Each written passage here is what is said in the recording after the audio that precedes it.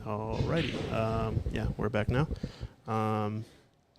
Had some audio issues going on, but yeah, we've got Gabe Hatley in the booth. Just finished his match against Ziyoung, president of the UW Pool Club, I believe.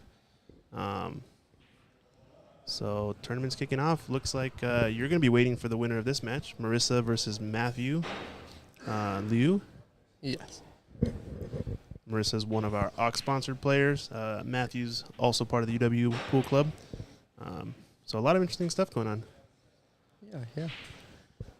I'm very interested to see if I will be playing Marissa or Matthew. Yeah, in this match. I think from what I've seen, it must be at least 2-1, if anything. I think Marissa has 1 or 2 racks down.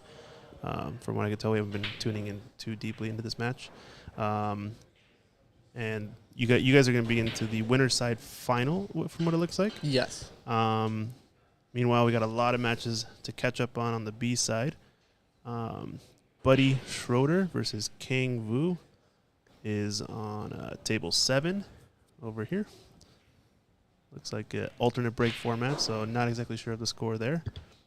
On table 4, we got, looks like Dominic Daniels is warming up and shooting around. I think he's also a player from Spokane, if I'm not mistaken. And yeah, so this is the BEF qualifier for Washington State, 22 and younger, junior championship, national championship that happens. And, you know, we're qualifying 2 spots in this tournament, I believe, to play at the national level to represent the state of Washington. And it looks like Ziyoung is here shooting around with Ryan, trying some practice shots, maybe shots that he had missed, etc. So things are going well. We've got over here Tegan warming up, waiting for his next match, I believe, as he advances. I believe he's playing against Dominic, so I think the match can get started in a bit. But yeah, our highlight match here is going to be still one of the last A-side matches. Marissa at the table, shooting the bank shot. I'm a big fan of Marissa's game. She's got a very consistent pre-shot routine, you could say. Yes. Almost always does the exact same pump-style strokes, like pumps the cue back and forth pretty consistently every time. Same speed, same amount of strokes. Exactly. So that's pretty consistent. I think her dad, probably has something to do with that. We see him around quite often. He also plays at a lot of our other tournaments and those kind of things. So, yeah, things are going well. We've also got the Washington Snooker League going on. We got a little view here at this. Let me see. Sorry, wrong camera. Got a view of our gorgeous snooker tables here. Looks like a few matches going on. Dave Daly in the right-hand table over there. You can see. Looks like he's shooting against. Maybe just warming up or practicing. We've got Dan Peterson on the near table, shooting at this red into the corner. Nice shot, Dan. And I believe Mike and is that Andre? Mike and Andre are playing on the far left table, from what I could tell. Yeah. So a lot of good action going on here at Ox Billiards. Let's go back and watch Matthew and Marissa here.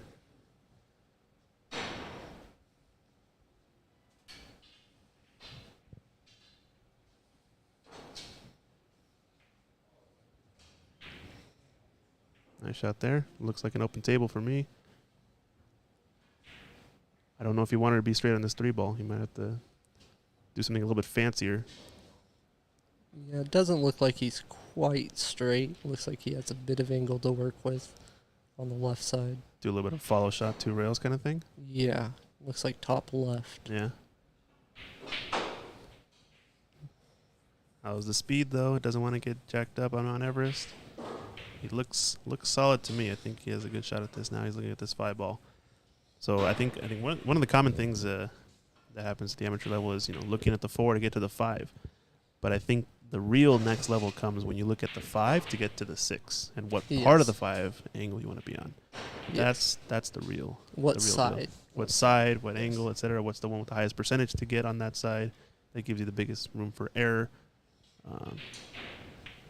It's like this. I'm sure he's trying to get on the 5, but who knows if he was actually trying to get on this side of the 5 or the other side of the 5, because they're very different usually.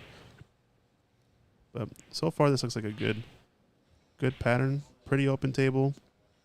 I believe the 10 ball is in our bottom left corner. These players are playing 10 ball today, that's for sure. Format is 10 ball, race to 6 on the A side, race to 5 on the B side. Alternate break, rack your own. Jump cues are allowed at the BEF qualifier for Washington State. Got a lot of players here from Spokane area, or a couple players, I'd say, that I know of for sure. We got some local players from UW campus pool club. We have Gabe here from Auburn, a little bit down south of the city. We're in the heart of Capitol Hill in Seattle, Washington. Checking out some pool. Ooh, we came up a little bit short there. Yeah.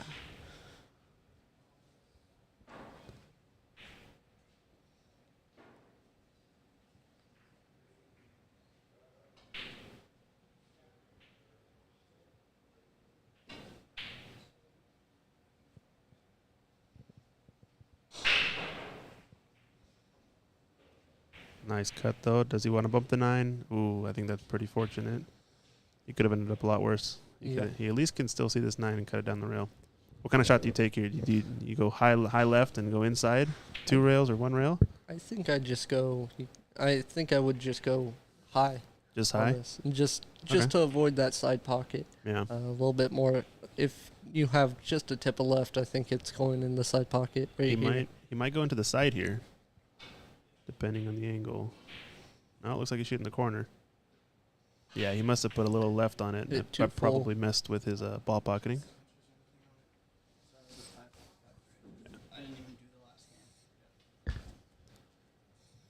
That was Tegan updating us from his previous match win against Damien.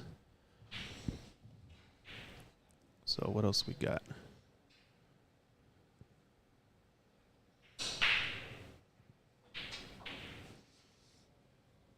Same kind of shot. Hit it thick. I don't think he's going to like this result, though. It's going to leave actually a really nice angle to get back to the 10.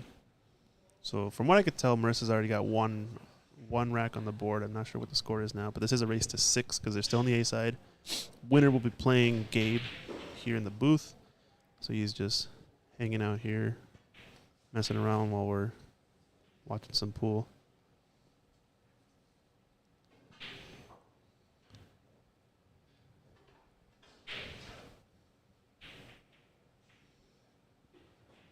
There's Matthew sinks that 10 ball. So it's got to be at least 1-1, maybe 2-2, somewhere around that range. We'll try to get a score update soon. We got another match going on. Kang Vu here versus Buddy Schroeder. Coming down to the 9 ball.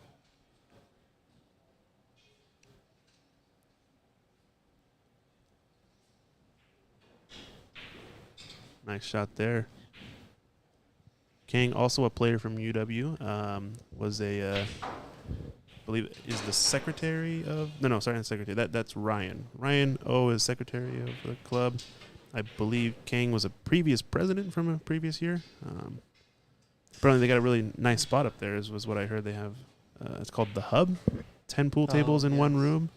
They're a little bit different from what I've heard. They were saying the cloth's a little bit slower, a little bit different type of felt, but very wide pockets. Wide pockets? Okay, from yeah. what I've heard. So you can cheat the pocket a lot more and get away with a little bit. Different game, I guess, when the pockets are a lot tighter versus more wide. Still kind of an art, I would say, of being able to kind of squeeze past the ball, cheat the pocket to generate more angle than you need to. You can also get in trouble with, I think I saw a couple of shots either from Ziyang or from you in your match where I think it was Ziyang. He kind of lost the cue ball a bit because he hit it too thin into a specific part of the pocket, which ended up, getting the cue ball a little bit more loose than he wanted. So, yeah, definitely an art to being able to shoot into the center of the pocket, into the right side, into the left side of the pocket. With speed. With speed, exactly. Yeah, that's the biggest challenge I see. So, looks like this break off. Marissa coming back to the table, believe, from the break. Matthew missing. Or no, it looks like Marissa broke. Matthew missed. left her tough. Let's see what she can do.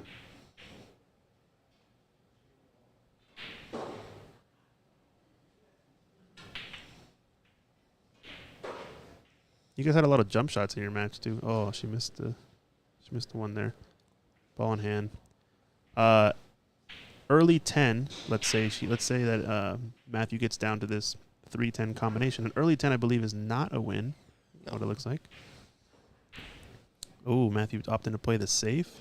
I think he's gonna try to get the 3 foul situation. I don't know if he's fully snookered her or not. Yeah, I think she is though. I think she has a lane for a 1 rail kick. Yeah. If he would have glued her up to that 9 ball, that would have been ideal in my opinion. But she still missed the kick. This puts her on 2 fouls, so pressure's on Marissa here. I mean, I feel like if I'm Matthew, I'd have to go for what do you call it?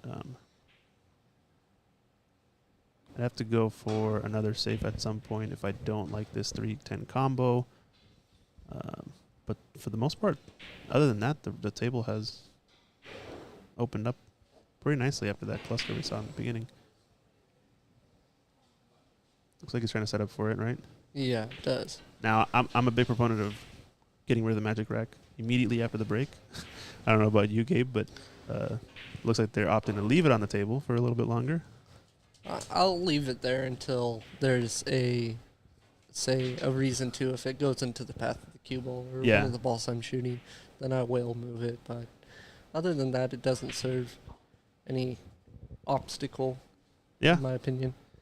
Yeah, it depends. I feel like I've seen a couple of times where had you have moved the rack at the beginning, you might not have gotten this specific roll at this specific moment in time. Yes. And you can always, those seem to be the most memorable, obviously, because they tend to be against you and typically very fortunate or unfortunate for one player. So, yeah, I think it's usually easier to just pull it off. But for the most part, shouldn't be that big of a deal. Magic racks are pretty thin from what I can tell, and as long as the ball's moving pretty quick, shouldn't affect the play. Oh, he's trying to play a safe there behind that. Yeah, behind the 7. Yeah. I don't know if I preferred that safe. The only issue is that either he gets the cue ball perfect, or he leaves a wide open shot. There is no in between on that kind of safety. One of the things I think that at least has changed my game from when I've looked at safeties, or at least approaching safeties, is making sure you control the object ball and putting the object ball in a place that is not very easily potted. You know, somewhere far away from the cue ball, ideally, but also on the rail, forcing the opponent to bank it or something. It's not always just enough to focus on the cue ball, because oftentimes getting a cue ball in a really precise pinpoint position, pretty tall order. It's not very easy. So if your object ball is mostly safe, and then you get your cue ball hooked behind a ball, that's ideal, obviously. But even if you miss the cue ball safety, your opponent has to bank at this object ball, etc. It's a little bit different when you roll the ball up into the corner. Then your cue ball has to be perfect. So it's a little bit higher percentage, maybe, way to play. I'm not sure, but I found it being pretty. I found it's pretty successful overall, I'd say.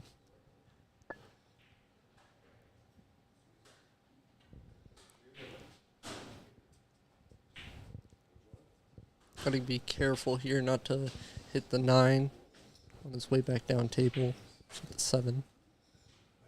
Yeah, you want to make sure you avoid the 9 here. He should have a pretty clean path to run out if he gets a good angle on the 7. I guess 8 to 9 though again is going to be kind of funky. Oh no, he's lost the cue ball there. I think he needed to pull out more draw on that, or maybe he was just a lot thinner than we thought. I don't know. Yeah. But ball in hand to Marissa. Still, the trickiest part of this run out is going to be from 8 to 9 and getting the right angle on the 9 so you can get to the 10, because the 10's kind of a weird spot.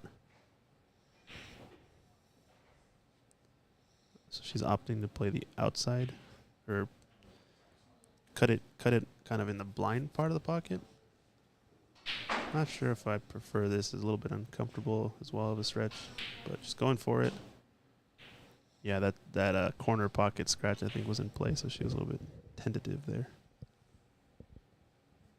And I think what she meant to do was get straight on the 8. That way she could draw back. Just draw it back, to the other half of the table.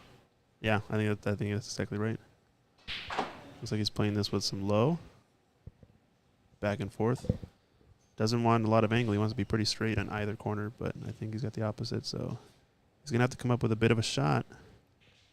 Bottom left, I'd say, would be the play here, going, at least in my opinion, to the bottom right corner.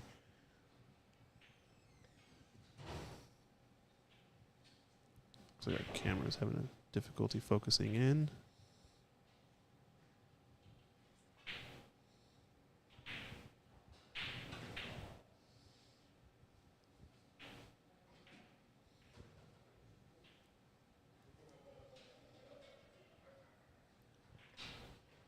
Big shot here. Don't let this sacrifice the pot. Oh, no, he didn't get enough on it. Oh, man. He had the left spin. It Yeah. was the draw that didn't catch quite on the take. table. Yeah. Probably his tip came up a little bit as he was stroking through it. Well, leaves an easy one for Marissa. And she will take full advantage of that. So it looks like they've got to be still in somewhat of a match. I assume maybe 3-3, 3-4, 4-3, 4-2, somewhere around there. Still have yet to get an update there. Our next TV table is lined up, I believe. Dominic Daniels playing against Tegan Maya. That match should get started pretty soon.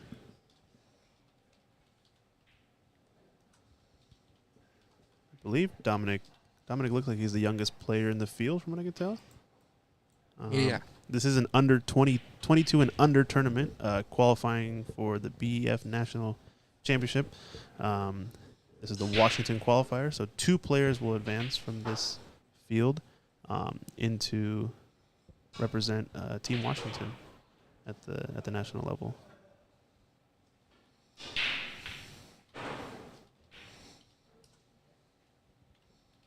It's like one off the break. And 10 balls, pretty tough to buy a ball on the break, honestly. It seems like, even with the template, right? It's pretty hard to make a ball. I was even having trouble with it. Yeah. Especially controlling the cue ball. I had a couple of instances where I actually jumped the cue ball off the table just trying to get enough speed into it to get a ball into a pocket. Yeah, exactly. As that classic 10 ball break is kind of in the center of the table, but slightly off center. Yep. Hitting it with a lot of follow and trying to jump the cue ball up and pop it up and kind of squat it in the middle of the table. And hopefully the second row balls go in, or maybe you cut the one into the side, or maybe the 4 rail balls in the corners go 4 rails into the opposite corners. Those are kind of the standard ways to try to break the 10 ball break. Looks like we're getting ready here. Dominic and Tegan shooting around on table 1. Believe they're going to be doing their... are you guys lagging to start the match? Okay. Yes. So alternate break. Winner of the lag gets to choose who breaks first. Ready to get this match started.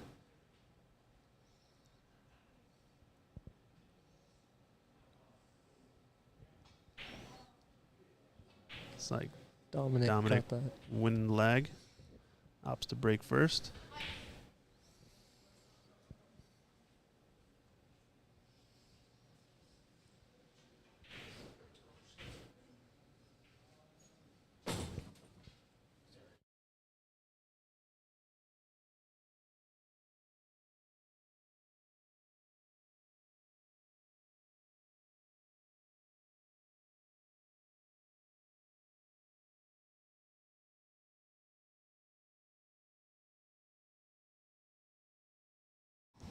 Alrighty, just confirming this is a race to 5, a B-side match. So loser of this will be eliminated from the tournament. Winner will get to move on and play, I believe, the loser of Marissa and Matthew, currently going on table 6. Let's go check out that match actually really quick. Looks like Marissa, rattling a ball in. Rattles in that 8 ball, and I think she's got to look at this 9. Hopefully she's not too straight, I guess. Opting to play the bottom left corner for the 10. Yeah, perfect speed for that. Let's see what she's got. Look at those big strokes. Long backstroke, pause, finish. Nicely done. Marissa taking another one down. And we got some action also on table 7 still. Kang Vu at the table. Looks like he just scratched, it looks like, against Buddy. Kang, one of the Washington, University of Washington Pool League players. Buddy, I believe, is from Spokane. Made the trek all the way across the state to come play in the junior qualifier here at Ox. Now he's thinking a little bit about how to run this table out. And I believe our TV table's gotten started now. Tegan at the table. I believe Tegan, it seemed like Tegan and Buddy are pretty close friends. I saw them come in last night. Ooh, rattles that one ball. I saw them come in last night and practice a bit before today's tournament. I believe they're from Spokane area, so they're in town just for the tournament. Yeah, getting a feel for those tables can be a real key to winning a set or not. Yeah, definitely. Meanwhile, Dominic just firing in a bank shot, no problem. He looks fearless to me. Yeah, he looked a bit upset with his lead. And I think he fouled that, right? He hit the 8-ball first? Yes. Oh, no. Dominic's kind of like a little bit of a looser stroke, a little bit more wrist action involved. Less uptight. Yeah, less uptight. Yeah, exactly. A little less robotic, a little bit more of a dance, you could say. Tegan looks like he's got a pretty natural stroke, though. Elbow in line, pretty solid. And I think he tried to get a bit more towards the center of the table with that. Yeah, he came up short for sure. Looks like is he playing it past the 10? No, he's thinking about it. He's playing it into the bottom left corner pocket. I think he pointed at it, calling it. Getting to this 8-ball is going to be tough. Almost scratches, but leaves. A very tough shot. Very tough shot.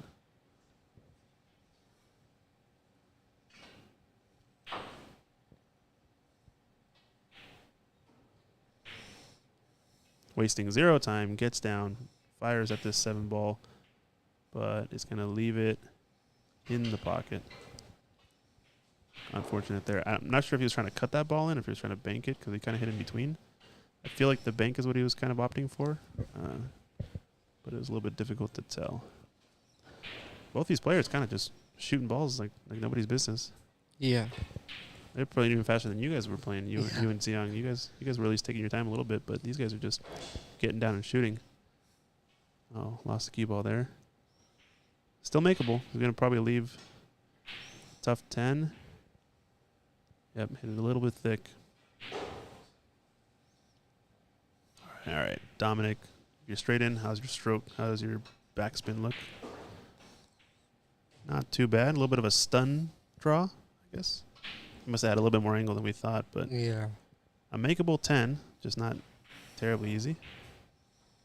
Oh, you can see a really good view of his stroke there. Yeah, it kind of looks like he's just a little bit rolling through the motions. I think if he takes his time a little bit longer, he's going to see a lot more success with those kind of shots. But you can see his stroke pretty clearly. He's got pretty smooth, pretty clean. Fluent.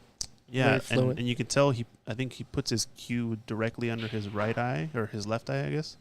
Kind of turns his head a little bit, too. I don't know if you noticed that. Oh, nice shot there from Tegan. So that puts him on the board first. This is a race to 5. Now, each player is on the B side, so this is an elimination match. Alternate break. Rack your own.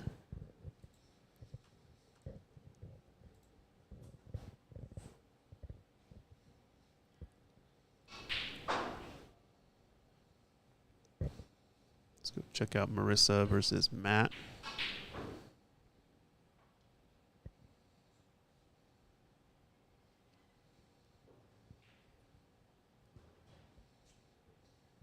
Good speed there. Wants to have some angle. A nice angle to get to the 4. You have to play the 4 on the side, it looks like, right? Yes, yes. Oh, rattles it. Sides. Hey, Shu Chang in the chat. What does this event qualify for? So this is for the BEF Junior National Championship. It's a 22 and younger tournament. 2 players qualify out of this tournament and advance to represent Washington at the national level. So we got a lot of players here from University of Washington Pool Club. I believe college students who are still 22 and younger. We have Gabe here from Auburn in the booth. And we've got some players from Spokane area that have also made the trek to come visit. Total field of about 10 to 12 players, something 11. like that. 11 players? 11 players. Yeah, so not quite a full 16 bracket, but a double elimination tournament, race to 6 on the A side, race to 5 on the B side. And I guess if you're into the winner side final, you need one more match basically to make it into the top 2, right? I believe so, yes. So you're kind of in an important match. Ooh, we got a score update here. Kang finishing his match against Buddy, closes it out 4-2. That was a B-side match, or sorry, 5-2. Moving on, looks like Kang's gonna be playing against Ryan next. Another race to 5 on the B side. I believe both these players know each other pretty well. They're friends from University of Washington, so should be a fun match. Let's go back to our main table. Tegan at the table now.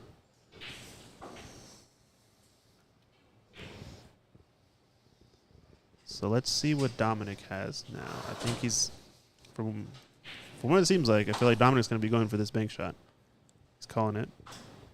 Question is how much is he going to go through the motions, or how much is he going to be thinking this through? Looks a little bit more tentative this time. He's left the bank, but not too bad of a. It's not going to be easy. Yeah, this 3 ball is a little bit tricky. If it goes clean on this into the into the side pocket. Yeah, I don't think the 4 ball gave him just enough angle to get that bank off. Oh, okay. He couldn't actually bank it enough. Okay. He had to hit the far side. But it does look like Buddy's going to have to kick this. Or Dominic's going to have to kick this. He's doing the classic measure. So is he going to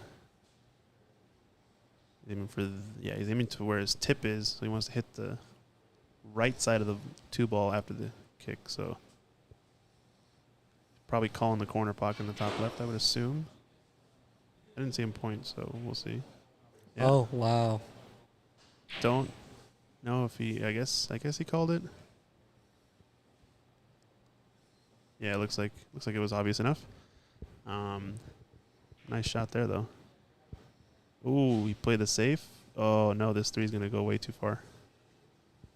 I think that was a good idea with the safe. Yeah. Nice shot on the 2 ball, though. Holy smokes. Tegan just gets down, fires at it. I think he's got to take his time a little bit more, and he'll start to come into this match. Super loose stroke from Dominic. Nice stroke there, though.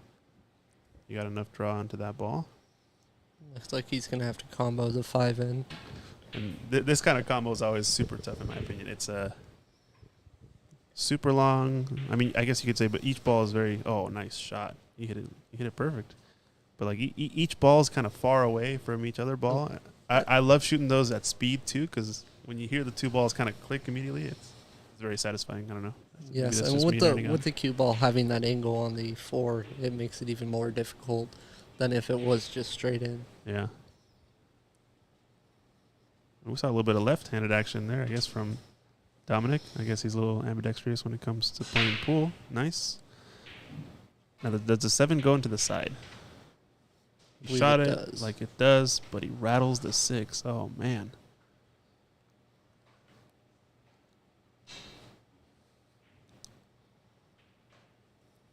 This is not easy, though, to get back up table.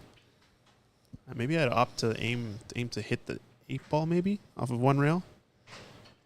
if you do the rail first option, your cue ball is going to go kind of to the top right part of the table, I guess. Yeah.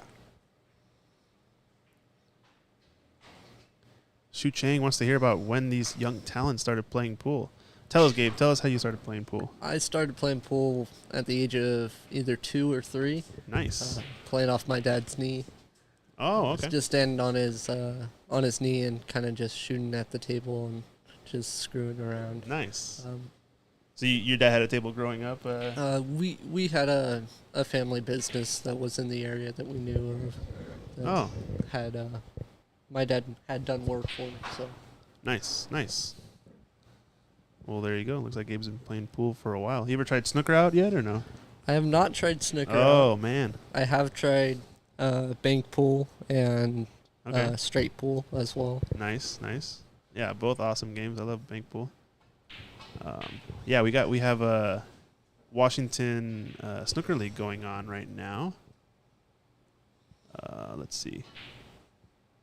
Yeah, you can see here we got some beautiful snooker tables, some players playing here. Some of the players waiting on the sidelines for the next matches. But yeah, come down to Ox. Definitely check out the snooker.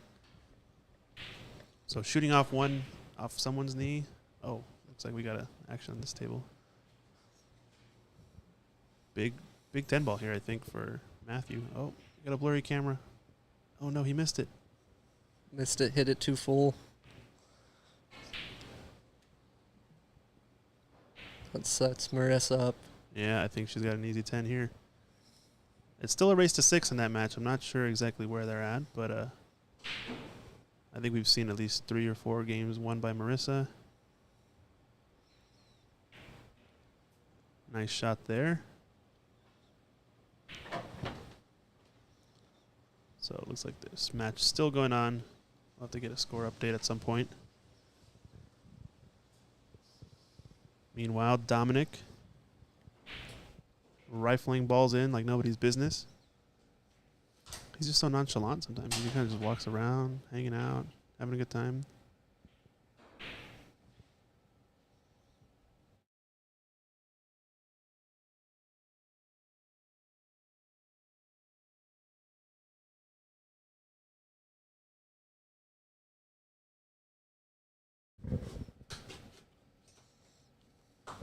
Tough shot there. I mean, he had a kind of a natural angle to come around. Oh, Tegan's just getting down and shooting this ball. Oh, maybe he's thinking about it a little bit more. I think when he takes his time a little bit, Tegan can do some damage for sure. I feel like it's a pretty common thing. Is maybe nerves get to you. You try to just play faster, and you don't want to worry about stuff. And you get in a rhythm as well. You get into a rhythm of, oh well, I made this shot, I made that shot, so this one shouldn't be that hard, and so you don't think about it as much. Yeah, it's switching between that subconscious and conscious thought, right? Correct. Dominic, easy layout. Trying to get his first point on the board. Yeah, Dominic looks like a pool player for sure. Nicely done. Ties up the game. We got another match started here on table 4. Ryan here playing against Kang. I think they're two good friends that are both on. I think I've seen both of them practicing here a lot. They both go to University of Washington. Lucas Lucas in the chat says Ryan with an exclamation point. Shout out to Ryan. Probably a buddy of his. Tuning into the live stream. These two players, I believe, are in a B-side match in a race to 5. 10 ball, alternate break. Winner advancing gets to play against Ziyang, another Washington pool club player. In, I think, one of the B-side semis, it looks like. Brackets are posted in the description of the video on Facebook and YouTube, so check those out if you want to follow along and see where your buddy or friend, family member is playing at. Oh, he hit it well. Got fortunate with that one. I don't know if he thought about the scratch or not ahead of time, but he definitely was looking at the pot. It'd be a difficult pot getting from the 6 to the 7. Yeah, I think he's going to have to hit this at speed, come across 2 rails. Oh, he's playing, maybe he's The playing safe. the safe? Yeah. The safe, yeah. He must have not had enough angle to cut that ball in. I think he's got him blocked.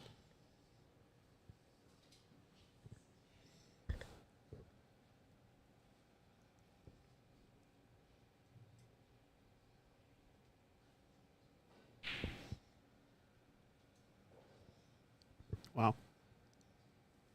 I guess that's a fluke. Yeah. So in 10 ball, it's call shot, and since he made that ball unintentionally without making his called ball, his opponent has the option. So you saw Ryan get up there, look at the shot. He has the choice whether to take it or not, and he said, "You know what? Go ahead again, King. It's your shot." Looks like he's gonna go get his extension. Try to bank this 7 ball. It looks like. You could also play the safe, kind of thin off the left edge of the 7, go around 2 rails. Yeah. Opting for the bank shot. Hit it pretty sweet. The only problem is he's going to have to pull another bank out, I'm pretty sure. It does look like he has enough angle to cut it down into the bottom right. He did call the bank. Question in the chat, are the shots timed? No, there is no shot clock officially. I believe the players are adhering to typical BCA rules for the most part, which I think is a... Oh, man, he made it too. All right, sorry. Yeah, I believe players are adhering to BCA rules, which I believe is 30, or I think average 25 to 30 seconds per shot, roughly. And then maybe a 45-second shot under more severe circumstances. But yeah, no strict shot clock in this tournament. Unfortunate there for Kang. He had a great bank shot. He just didn't quite control the cue ball well enough. Yeah, and it looks like Ryan didn't have enough speed on that shot to get all the way down table for the side pocket with that 10 ball. Looks like he will go for it anyway. Yeah, as long as he cuts this into kind of the more thin part of the pocket, he should be totally fine with this cue ball.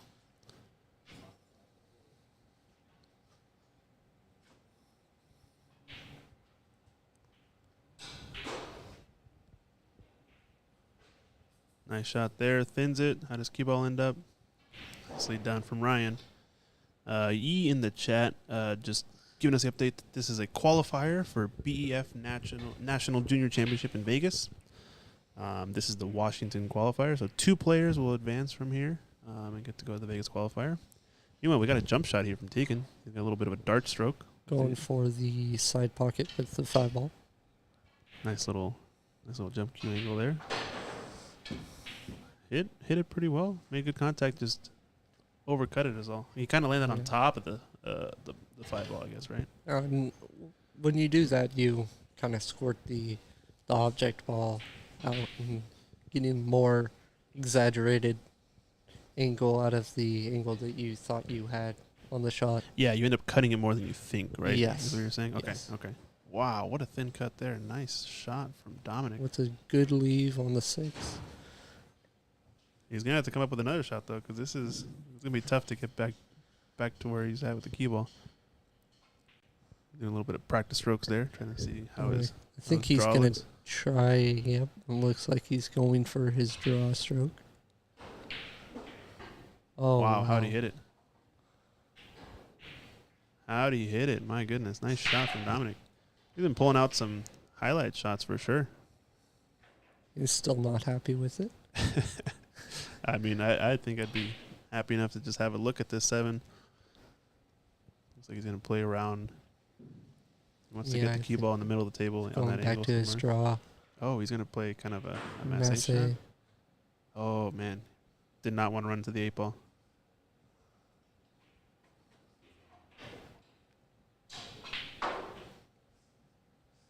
This is pretty tricky. I think the bank is what he has to take on. I don't know if he wants to thin cut it.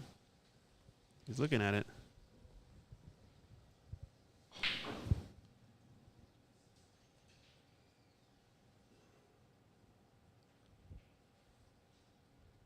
Might even try to bank it into the side underneath. No, he's calling the cut.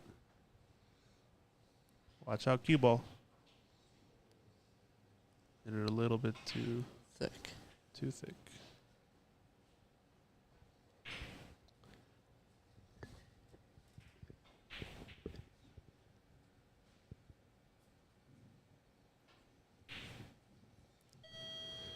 Got another score update. Marissa taking down Matthew on the A side, table 6. So it looks like you might have your next matchup, Gabe. Are you excited? Looks like you're gonna be playing Marissa, the home player. She's got the sporting the Ox jersey. So I've played her plenty of times before. I feel like this will be a very tight and close match. Nice. Well, yeah, congrats on getting to the final to Gabe here and Marissa. They'll be battling it out. I believe the winner of this match will be guaranteed one of the top 2 qualifying spots. And then the rest of the players will be battling it out in the single elimination portion.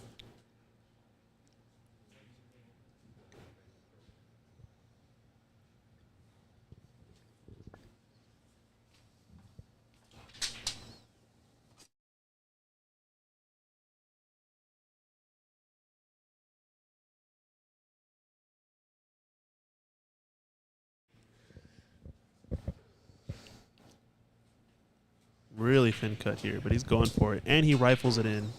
Oh. But it ended up with a bad cue ball. It's the only problem. I feel like Dominic's got this pretty high ceiling based on his shot making ability. He's been hitting some really nice shots. But I think his cue ball's kind of been lost a bit. I mean, on that shot, it's pretty hard to also avoid the scratches because, you know, you're rifling. Yeah, you have to shoot it so thin, and you have to kind of hit a lot of pace into the cue ball. So he probably needed to manipulate it a little bit with some spin, but at that distance, it's such a tough shot. We'll wait on So we've got our winner side final set up. I think we got a lot of other matches to go through first, so we'll see an update on that. Meanwhile, table 4 has Kang Vu playing against Ryan O. I think the winner of this match plays against Xiang in the next losers round semi. Meanwhile, Matthew Liu is waiting on the winner of Dominic and Tegan on our TV table. Oof. Tough shot there. I think he still hit it a little bit too soft. Even if he had cut that ball down the rail, he might not have had enough steam to make it. Well, Ryan's got a chance now. He's in the yellow shirt, sporting the Predator Jam Up jersey. Shout out to Damian Pompanic there. How's the speed? Might be a little bit short, but as long as he has an angle, he probably doesn't mind. Yeah. That might also serve him well getting from the 8 to the 10.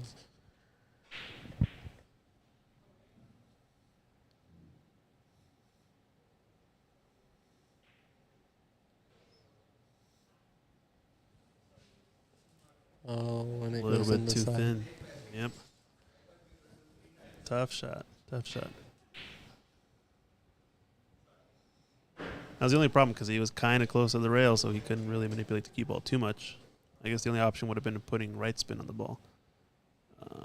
Meanwhile, Kang figuring out which side he wants to hit on this 8 ball to come back for the 10. He's probably opting to go 2 rails at the 10, maybe one rail even at it. On the right side, shooting the 10 into the bottom left corner. Yeah, 1 rail. But how's the speed? The only problem with the shot is he's kind of going across his zone a little bit. Whereas if he involves that second rail, yes, he probably brings the side pocket into play, but after hitting the second rail, you're kind of guaranteed a good angle on this 10 ball the whole way, right? Yeah.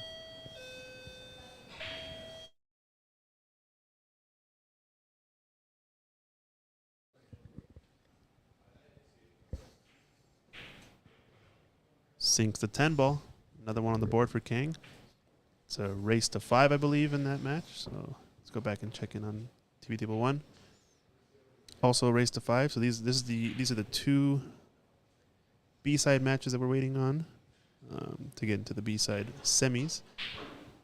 Bracket is posted in the Facebook and YouTube description. So check us out there. Oh, man. Dominic let off on that stroke, I think. We didn't get to see that big power draw stroke we saw earlier.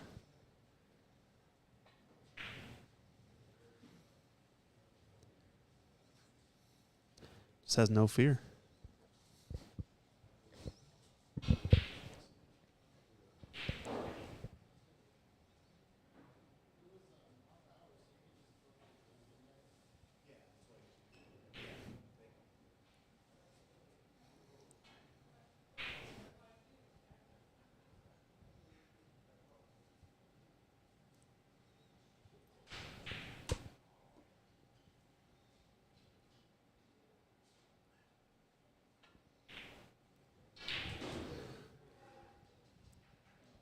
I think he has to play safe here, right? Oh, he's calling the 5-ball. Played the carom there. Yeah, he wasn't going to be able to get back on the 4, right? So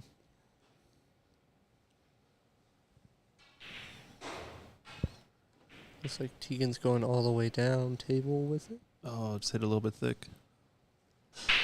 Now this angle's a lot easier to get to the 4. Even though it's full table, at least he can kind of naturally grace through. He's looking at that line. He wants to go.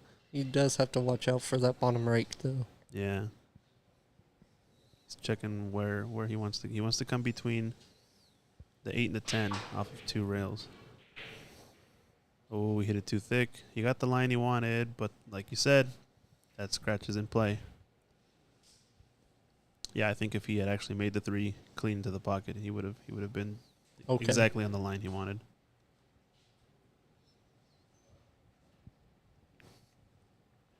So he's opting to jack up. He could shoot this 3 into the bottom left corner too. Because jacking up just makes it a little bit more difficult. Almost misses the shot, but still in it.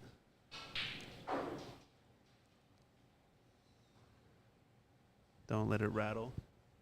Don't let it rattle your focus.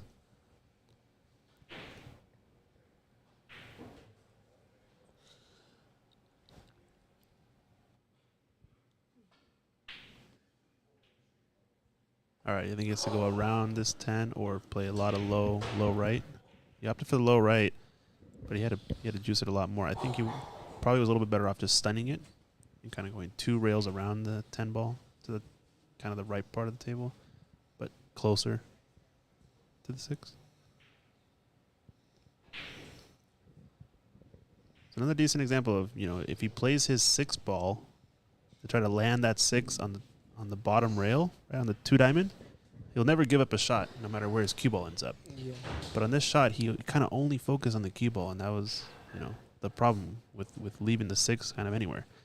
I bet you if he hits it harder even, he probably leaves the 6 really close to the corner pocket and kind of leaves a really easy starter shot. But still not easy. Distance is a very good thing to have when you're putting a defense in play. Yeah, especially on these 9-foot tables, right? Yeah. Oh, he hit it pretty sweet.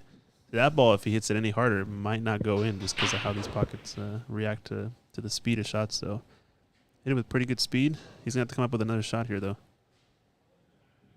Kind of the same type of shot, honestly.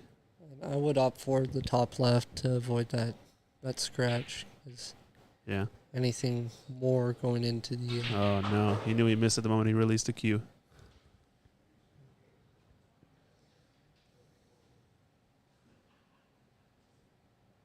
All right. So anywhere in the middle of the table, you should be fine. Just don't overrun position. Kind of did that thing where he ran into the the cross section of the position zone as opposed to inline.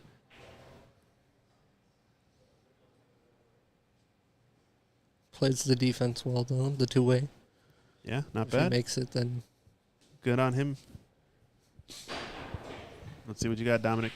Bank this ball full table. So Allison Fisher taught me one of these shots, how to shoot this shot and try to get it to where it ends up in the same configuration again.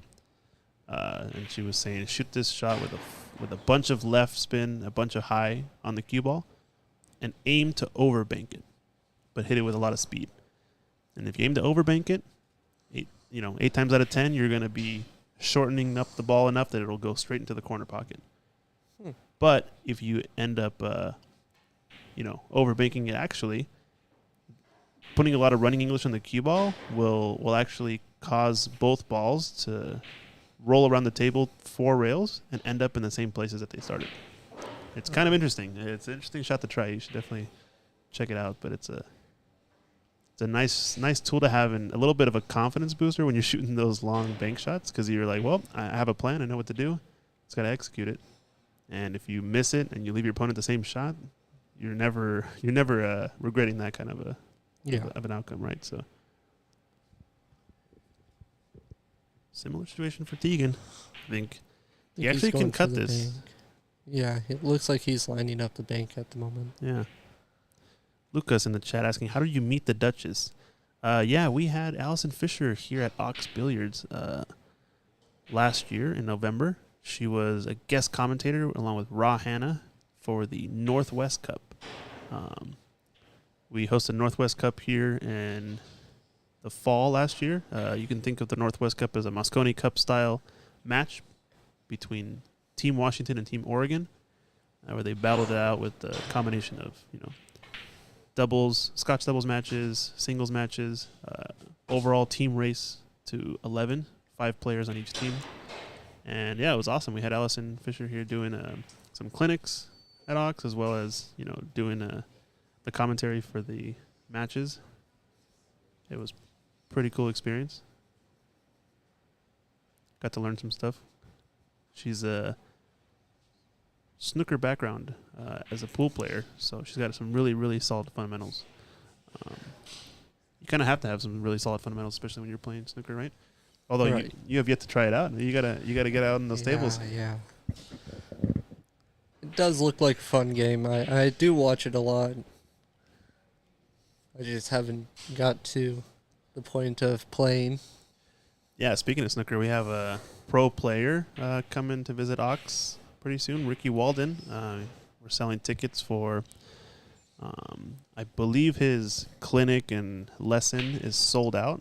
And dinner. Dinner with him. Yeah, I believe that section is sold out, but we're still selling tickets for the exhibition. I believe $20 to come watch, and if you want to play him in a frame, an extra $25, so $45. If you wanna play him in a frame, and yeah, it should be fun. You get a autograph signing, Q&A session. So back to the match here. Looks like Dominic got that one right. So yes, puts him 2-1 up. Let's check out our other B-side match people are waiting on. Kang at the table. Uh-oh, Ryan has left an easy 10 ball here.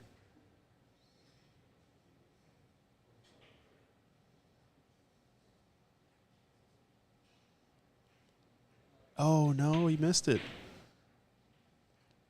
See, that kind of shot, even though it's thin, even though whatever, I feel like you have to shoot it with confidence, shoot it with the right speed. You don't want to kind of baby it because, you introduce things like table roll that might come into play, or you might hit it a little bit funny and, the spin doesn't quite do what you want. I think that shot you have to shoot with a little bit more confidence. I found a lot of... Wow. Yeah. I found a lot of success when you're shooting the side pockets using inside English on those shots. Helps throw the ball into the pocket a bit more. Nice. Yeah, okay. You kind of, you do some inside English, so you kind of compensate by trying to cut it thicker. Mm-hmm. And then the inside throws it towards more of the like the far point, I guess you were saying, right? Yes. Okay, nice. Lucas in the chat asking her, Karen Kaur and Kim Shaw are my favorites. Has Ox even hosted any WPBA events?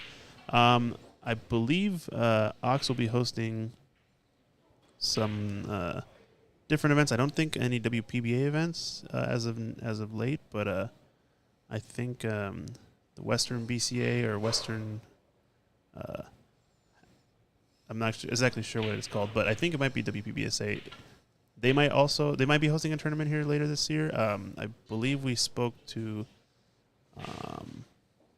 president running the event, and I think there were some plans, but tour stop won't be, I think, until the fall, maybe, from what I could tell.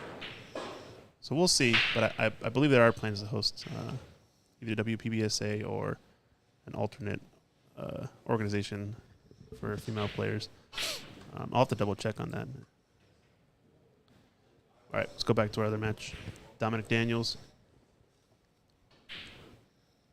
I think he got a solid break. I believe he made a ball, and he's still shooting. For the most part, a pretty open table. He's got to get from. Oh no! Looks like he tapped the cue it. ball. Oh man, that's a bummer. I think he was on a break and run there too.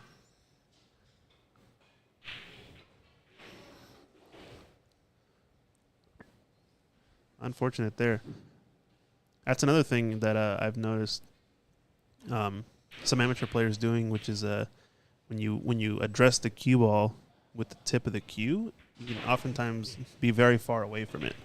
Yeah. And that can kind of lead to some timing issues. You know, you think you're hitting the ball sooner than you are, but your follow through is actually hitting the ball as opposed to where you want it to hit. But I think he had a little bit of the opposite there, where he was actually getting too close to the ball, and one of his practice strokes just kind of barely nicked it. Meanwhile, Teagan looking pretty comfortable. Not quite one stroking balls, but oh man, I think he played a little bit too quick there. That's the only thing I've noticed with Teagan is I think if he finds the right pace, if he doesn't speed up too much, he can definitely string these balls together. Like Dominic is looking a lot more composed now. He's thinking this shot through. Doesn't quite like the angle. Make sure he's confident on it. Big stroke there. My goodness. Oh man, went straight into the corner. Wow. That's pretty unfortunate. I mean, I thought he hit it pretty sweet to get it way up table, because he was going to end up, somewhere on the lower side of the 8 to do this kind of shot to get on the 9. Just going to float over and take the 10 in the bottom left.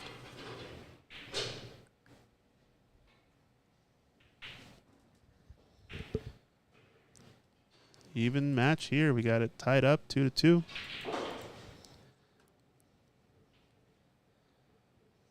Got a pretty interesting show going on. Big stroke there from Kang. Nice shot. Although I think he's gotten a little bit too straight. He might have to do the same stroke again, or just take the long cut on this 6 ball. He actually might have more angle than I think. Does look like he's going top left with that. Yeah, okay. He actually went a little farther probably than he wanted, but still a cuttable ball for sure. Yeah.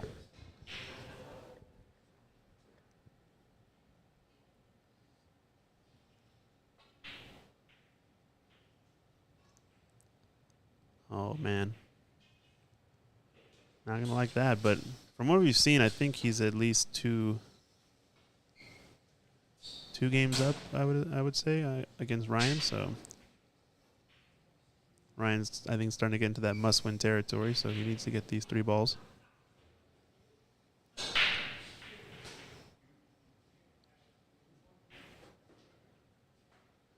Oh, still undercut it also. Tough luck there. Does look like he can shoot it direct here.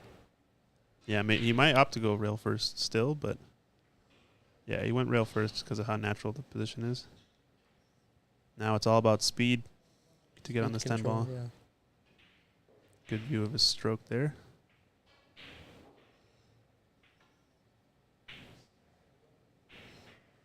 Good stroke pause. Hit it a little bit spicy. Yeah, Shuching, I agree. Merciless table. Both players kind of shot the same shot on that 6, and both just hit it a little bit too thick and rattle.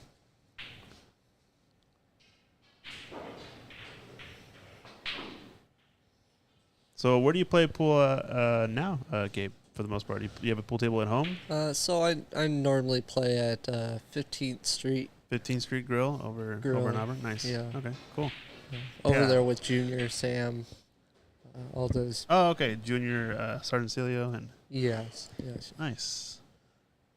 Yeah. So you probably know Daniel then pretty well. Yeah. I know Daniel. Yeah. I don't know if he was planning to come by today or not. I think he's also technically 21 and younger. So He said he wasn't. I talked to Mike, and it sounds like he would possibly have a cameo here today, but he wasn't going to be able to make it to play. okay, yeah. That'd have been a fun few matches to watch because he's a pretty solid player for sure. Yeah. Daniel Sergeant Celio, shout out, one of our sponsored Ox players. Let's go back to the table one. So both these matches are kind of the only thing we're waiting on. Yeah, Shucheng, I agree. Daniel's game versus Damien was epic last night. Yeah, so I don't know if you knew, but last night, Damien Pongpinick, shout out, Jam Up Apparel. He was playing in a match on Friday Night Lights, live stream, streamed from Bremerton, I believe, is Lee Baldwin hosting, money matches and tournaments out of his living room pool table, beautiful diamond table that he has in his living room, along with full production setup. But yeah, they played a money match yesterday. I think 1,000 in the middle. Daniel ended up pulling it out 15-9, I think, in a race to 15. Wow. And yeah, I think he brought some pretty sweet shots and pretty sweet runouts last night. Because Damien is no pushover. I think in terms of Fargo rate, both players are 680 and above. And yeah, I think Damien's probably not been playing too much recently, but I think he's getting back into swing of things, and maybe he's making a run for Team Washington. Who knows? But still, two really solid players and an awesome match. I agree. Was pretty cool to watch. We were streaming, I think, live here at Ox, checking things out. So good safety by Teagan. This is starting to turn into a little bit of a match. They're 2-2, race to 3 now. Overall's a race to 5. Winner advances, and this is an elimination match, so loser will be eliminated. And we've got somebody waiting on this match, I believe. Yeah, Matthew Liu is going to be playing the winner of this. Good contact, but unfortunately has left pretty easy 4-ball. So Teagan needs this 5-ball run out to go ahead. I don't know how often you test yourself, but I feel like I need to start testing myself more with these, X-ball runouts. If you can gauge your percentage, what would it be for a 4-ball run out, a 3-ball run out, a 5-ball run out? Yes. And kind of find your comfort zone, right? Because even going from something crazy like 7 to 8-ball run outs are just extremely difficult. Oh yeah, even at the pro level for sure. Yeah, I've started doing. There's a drill known for going from 3 to 4 to 5 to 6 to 7 to 8 to 9, and even 10. Nice. In terms of total balls on the table for running out? Yeah. And so you'll start with the three balls, and then the next rack you'll play 4 balls. The next rack you'll play 5 until you can't run out the balls. Got it. Okay. Consistently. Oh man, Dominic went for the kick shot there. Oh man, he had a full look at the 6, and it wasn't going to be able to cut, but I still feel like I would have taken either the safety or the cross bank, because at least if you go for that kind of shot, you guarantee a hit on the ball. But this is worst case scenario. He did not want to give ball in hand up. I understand that it was the more aggressive shot to actually try to make the ball, but yeah, it's percentage wise. I don't think you risk it, and I think you gotta play it safe, or maybe play to bank it to the cross corner pocket or something. But yeah, interesting. So you play 3 balls at a time, and how do you know when to increase? If you make the run out, do you increase? When you make the run out, then Nice. increase the number of balls in said run out. Ah, okay, nice. Yeah, I think Shuching says in the chat, I like Tor Lowry's variation. For each layout, you have to choose a pocket for each ball before you start running. Yeah. Yeah, that's a good point. That way you kind of you've predetermined what your run out is, and if you make a mistake, you still have to shoot that ball in the same pocket you chose. So at least you start to realize where. Oh wow, you almost scratched that. My goodness. But yeah, you start to realize where you're making the mistakes, right? Because you might not necessarily see that, you know, you made a mistake because you missed the ball. You might think, oh, I should have just made that ball. But if it was really hard to shoot the pocket you were intending, then maybe your pattern wasn't necessarily the right pattern. Positioning. Or the positioning before that shot wasn't necessarily the right positioning. So, yeah, a lot of stuff you can learn for that, for sure. Somebody else in the chat saying, did Matthew win last match? No, he actually ended up losing the last match to Marissa. But he's still in it. It was a winner side match. It's a double elimination tournament, so he is still in the tournament. Matthew Liu, he's playing the winner of this match, I believe. He's waiting over on table 5, just hanging around with, looks like Damien, I think, and shooting around, having a good time.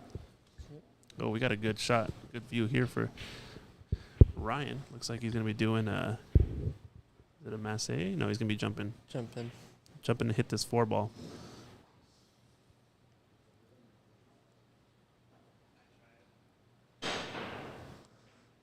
Came behind it. Does he have a rail? Looks like he just got Looks like legal shot.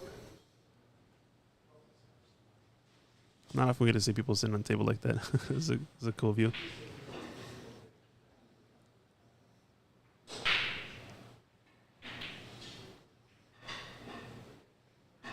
I think the play here is top left, or left spin, trying to get behind that 5 ball and just bring the 4 down table. Oh, kind of reverse banking it? Yeah. I see. He kind of did that, but he didn't hit it quite the speed probably you were talking about. Yeah. Yeah, it's one of those shots where you have to make sure the 4 gets to that bottom rail, kind of where that chalk is. And if you do that, as long as your cue ball ends up in the top half of the table anywhere, you're fine. So focusing too much on the cue ball leave, I think was critically difficult there. So now this 8 and 10 ball are kind of tied up. I don't know if we can make it into this far left pocket. Does look like the 8 does go in that bottom left pocket. And that might be it. I guess the only other option is that it goes up table. Oh, he bumps it. Nice shot. Looks like he was playing for that because if he hits it full in the face, he actually ends up pretty good on this 6 ball. This is kind of the worst case scenario, is going on it too thin, but he still has a shot. So I think all in all was a good option. Might as well try to bust out balls earlier in the rack as opposed to later. Oh, he hit it too thick. Oh man, he's gonna be disappointed there. I think he also hit it a little bit slow. He might have ended up behind this 9 either way if he had made it, but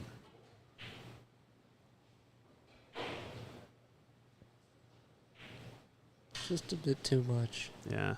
Now he probably has to go around the 9. He can't really hold it there, I don't think.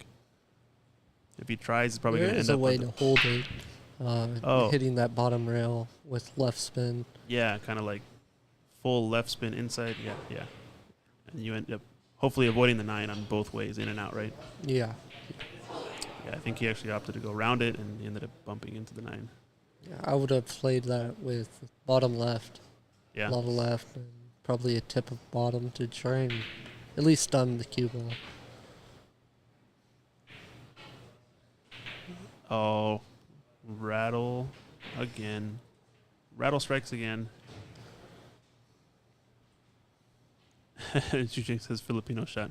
I mean, yeah, kind of, but I feel like I saw Alban Ocean shoot one very similar to that too, putting a bunch of side spin and going 2 rails and then checking off that second rail down the line that you want to hit. It's normally made when you can't go 3 rails for position. Yeah, exactly, and you have to avoid a bunch of traffic. Yes. You kind of stick close to the rail, for sure. All right, let's see what Ryan has here. Rail first, sinks it. A little bit quick with the cue ball, but oh, what a roll there. That was a friendly bump. Now he's got a nice little natural angle. Just follow it up. Might have hit it a little bit hard. Ooh. You picked the right path, in my opinion, though. I mean, Yeah. overall, it's a more room, more margin for error, but he just ended up going too quick. He still has a shot.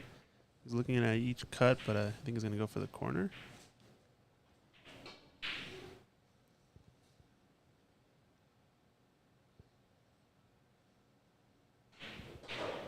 Wow. Rifles it in. Nicely done. Ryan bringing some games back. That's got to be a close match at this point. I'm not exactly sure of the score, but I definitely saw at least 2 games go towards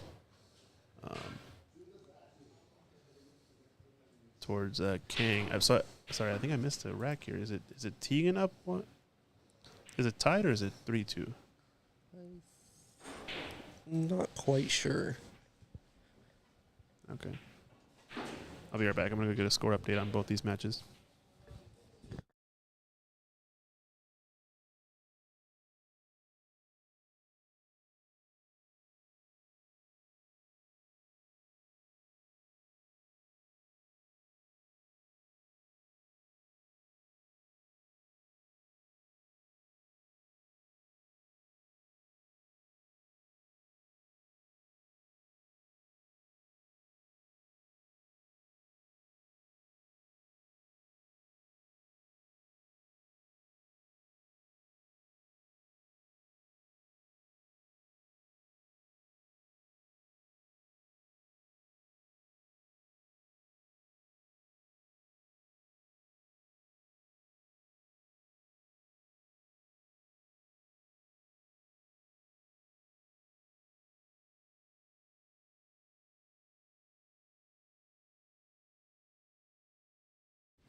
All right, so a little score update. Tegan is actually on the hill.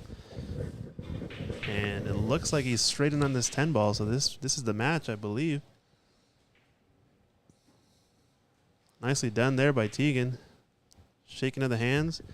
Advances to the next round. You'll believe now it'll be Tegan versus Matthew. In a race to 5. So we had our score there a little bit off. So match goes to Tegan. Nicely done. And our second match over here is actually 3-2.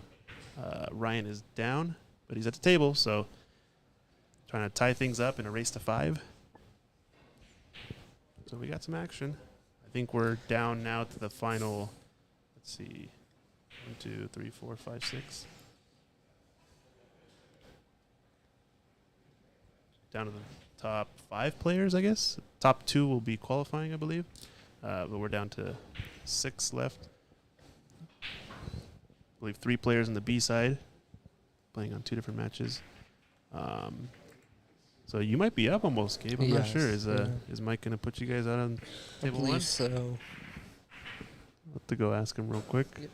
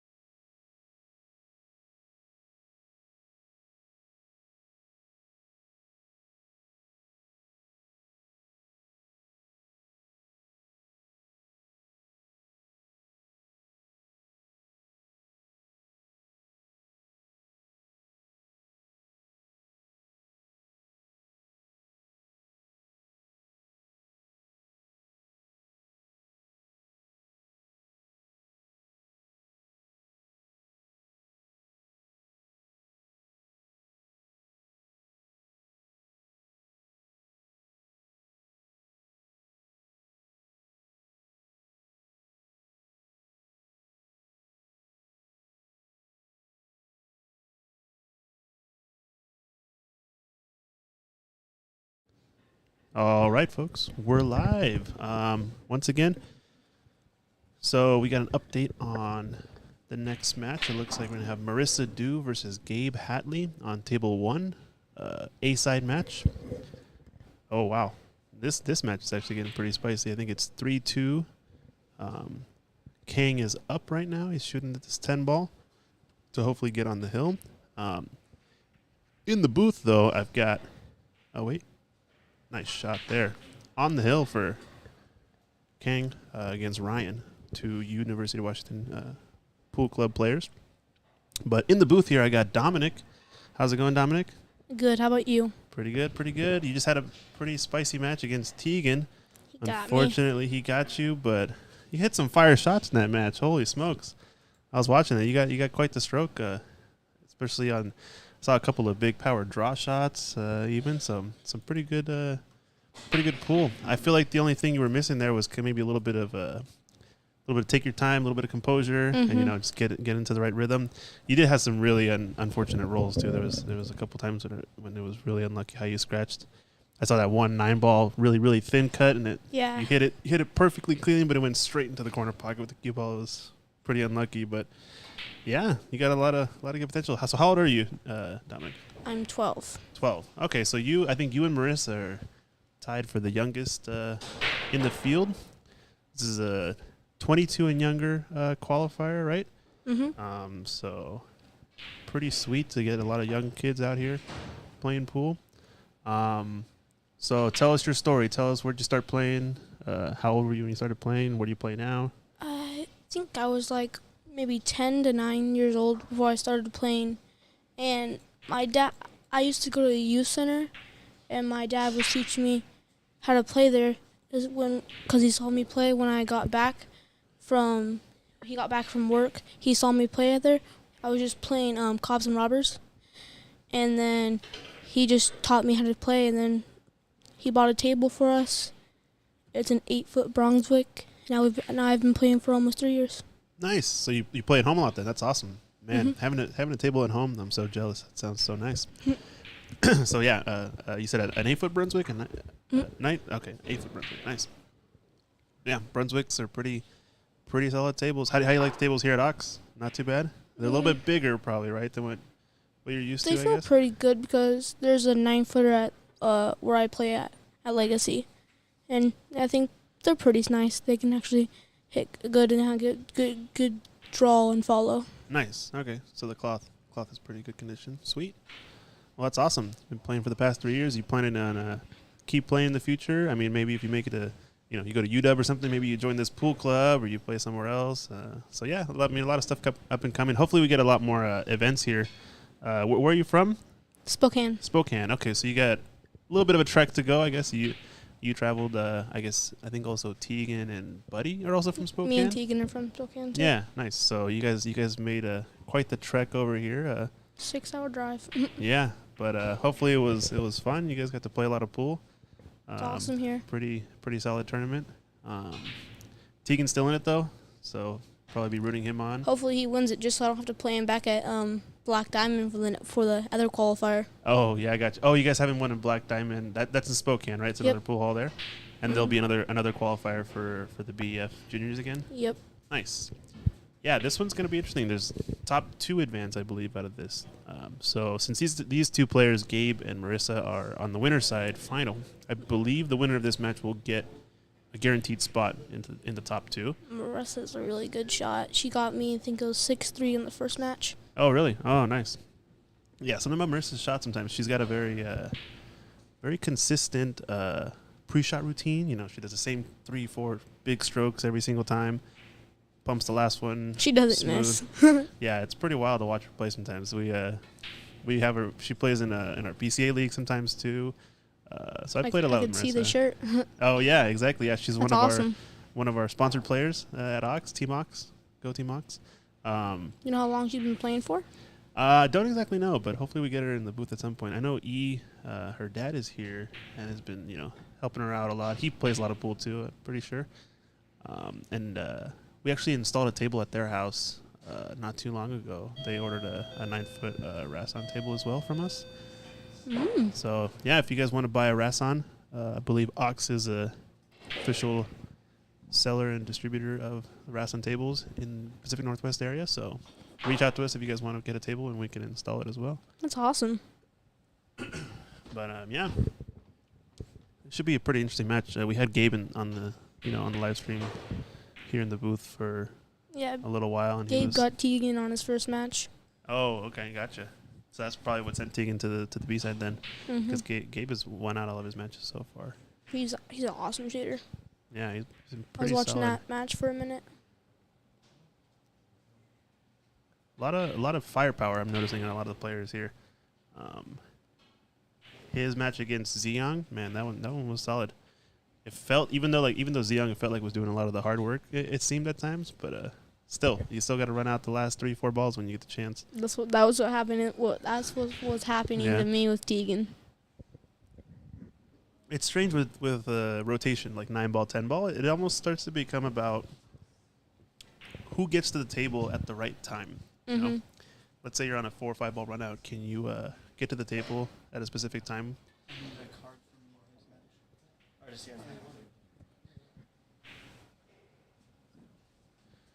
Yeah, just getting a little bit of questions here, but yeah. Sometimes it becomes more important about like who can get to the table when there's 3-4 balls left, right? Because those are the moments when you really can just put some firepower on the other person. Yeah, have like a higher percentage to run out. Most of the time when you have 5-6 balls, not everybody, at least at our level, is going to be running out, every single time. But when you have like 3 or 4 of them, typically it's a pretty high percentage run out. So to be the player that's incoming at that moment is pretty crucial, I feel like, for pretty much for point. Well, looks like he hooked himself pretty bad on this one. He didn't jump that probably. Jump shot time. How's your jump shot? You might not be able to get high enough, I guess, on a jump shot quite yet, right? I have to stroke in the air. Oh, okay, gotcha. You have to kind of hold the cue up above your head in a sense, yeah. Yeah, I guess I can only do on the rails. I can't go on the felt. Okay. It sucks. That's all right. And in a few years, you'll gain some inches. You'll be able to hit the jump shots, no problem. Just focus on that stroke, though, because as long as you keep that stroke nice and clean and smooth, that's you can see how most straight important. she can stroke. Oh, yeah. You know how...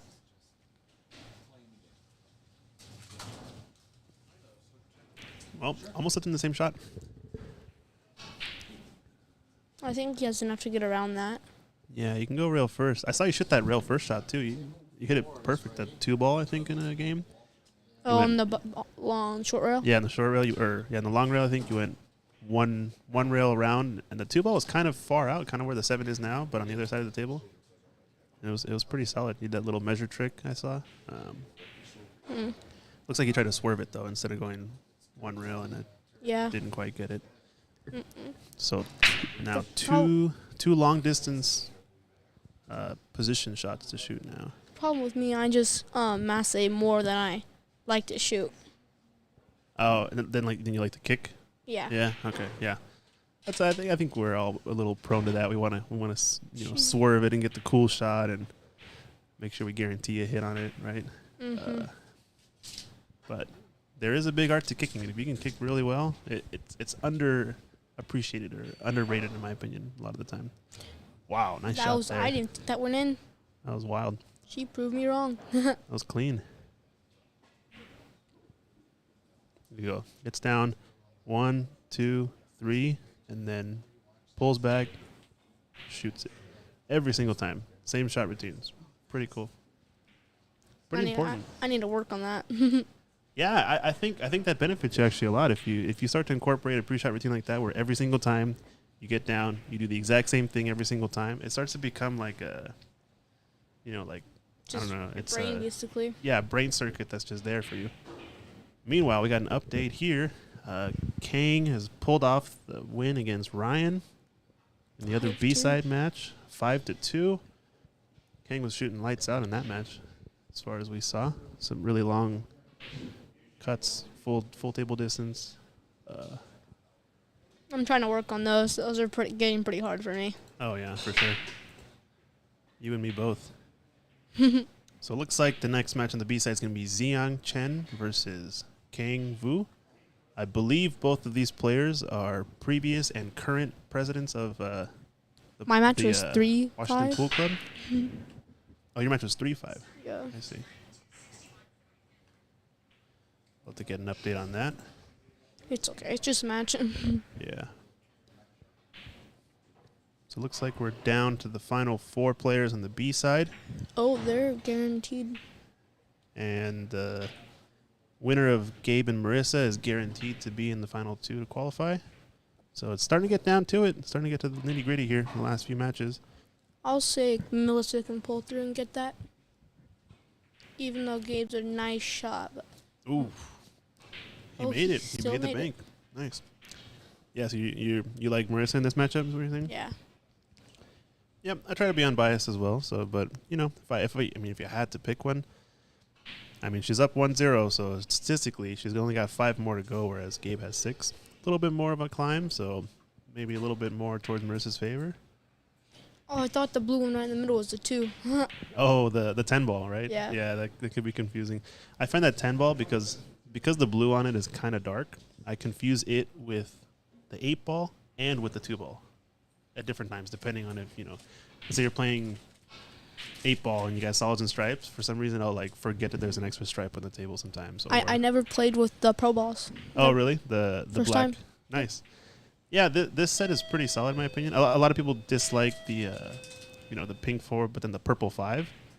I honestly don't care too much in terms of like preference of color of balls. You got like the Cyclop balls, I think that have really weird colors as well. My dad has Cyclop balls. Yeah, We play with those. So purple. I always go for the purple. It's just weird. Yeah, but then you got another ball set, for example, like oh man, what's that new one that came out? I forget what the new one's called, but they have stuff like a gray 6 ball, right? So it's like there's no Whoa. green in that set, so it's kind of it's weird. Yeah, it's kind of weird, but like if you think about it, I mean, the whole point of the balls is just to make it easily distinguishable on TV as well as nice shot there, as well as on camera and all those things. I don't know. It to the traditionalists out there, I understand. I feel your pain somewhat, but I also don't know if it's important enough to matter. But I guess some people might get messed up. Oh, she's messed it up totally. Wow. I think she's a little bit fortunate because this 5 ball doesn't go clean into the bottom corner. So, I think yes. You probably have to pull it back behind it to cut it inside. Yeah, I think the 4 and the 5 are going to have to go in the same pocket, most likely. Looks like he's going to go 1 rail at it. Or he can break it out. Could just break it out. Yeah, if he hits the top side of the 5, that'll probably be really nice. I think he's going for a breakout or 2. Oh, no. He can draw into it if he wants also. I feel like the 1 rail breakout is probably a higher percentage, but... I'd go with the 2 rail right behind it. Oh, come in behind it, I see. Yeah. Looks like you have to draw, but I he's got the wouldn't- position. It's pretty good. Yeah, I actually hit it. I feel like he wanted to bust it out, but he probably got just the right speed that he got a little lucky and actually got on it. I wouldn't go for the draw just for the starting shot, but I'd probably just go with follow. Gotcha. Left her a hard shot. Left her a hard shot, but she can make these. We'll see. Just has to watch the Q power or the follow on this. Wants to stun across. Oh, watch the corner. Yep. She didn't want to follow too much. She either needed to follow a lot to avoid that or stun across. If you're between the first and the second diamond, it's almost always a scratch. Yeah, it's crazy how often it happens too, right? Mm-hmm. But she rifled it in, so showing you she's not afraid. She's got the confidence. Does that 7 squeak by? I don't know. Yep. I feel like it definitely will go by if you slow roll it and hit the rail first. I don't know if it goes clean.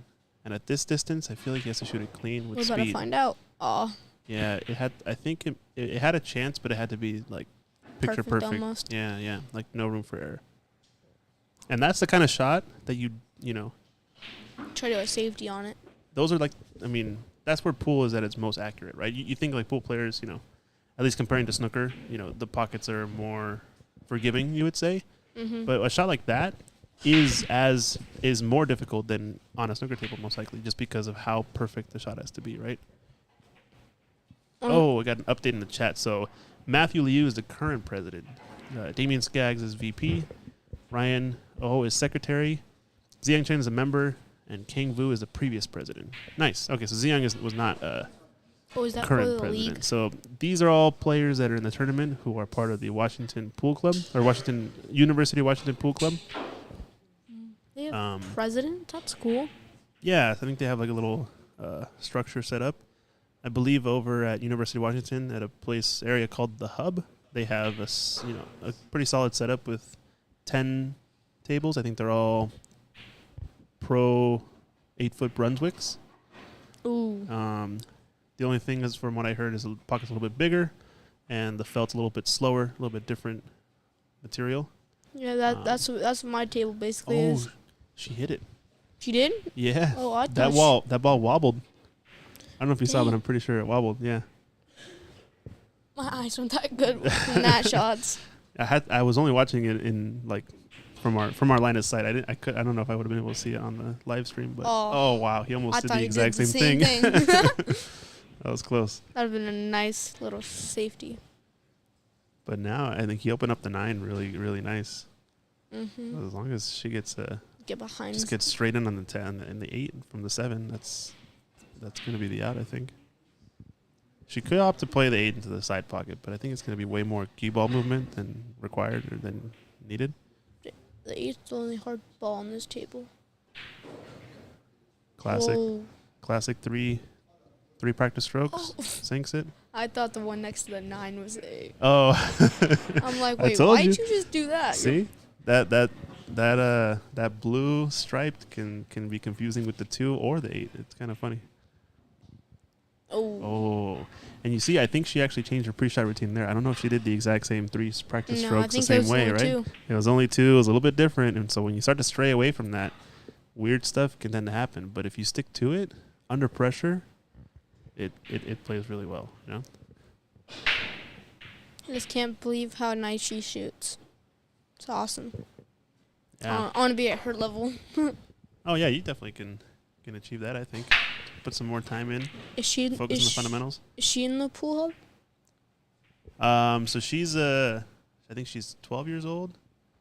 She's a Team Ox player. So she plays here pretty often, different leagues. Ooh.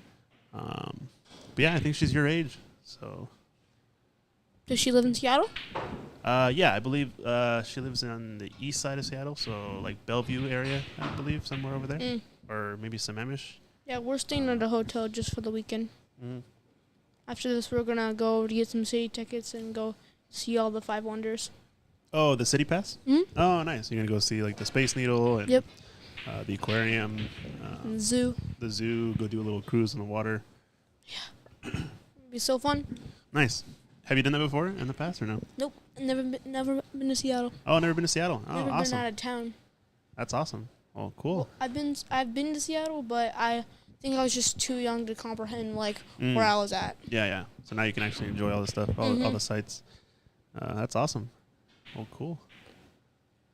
We had a pretty good showing in the tournament, so hopefully you get to do some more stuff. Wait, what were you saying? How long have you played for? How long have I played for? So I grew up at the table at home. Like my dad had also I think like an 8-foot Brunswick. You're just like me. In like our garage or something, and I think we got it when I was like 7 or 8. I don't remember exactly the year. But I just played during the summers for fun. I'm from California, so we had a pool at our house growing up. California. Yeah, and so it was we would go swimming in the pool, and then we go play pool for swimming. So that was our summer, basically. Want to do pool? Yeah, pool all day, and then so based on that, not super serious, just for fun. And then I think the past 3 or 4 years, I got more serious. Started playing league.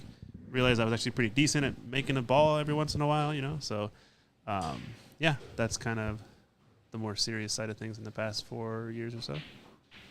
That's awesome. Yeah, this is a good angle for this jump shot. Let's see what he's got. Oh. Wow, he just came up a little bit I thought too he had short it. on that first. He hit the 8 ball right on the way up. Mm-hmm. Marista's gonna get nice shape off in this 2 ball. So now in this tournament rules, I believe, even if she goes for an early 10 ball. It's not a win, right? You just you get to stay at the table. You get to keep shooting. Spot The it. 10 ball will spot. It Where must is be the the last 10 ball? pocketing. So 10 balls, I think, in the bottom middle of the screen, right around the spot where it starts, where it's in the rack. Let's do the 8 ball. The 8 ball is up at the top by the green 6, and I think the 2 ball is what she's shooting now. Oh, her stick wobbled. You could see it. Yeah. Also, I think she went a little quick on that. I think her pre-shot routine was a little bit fast.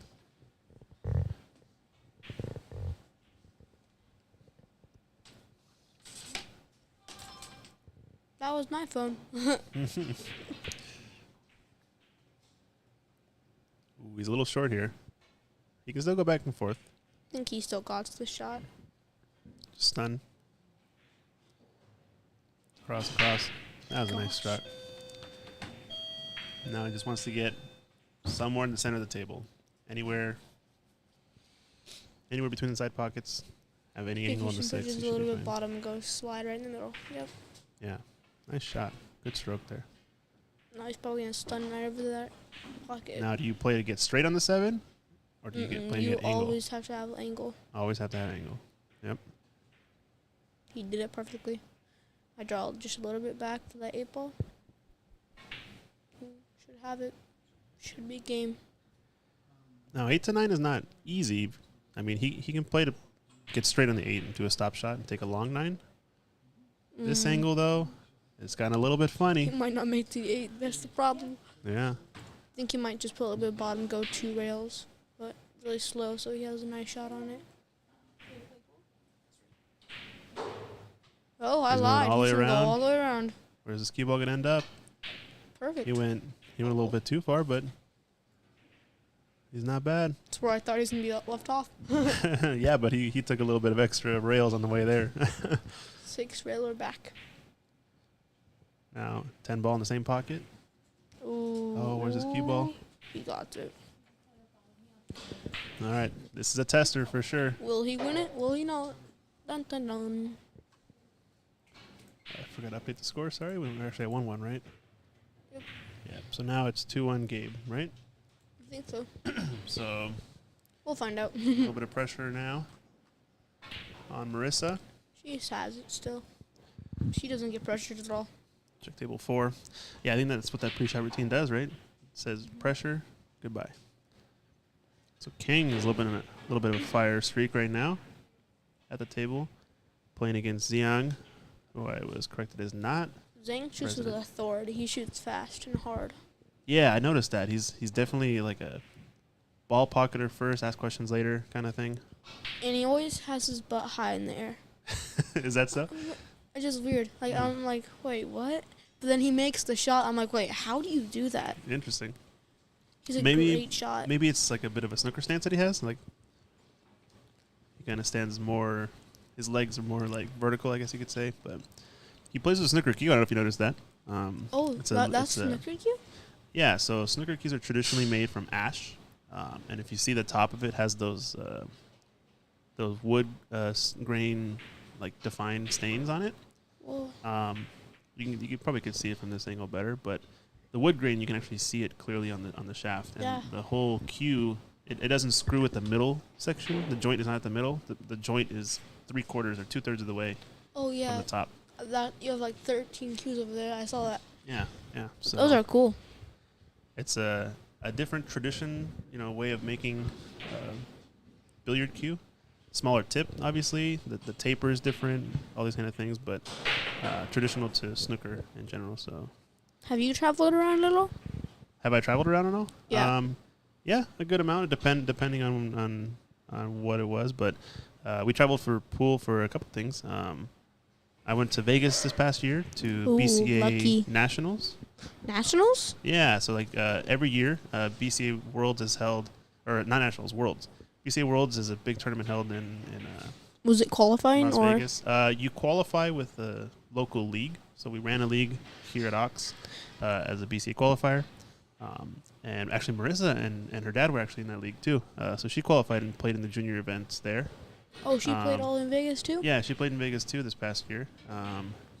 So as long as you qualify in a league, I think you have to have At the time, it was 4 weeks worth of league play. I think now it might be more because COVID is kind I of think it's 8 ending. now. So now it's probably 8. And so as long as you get 8 weeks worth of It's 8 or league 9. 'cause matches, then that's what I had to do to go to Vegas, but I didn't get to Vegas because I didn't have enough money for it. gotcha. Yeah, that's the only thing is you have to pay your own way, right? Yeah. So that's kind of the trade-off. Unless you win, you get first or second in one of these. Mm-hmm. So hopefully I get first or second in the 9-ball tournament. Yeah. Ooh, double kiss. Almost got a unfortunate roll, but left a little bit of a weird shot. I think the 2 ball's kind of towards the top of the screen, right? Yeah. The 8-ball's right next to that 4, and then 10-ball's right in the middle. The 8 ball's next to the 5, right? Because the 5's purple. Oh, yeah. It got you again. Oh, wow. Oh, wait, She how'd thinned off that the go? 4. She hit that 4 so thin, and it barely caught the edge of the I edge of the didn't point. think that would go. Yeah, I neither did thought it would do what it happened to me and Tegan. Because he hit right there and it rattled it.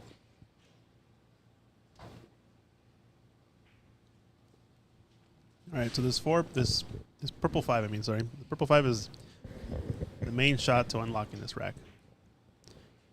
How do you solve this? Oh, no, he misses the ball in hand. He was going to get it here, too. Put it Yeah. over the bottom. He probably hit that directly. Yeah, directly hit like the 8 or the 5 directly and then have the 4 into the It'd be better side. off if he hit the 5 directly. Just because it's the 8, you have to shoot it all the way up, and it's a pretty hard shot. Yep. Oh, she got it just right where she needed it. Almost the same spot, right?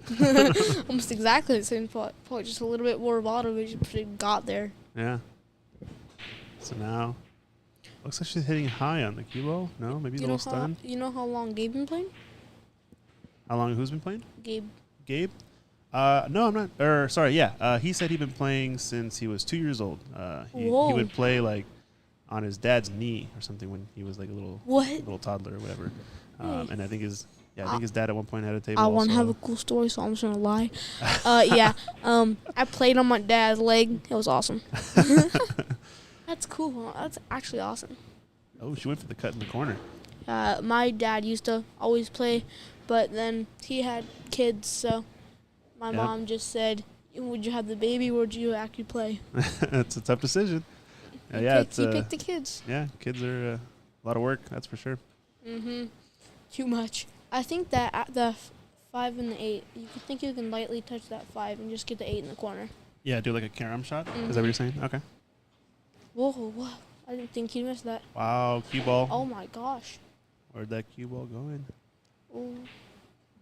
That's going to be kind of a hard shot. So now, though, if you're Marissa, do you start thinking about possibly doing a 3-foul rule? Just because, this 5 ball is not in an easy spot. If the 4 is, you can... I don't know how she does her rail shots. She gets, perfect. I'm like, how do you do that? Because, everyone, when I shoot one of those shots, they hit the little corners. They hit the points on the way. Yeah. So there, for example, she went a little bit too far. Probably in fear of that exact thing, right? Yeah. 'Cause you just have to... The way I imagine it, for example, maybe this helps. I don't know. You can think of it as... Imagine the pocket is only about a diamond away from your ball. And aim for the pocket that's really close. And if you make it in the pocket that's really close, most likely you'll make it in the pocket that's really far away. Right?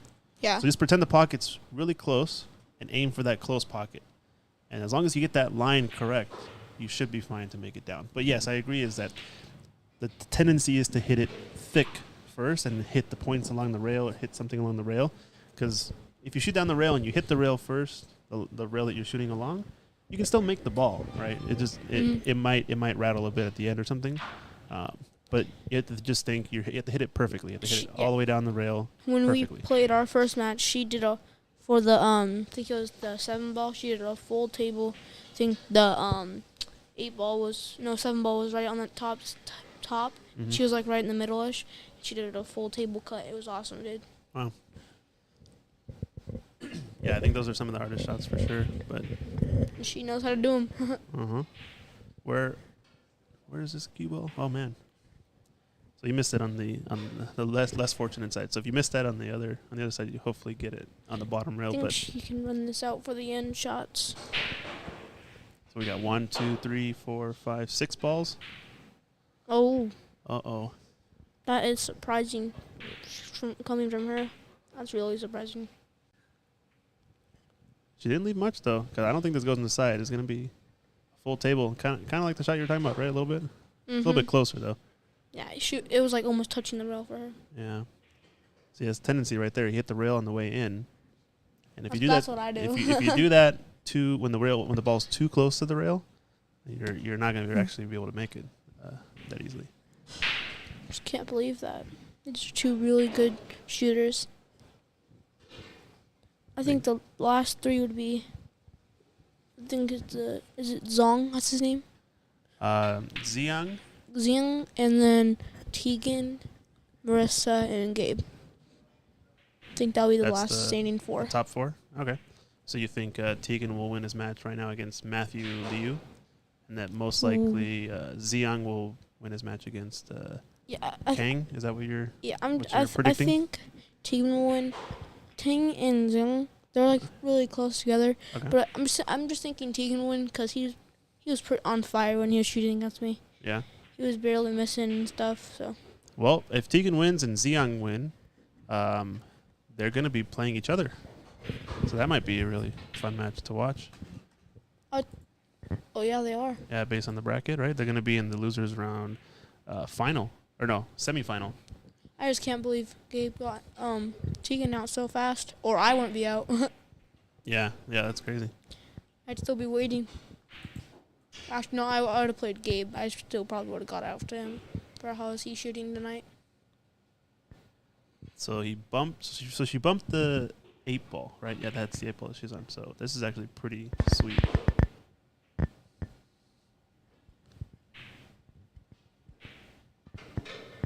Oh no, that was the run out. Any angle on that 9 would have been fine to just come up for the 10. Uncharacteristic miss there from Marissa. Oh wow! So we've seen Gabe take advantage for most of the time when he has these last 3 or 4 balls, but a rare miss there. They're really close together.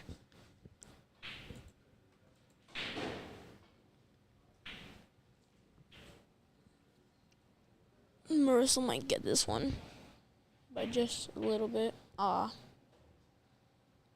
only But problem with that is that left her a she's lot left of it in the other corner. Now this is an easy corner or an easy position to get on the 9.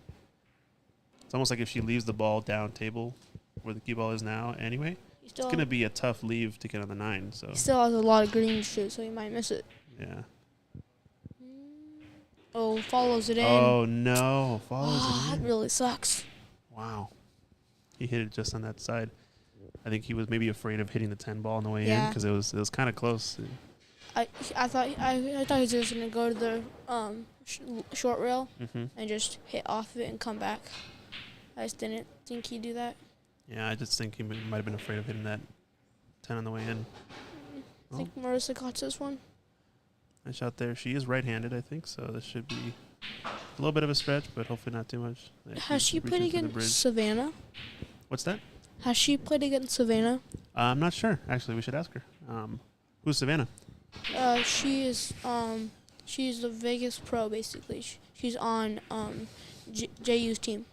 Oh, Damien's. Savannah, the young girl. Easton. I think it's Lee or Easton. I forgot. her name. Yeah, I think I know what you're talking about. I think we saw her in Vegas too. I don't know if they've actually played together. I watched her. She's a really good shot. Oh, for sure. All right, let's see where the other matches are at. We got shooting the 10 ball here. Dun, dun, dun, Kang. dun, bam. Oh, Hit it thick. rattled it. Oh man, can't do that against the young. Yeah, he got that. No question about. Oof, a little bit fast to cue ball. Oh, Savannah Easton. Yeah, thanks, Shucheng in the chat. Yeah, Savannah Savannah Easton. Easton. That's There we right. go. That's right. Yeah, she's Jam Up sponsored player now too, right? Like the She's on Damien's team. Damien's team. Yeah, we saw her in Vegas for sure. Damien's an awesome guy. And then let's see. We got here Matthew Liu against Tegan. Ooh, I want to watch this match. Like Matthews on a pretty good pattern here. Just wants to roll his ball in. Have a pretty straight A in little bit 10 of ball. follow when he wants us. Come off that short rail, well, long rail. Oh, I think you have to just he still has hit it it soft. perfect. Yeah, he has that side pocket right behind the cue ball, so he can put any sort of spin he wants. He just do a stop shot now. Pretty smart position play. That's about it. He got it. Looks like he is also playing with a snooker cue. So Matthew and Ziong both playing with snooker cues. Pretty cool I to see. think they're both do snooker, right? Or what? I think. I mean, I don't know. We should ask him, but I would imagine they probably started playing snooker first. Snooker is weird. It's like kind of hard. Oh yeah, it's very hard. Have you tried out these tables yet or no? Yeah. Were you shooting on them earlier? They're so warm. Oh yeah, the heated slate. Yeah, it's awesome, dude. Helps them run a little bit How faster. much does those cost? I don't know actually. I mean, they've got to be upwards of 8, maybe 6, 7, 8 grand. I don't know. I'll have to look it up. I think we can figure out how to sell them if somebody wanted to buy. But yeah, they're definitely not cheap. I that's for wish. sure. You're gonna need the space for it though. Is the thing. 'Cause it's 12 by 6 feet. That's a lot of An space. 8-footer barely fits in our house. Yeah, It's put in the living room. you almost need a barn for a snooker table. No lie.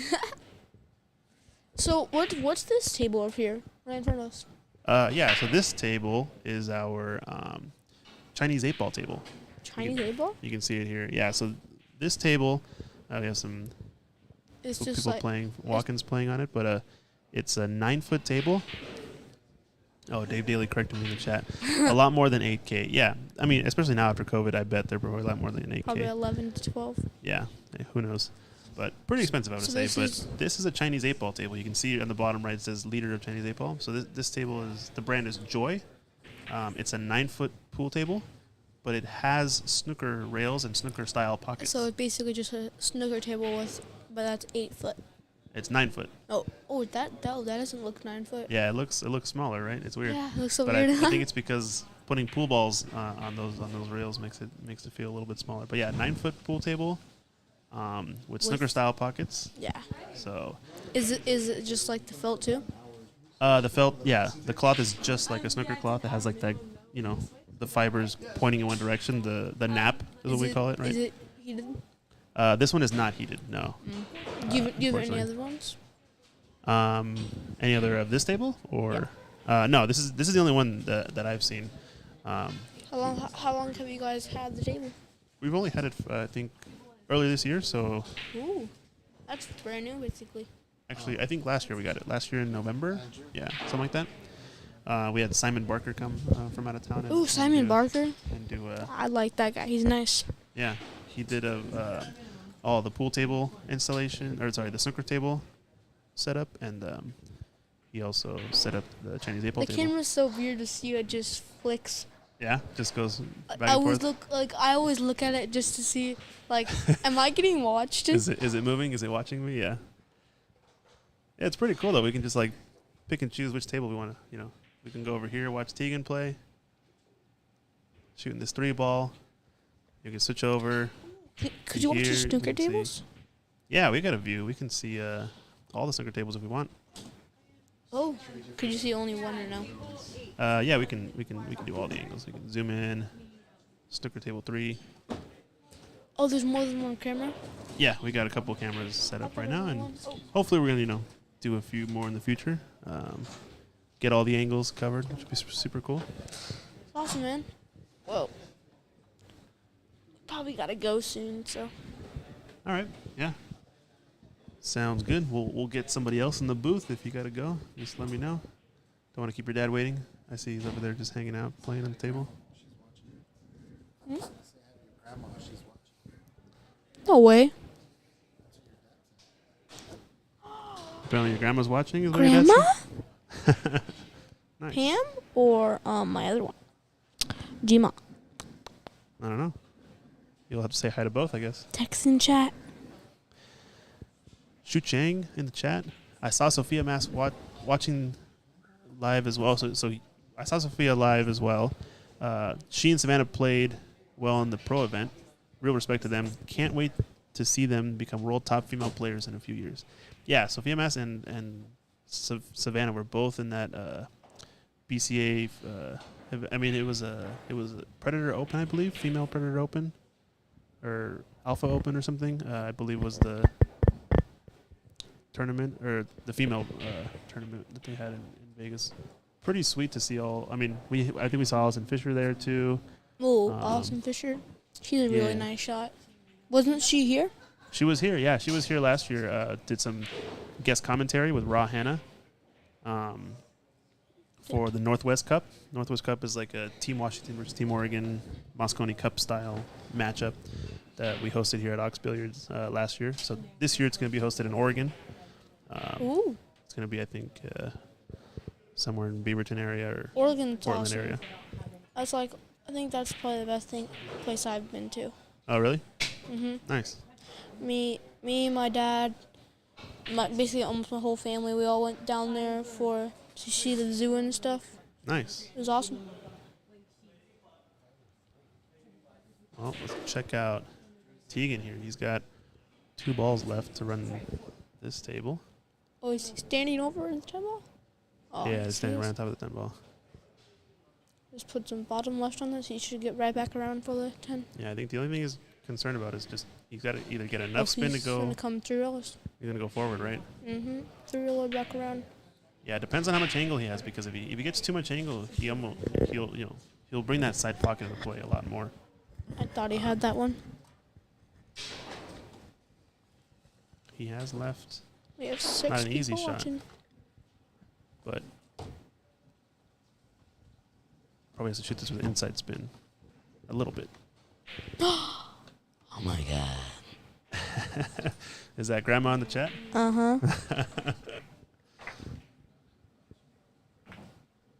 That is some Grandma.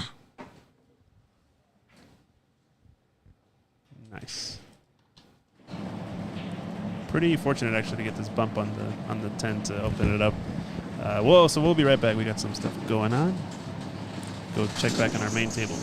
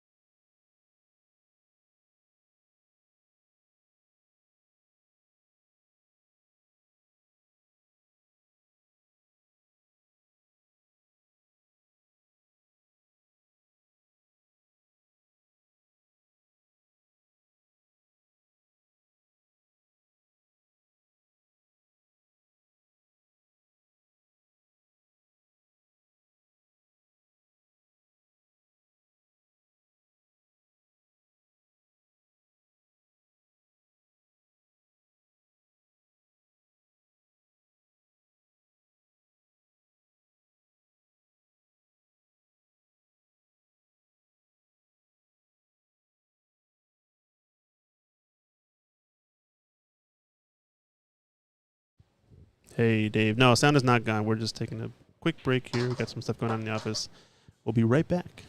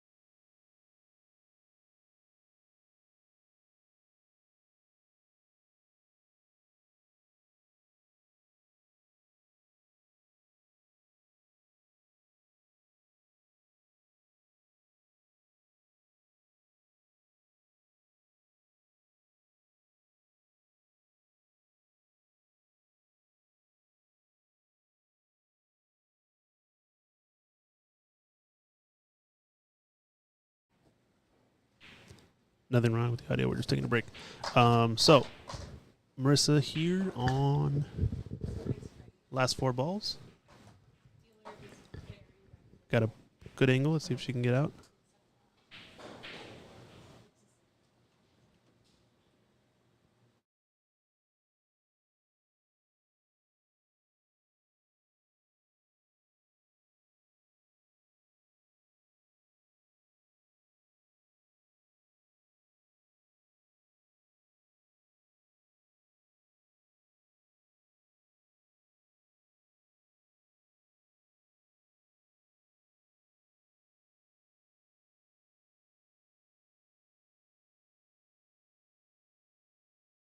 Oh, man, he missed that 8 ball.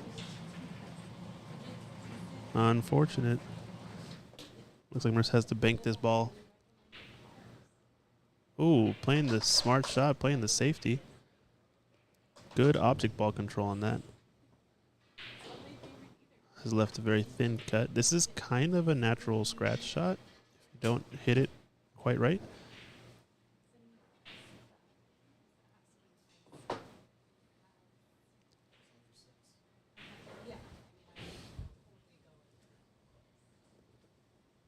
He's putting a lot of left spin on this. He's got to get the right deflection. Oh, he's playing the safe. Interesting. Sophia Mast in the chat, getting a shout out from Shu Chang, or shouting out Shu Chang. Thank you. How's it going, Sophia? Hope you're enjoying the stream. We were shouting you out earlier. We were watching your epic pool skills over in Vegas. Me and Shu Chang were running all over the place trying to get pictures with all the pros and watching all the events. It was pretty fun. We got Mike here now in the commentary booth. How's it going, Mike? Oh, nice shot. It's going pretty good. I have a moment or two. Just wanted to jump on. Probably get some other players in here when they are finished with their matches. Yeah, definitely. We're starting to get down to it. It's the last, I believe the final 6 players left in the tournament right now. Marissa and Gabe are the only A-side match. The other 2 matches are on the B side, table 4 and table 5. And I think those matches are starting to get down to it because if this match is, they all kind of started at the same time. This is at 2-4. The other ones are races to 5. So they must be getting pretty close. Gabe has a blind pocket on the cushion. Yeah, this is tough.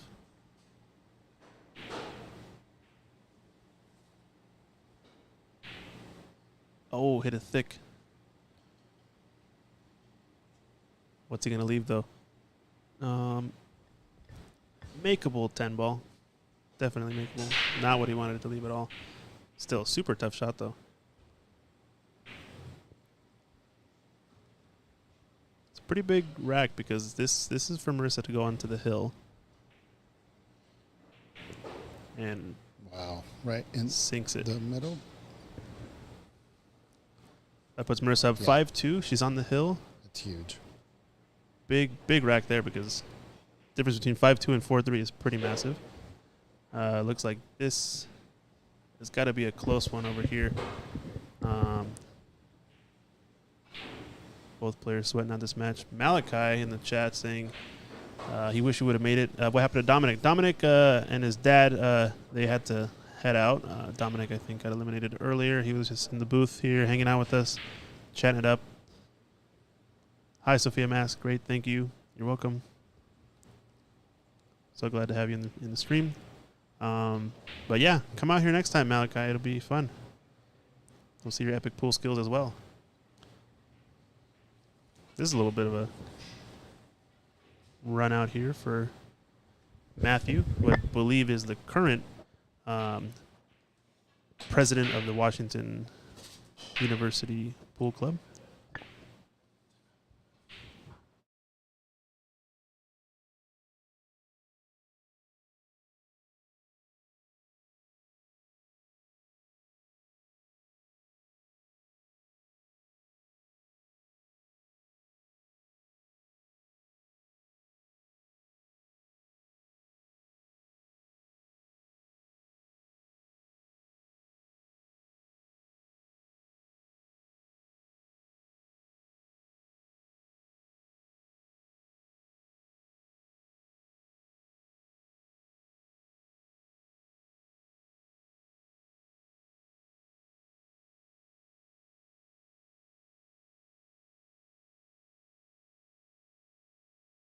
Nice shot there from Tegan.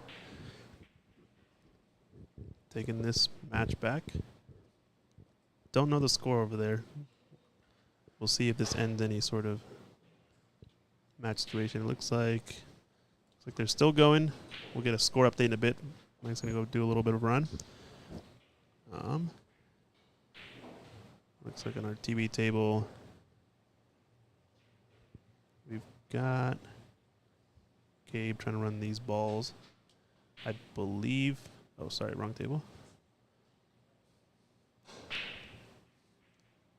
believe this match must be like Hill or something because they've gone back and forth from what I've seen. Kang and Xiang, I think, know each other's games pretty well. So 4-3 Matthew is up on table 5. So it looks like 4-3 up. Matthew's on the hill. Tegan is in a must-win situation. 1 away from the hill. Looks like he's breaking off on this rack, so he's hoping to get the advantage here. Then we've got a little bit of a situation here. I think he's overran his position. Kang. He's definitely not on the favorable side of the 6 ball, so he's going to have to either go up and down and around or take a really thin cut on this 7. Oh, where's the cue ball going to end up? Okay, you got it. He was safe from that. All good. Now, do you play the stun? Do you run into the 9?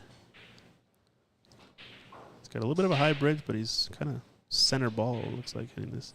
So he opted to run into it. I don't know which was more favorable necessarily. It seemed like that was maybe more aggressive shot to hopefully open up all the balls and get stuff into towards the corners. That's probably what he was hoping for, but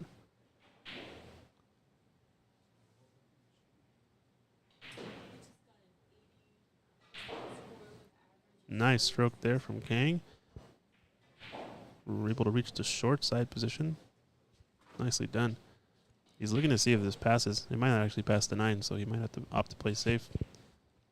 I think the safe that I would think of here is if he has a severe enough angle, banking the 7, 1 rail to the left part of the table, and then trying to hug that cue ball to the opposite short rail behind the 9. He's taking a long time, so I don't think it actually passes. He's calling the bank. Calling the bank into the corner pocket.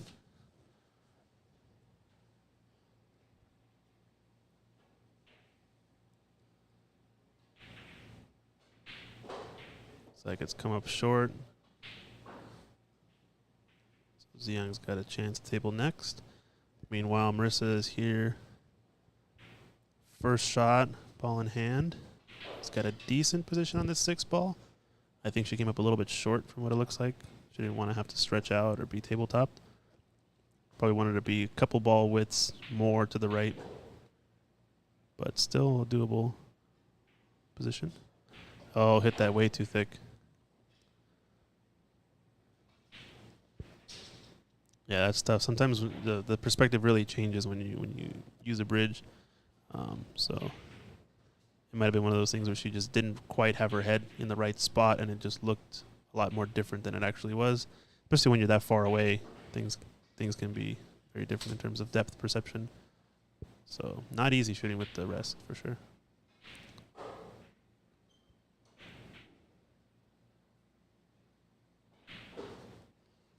Oh, nice shot there. As long as he has a little bit of angle, he's okay. Because being straight and on the rail in this position is not fun. But it looks like he's going to go 2 rails forward. Oh, opted to do... Yeah. Okay, hit it pretty far down, but yeah. Almost a 1 rail position. Now he's got a classic 10-ball shot. He's in a must-win situation because Marissa's on the hill. And he sinks it. Watch this cue ball. Slow down. Stay out of there. Nice shot.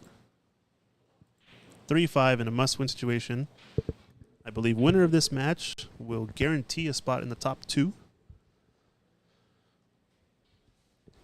Meanwhile, we got a couple of B-side matches here. Kang shooting the 9-ball again. Seems to be a lot of pressure on this situation. They've got to be in a close one. Nice shot there. Anywhere on the top half of the table was totally fine for this 10-ball.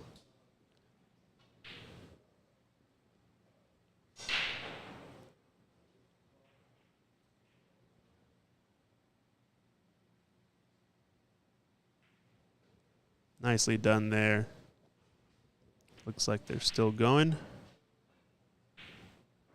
It's got to be a close one.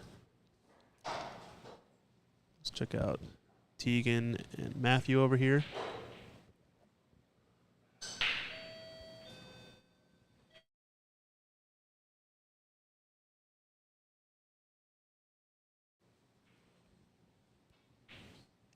Kind of an awkward spot. It looks like he's going to go for the bank. Kind of that parallel shift type of, measuring.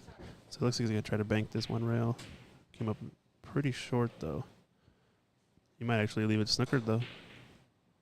Wow. Fortunate roll, but that's all right. That's part of pool, especially rotation. Looks like he might try to clip this on the way out. Yeah, that's the shot, but he ended up going straight into the drink. Tough angle to get. He almost wanted to hit it a little bit thicker, so he has to avoid that type of kiss in off.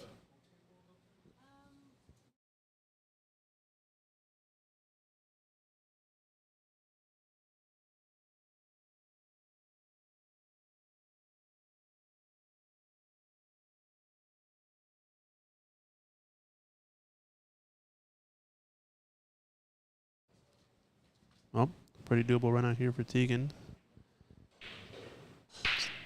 Doesn't want to get on the rail, doesn't want to get too crazy.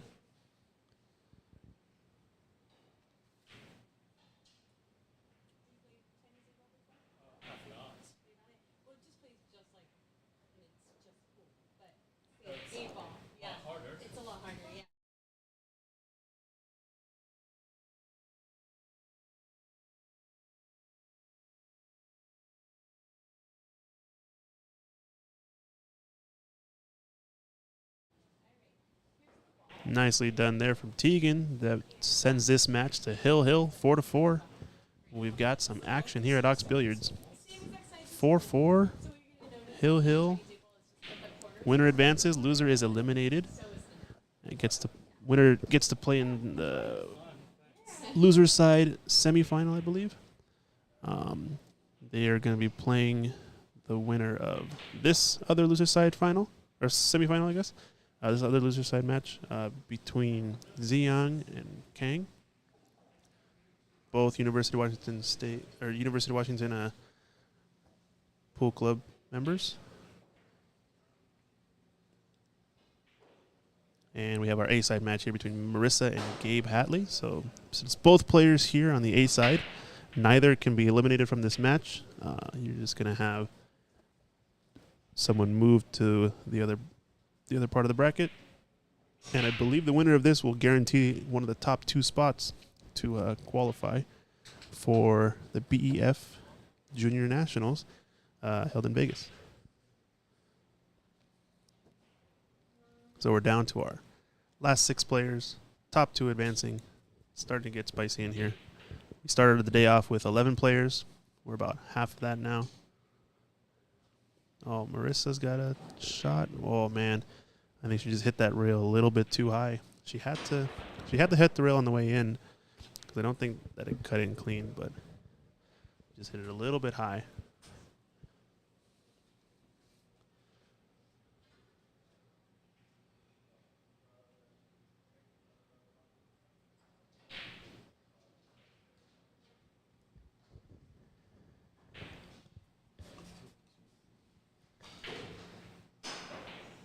Oh, no. I think he's hooked himself.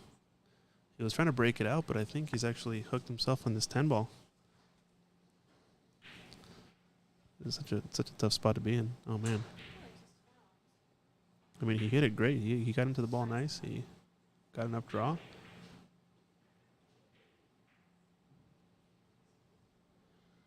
Oh, meanwhile, we got an interesting situation over here. Kang's coming down to the last few balls. I don't know if this match is hill yet, but it's got to be close. You got a little bit funny on this 9. I think you do not want to be that far away from it.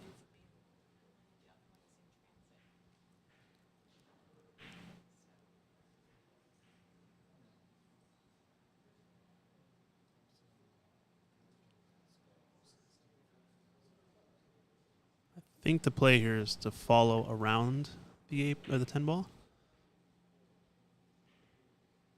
But it's not a trivial position. He could stun across, I guess, if he gets underneath the ball. But the problem is that at that distance, it's hard to control that much follow, or that much draw, I mean. Oh, he's banking this, and it's going to hold up. Oh, man. I wonder if he's actually cut off the cutting angle. This could be quite the lucky leave.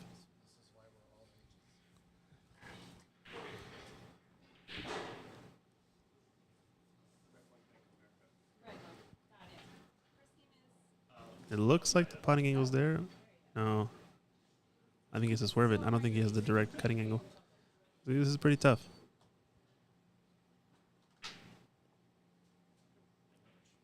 Doing a pivot, it looks like, so I think he's got to try to swerve. Oh, he swerved it, but no, too much. Okay, so he almost scratched on that shot, too. Wow. For some reason, this just feels like a hill match. I don't know why. But both players taking their time, treating every shot with a lot of intent.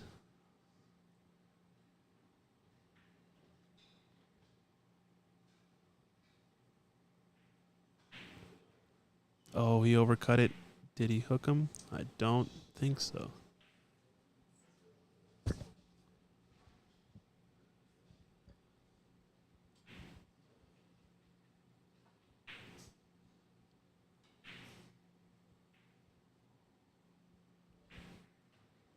So you can't roll this too far because he's going to end up with a really thin cut. So he's just opting a slow roll. Oh, and he misses the shot. Oh, my gosh. What a turn of events. These two guys are definitely feeling the pressure right now.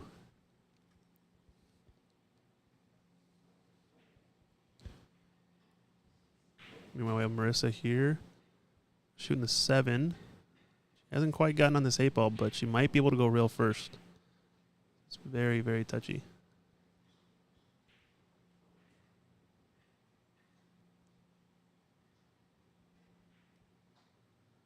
Oh, she missed the rail first. Oh, no. Giving up ball in hand.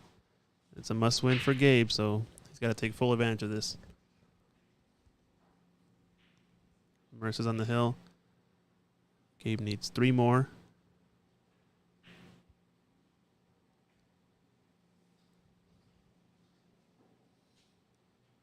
Starting to get a little bit spicy here at Ox. We got some matches. Nice shot there from Tegan.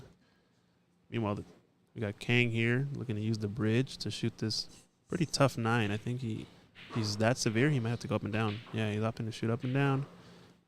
How's his speed? How's his line? The line was solid. He just needed to end up hitting it another quarter table length harder.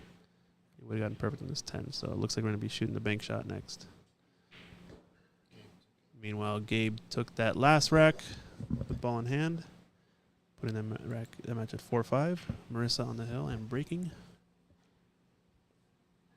See if Kang is going to make this bank. The tough bank's just because of how close it is to the rail on the 10. How did he hit it? How did he hit it, folks? And it held up. Oh, my gosh. Make him shoot it. You got to make him shoot it. Just checking how deep it is in the pocket.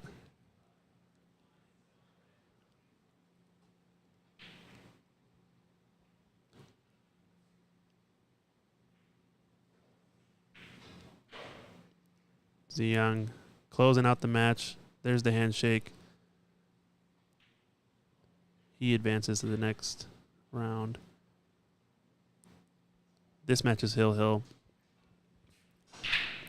Winner of this gets to now play against Ziyang. This rack for all the marbles. Tegan's got a chance at the table now. He's got to play the cue ball somewhere in the middle, hopefully. Now the 8 ball may or may not pass. I think it definitely passes the 10, actually.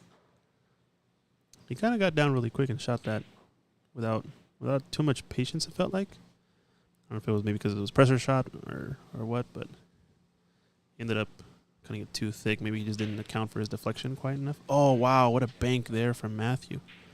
My goodness. Nicely done. So I feel like he might opt to shoot this into the side just to get in on the 8 ball.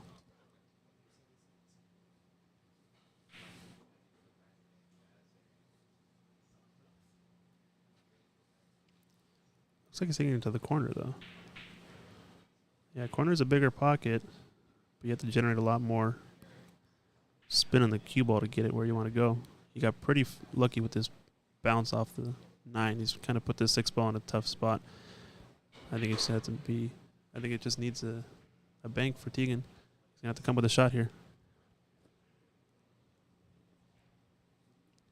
Opting to play the safe. Can he get behind these 2 balls? Oof. Don't think he got there.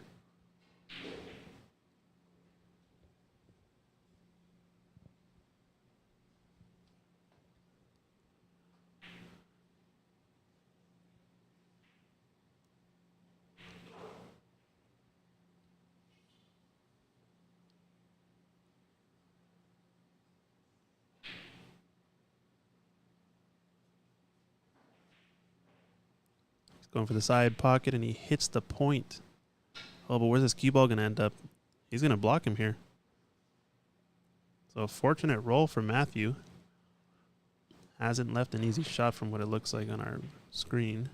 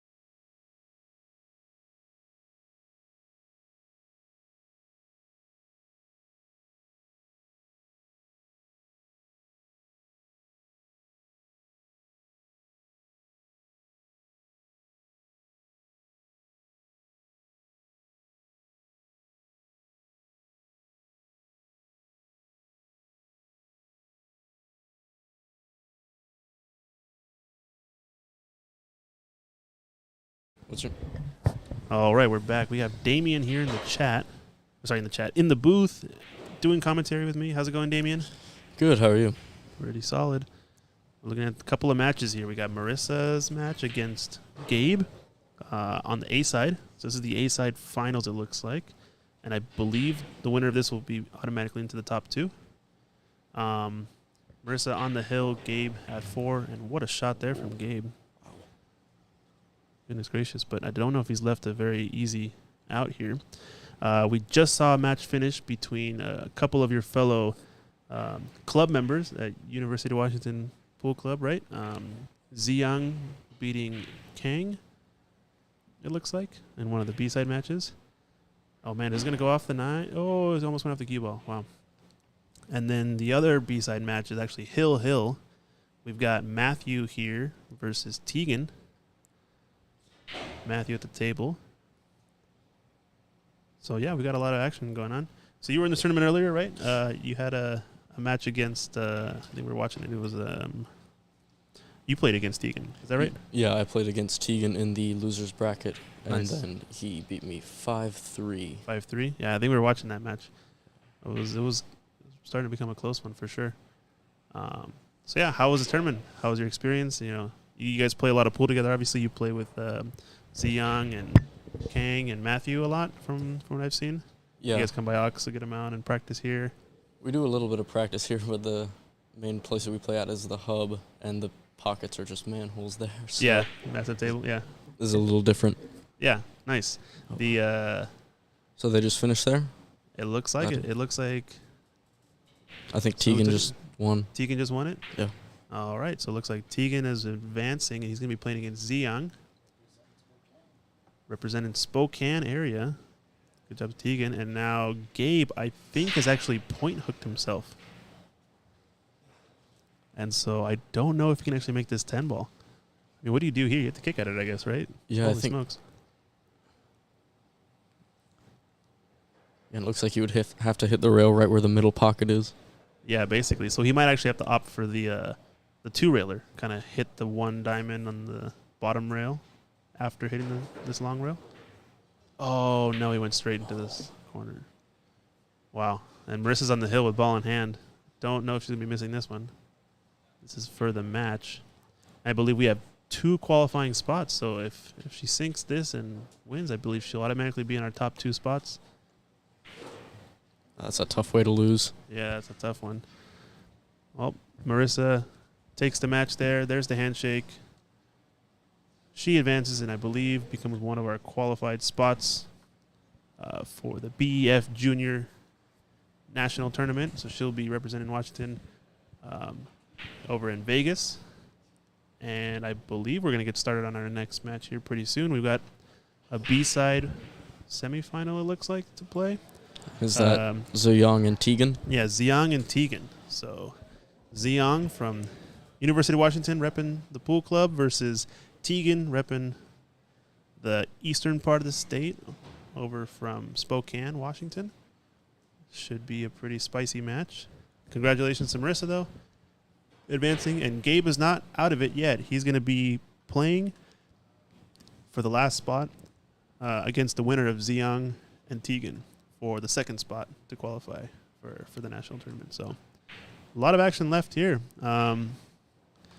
So we got some good matches here to sweat out.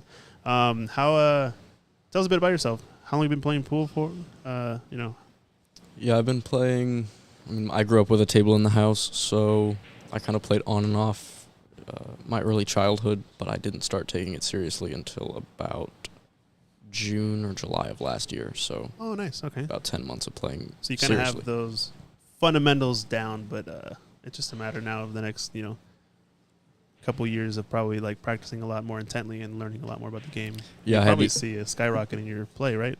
I had the absolute bare bones basics Yeah. coming in You- last summer. You But kind of need that stuff, though, right? I mean, being able to make a ball, teaching someone to be able to become a ball pocketer it's kind of hard. It's not always something you can easily teach, right? yeah, it's Um, a learning curve if you don't have that experience. For sure. Well, nice. So you guys play a lot of pool over at the hub. From what I've heard, there's like 10 Brunswicks there with, some that have pretty big pockets and a little bit slower table cloth, it looks like. Yeah, definitely slower cloth and bigger pockets. Yeah. And a lot of the tables aren't as straight as these ones, so Okay, so some funny some- things might happen. yeah. But nice. I mean, that's awesome to have an actual, university-driven place to be able to actually go play while you're in school. I think a funny story. So I went to UCLA for my undergrad, and little did I know that in our student union we had a pool table on the top floor. And it wasn't until I came back like a few years ago, or a couple of years ago, for some recruitment event or something like that, and I go to the top of this building, and this is after I started getting more seriously into pool, and I realized that the whole time we had a 9-foot diamond ball return table at the top floor of our student union. You could check out the balls for free, and I was just kind of baffled, like, oh my gosh, if I had known about this, and if I was into pool as much as I am now back then, holy smokes, I would have been here all the time. But yeah, the little coincidences sometimes are pretty funny. But yeah, that's awesome. You guys actually have a full pool club and stuff? Yeah, we have about 20 members that show up and play. Maybe about 10 of us that play regularly every day. Nice. Okay. So yeah. And it's right on campus. You guys, reach it easily and stuff. Alright. I'll swap out for Matthew here. Nice. Well, so that was Damien. Say goodbye to Damien. And we got Matthew coming in to the booth. He just finished his match against Tegan. He was hill in that match. Pretty spicy one. How's it going, Matthew? It was I feel a little tired. A little tired? Yeah. A lot of back and forth. It was a pretty spicy match from what I saw. Yeah. You got to the hill first, right? I got to the hill first. It was 4-2. 4-2. Oh wow. And Tegan just came back all the way. Wow. That's wild. Yeah. But it was definitely a good match. I enjoyed it a lot. Nice. Well, yeah. Tell us more about yourself. So, are you, from what I heard, you're the current president of the pool club? Yeah. Well, University of Washington. King was originally the president, but then he decided not to be the president anymore, and without anyone taking the responsibility, the club just no longer exists. So, yeah. So I just took on the role, I guess. Nice. That's awesome. And you've actually been coming around to Ox quite a bit. And you also were part of Bays, right? From what I remember. So Bays was a club that we had open, that Mike opened in Pioneer Square area. It was just the 4 snooker tables, right? Yeah, absolutely. It was when Mike opened the Bays, it was like I felt really happy because Q Sports has never been big in Seattle. Yeah. But Mike, the Bays has like the top snooker tables and everything. So yeah, that club was awesome. But I guess now the tables are here, so we get to take full advantage of them here at Ox, and we got pool tables next to them. Best of both worlds. Pretty cool to see how things have progressed, right? Yeah, for sure. It's a journey. Yeah, quite the journey. So it looks like this match has gotten started now. We've got Tegan versus Xiang Chen. So Xiang is one of your members of the pool club, right? Yeah, he's a really good player. He played a lot of Chinese 8-ball in China before nice. he came here. Okay, so that makes sense why he's got a snooker style cue. Yeah. I think you also were playing with a snooker cue though, from what I saw, right? Well, I'm a big snooker fan. Okay. But I just don't play that much snooker because I don't have I guess I just practice a lot at the UW, and they don't have a snooker table there. Yeah. So. Yeah, you got to go all the way over here if you want to get it on a snooker table. Yeah, exactly. Definitely accessibility is not the easiest for snooker, but yeah, it makes sense. It's pretty cool to see some players playing with the snooker cues. So tell us about how did you start playing pool? When did you start playing? You play snooker primarily. What are your origins in terms of pool? Well, so I have always been an active guy, but because of my health issues, I couldn't really run or do any, pretty active sports. So then I look into billiards, and it's a really, I guess, just low impact sports. Oh, I see. Okay. And then it's really fun too. So, and I like the art of pool, like the cue actions, positioning, to me is like an art. So. Yeah, definitely very difficult, very tactical. It's a mix of all the sports psychology at the same time, along with the, actual execution. But that's not necessarily too difficult, but has to be very repeatable, very precise. Definitely has a lot of cool elements to it, and I think that's what appeals to most people about it for sure. Sure. But that's awesome. And now you're part of the pool club. You made it deep into this qualifier, but unfortunately, just came up one frame short, one rack short against Tegan. Yeah. Honestly, been shooting really well. So he's been staying really composed, and yeah, it was good. Yeah. It was a couple of tough outs I saw over there too. Yeah, I feel a little bad that Tegan didn't get to rest. You know, He went straight into it for the next one. like went straight into with Ziyang, but yeah, sometimes if you're in the moment, if you're feeling good, you don't want to let that slow down. You want to keep it rolling. So. yeah, for sure.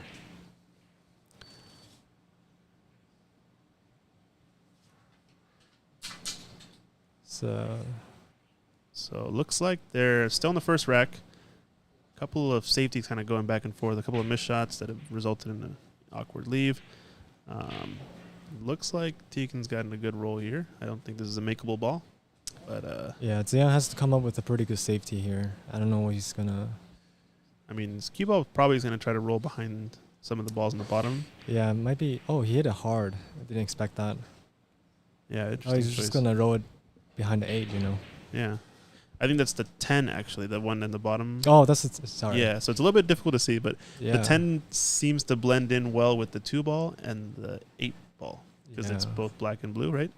And so that blue kind of bleeds into the edges a little bit. But yeah, we're playing with the Predator black set. For some people dislike them, some people like them. I don't really mind either way. But I mean, the quality of the ball is honestly pretty solid. So Yeah. as long as the balls roll well and don't have a bunch of scratches and Exactly. It That's just the have to main does thing. its job. exactly. Yeah. Oh, he missed it short. Uh-oh. It's the first foul. First foul. Yeah, we are playing with the 3 foul rule, right? But you Yeah. have to indicate to your player, or you have to call it that they're on the second foul before shooting the third. I have seen a couple of instances of people going for the 3 foul rule because some of these runouts have been pretty clustered up. Like, for example, this one might be an option that you would evaluate for a 3 foul because at least, getting on the 4, playing safe on the 4, if they foul a second time, maybe you really consider it if you're really close to a ball and can play a very easy lock-up safe, right? Yeah, for sure. Like they can easily roll the 4 in forward and hide the cue ball behind the 10 right here. Yeah, the 10, yeah. If they want, but yeah. We'll see. It depends. I think at this point the rack seems more open if it passes, and if the purple 5 passes the 9, a lot of options. You might bump the 10 here. It's actually a really... Wait, what's the... Oh, that's his next shot. Yeah, the purple 5 is in the middle of the table. That's the next ball. Then he's going to go green 6 bottom. Oh, nice shot That's there, a very though. nice shot. Yeah, he was a little hampered, but it didn't seem to matter at all. Yeah. He just This shot one it. is tricky now because He's a little straight. it's a little straight, and you either have to roll a little forward or draw it back. Oh, He tried to create too much angle. yeah. I think he had a slight angle going towards the left long rail, so Yeah. he might have had to do like a stunt shot that would have left him again straight in on the 7. So And then getting on maybe the he 9. was trying to draw it fully Yeah. out up to the center table somewhere. Maybe that. Possibly. Yeah.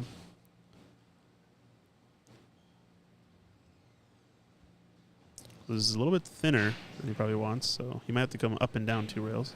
That's what it Oh, seems like. He's pulling out the extension. You get to see the grains of the snooker cue there. Oh, he hit it soft. Trying to hold it. That's fine too. Not bad. Yeah. Oh. How would you play this shot right here? Probably. Well, yeah. I mean, you can go 3 rails, but you're gonna end up in the center of the table. You probably have. It's probably too much angle to draw and avoid the side pocket, so you probably have to go 3 rails There's 3 rails. and go extra speed. I think hit it way harder than that. He actually hit the rail first in that shot. That's why the cue ball came off at such a severe angle, I think. It's, came off at Or he tangent didn't. line. Or he didn't put any right spin on it. Right? Yeah. But yeah, I think 3 rails is natural to come around and at the 9 at the right angle, right? Yeah. I mean, sometimes when it's like at the key ball and then the pocket's not that forgiving, sometimes he just doesn't Mhm. want to do too many things with it. Yeah, nice speed. Came up either Ooh. perfect for the side, which is what he was going for, or he came up a little short for the other corner.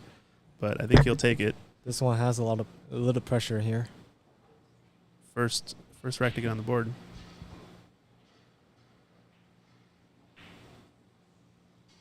Oh, overcut it. And that's the side you don't want to miss on because that's going to leave us straight in for his opponent.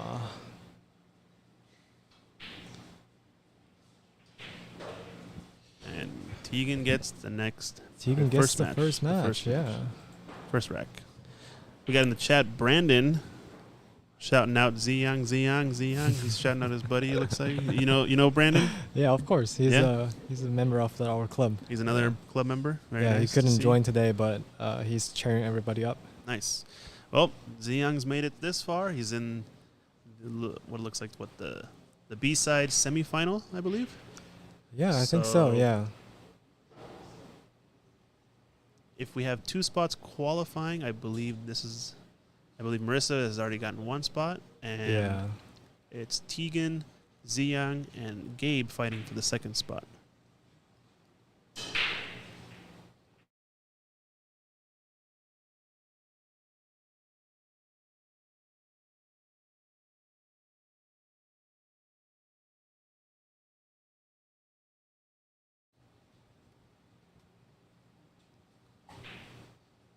Looks like he actually got a ball in the break, which is pretty tough to do in 10 ball, honestly, sometimes.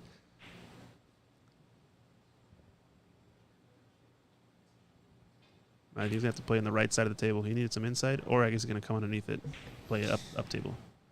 That's a solid shot. Yeah, getting on the 3 right now. This is Looks like he's following. falling. He's hoping to hit the 10 at the right angle that he can go. Now he hit it Wow, too full. nice shot. But Yeah, no keep well rewards. positioned. Yeah. yeah.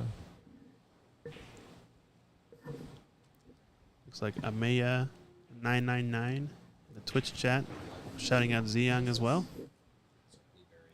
Playing a safety. It's not going to necessarily like his next shot, I think. I mean, he might go for this cut down the rail. Seems like he's been more of the firepower type player where he tries to go for these shots, but I think the safety is really the more prudent play and try to play behind all these balls in the middle of the table.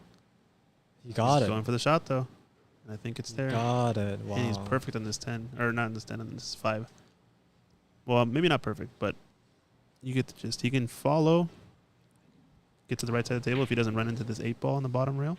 Yeah. Looks like that's what he's doing. Watch the speed.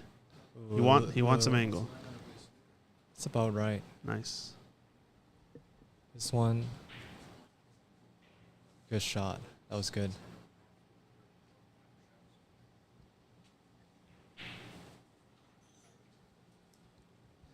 Oh, so we had a comment from Ameya from our pool club. Thank you very much. I tried my best. I'm certain that everyone else also did. Amaya shouting out, well done, Kang, Matthew, and Damien. They all fought hard. It's a little pressure. Oh. Ooh, he hit that really thick. And is he going to And get away the with luck it? is on his side. Wow. It looks like.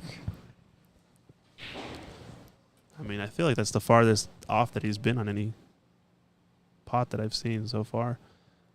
And when you're good and you're lucky, that's a tough man to beat.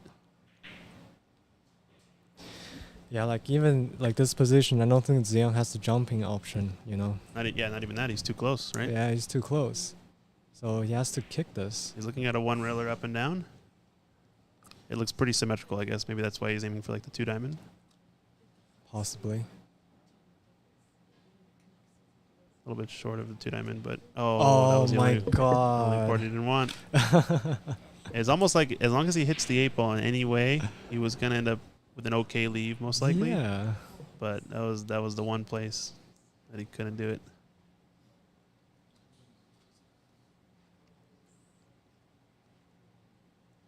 So now you don't want to flirt with this 10 ball. I honestly would just take the stop shot and shoot the 9 into the corner because you're perfectly straight. He wants to draw into it, which is fine, but yeah. it's just a little bit more risky than necessarily you might need, you know? Oh, he overrolls his position there a little bit too. I think he's guilty of sometimes playing a little bit quick, but shouldn't be a problem, hopefully. Oh, he hit it thick. Oh, man. What's the leave? Looks like it's going to be a Ziyang straight got in. a shot. Yeah, so I think in even though it was somewhat of a trivial run out, I think just being a little bit more prudent, a little bit, giving each shot a little bit more respect, I think he makes that run out 10 times out of 10. Nice. So Nice Ziyang shot, on the Ziyang. board. both players missing the 10 ball for the opponent to take the current rack. So a little bit of pressure out there for sure. I'm sure they know they got to win this match and go through one Gabe Hatley, and that qualifies them for the last spot in this BEF Nationals qualifier for Washington State. I believe there's going to be another qualifier also hosted later on, from what I heard, over at Black Diamond in Spokane. Oh. Some of these players are from Spokane. We spoke with Dominic earlier. He's a young kid from Spokane. Tegan is also from Spokane. I think Malachi is another person in the chat who all of them play over in the Spokane area. That's where Damien Pongpanic is from, the owner of Jam Up Apparel. Shout out to Damien. Him and Daniel Sardancelio, our other sponsored player, had a match yesterday. They had like a late night money match on Friday Night Lights stream hosted by Lee Baldwin. They did a race to 15 with 1,000 in the middle, and Oh my goodness. Daniel was able to pull it out against Damien, 15-9. That was a solid match to watch for sure. How long did it Meanwhile- last? Oh. Oh, that's unfortunate. I think it Yeah. was about an hour and a half, 2 hours, 3 hours, something like that. Less I than 3 hours, I think, because the next match started. Well, they started at 6 and they ended by about 9:30, and they played a race to 7 after with 2 other people. And then a race to 15 is the main feature match. So, yeah, I would say probably around an hour and a half to 2 hours.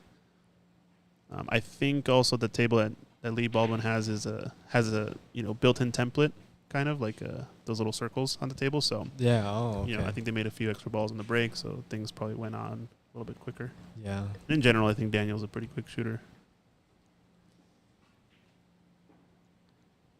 So Tegan tried to get this safety, and he missed it. Oh, wow. This is the only way he could have hit this where But. he doesn't make the 9 Oh. or the 1. He hit the 9 into the point, and then it double kissed the 1 back at him. Yeah. That was unfortunate. Oh, went for Wow, the that's combo a and hard- shot it. That's a really good shot. Oh my. Shot it goodness. nicely. A lot of confidence to shoot that shot, right? Because Yeah, but you're always going to sell out the 1 right in the pocket if you miss. it also seems like because 10 ball is really difficult, a lot of them can just take the gutsy shots at the beginning stage. Yeah, because the run out is still really not easy from here, right? Yeah, exactly. Still got a lot of work to do. Yeah. That makes sense.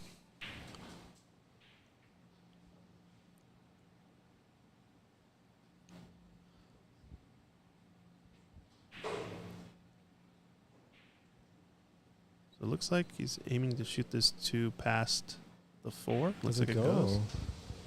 Yeah, it looks like it goes. He's getting down, shooting it right away, so. Nice shot there. Is Ooh, he he in might have overran a position? little bit, or he came short. Wow. Either one, he's kind of in no man's land right now. Yeah. I think he has to take this up into the top right corner and play underneath the 4, maybe. Do like a stun, maybe a little bit of draw. Yeah, that's kind of what he's looking at. You gotta go lower, though. This is also That's an a, option. that's a good oh, shot. he hit it perfect, yeah. I thought he was going to come underneath in between the 10 and the 5, but he actually ended up going the other way. Oh, did he hit this hard enough? He didn't. He hit the rail, but he didn't hit it hard enough. Wow. Strange miss there because he was perfect in his 5. But then again, it felt like he kind of rushed the shot just a little bit. He does, right? yeah. A lot of times I realize he would take a minute and just step back and reorganize his thoughts in the match that he played with me, and that was really good. But yeah, he's definitely a quick player. I think that's the only time he really gets himself into trouble is just going a little bit too quickly, that's all. A little overrun a little. Yeah. DeYoung, I've noticed DeYoung likes to shoot also with a little bit more pace, a little more confident stroke. Yeah. He doesn't care if the cue ball has to run a little bit farther. He'll take a farther shot because it means he gets to shoot this with more confidence, right? For sure. He's definitely a shot maker. That's what it seems. Like you said here, he's just overrunning a little bit he's every time, overrun right? a little, yeah. But he's also kind of okay with it because he'll take the hard shot if it means, shooting with confidence. Yeah. But it's also probably, from what I've heard, the tables at the hub are a little bit slower. It's probably It is. used to shooting harder as a result, right? So this cloth can be a lot faster. Oh, So very fast. shooting the side pocket again. Let's see if he's going to sink this one. Yeah, he has to stay composed here.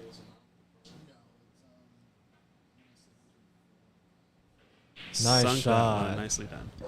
So that miss in the first rack, not affecting Ziyang in any way. Sinks that 10 ball, goes 2-1 up, and a race to 5.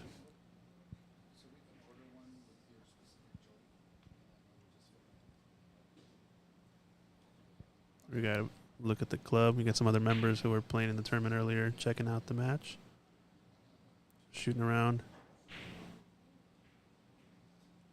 So it is rack your own, alternate break. So Ziyang will be breaking the next rack, trying to gain the advantage and then hopefully go 3-1 up.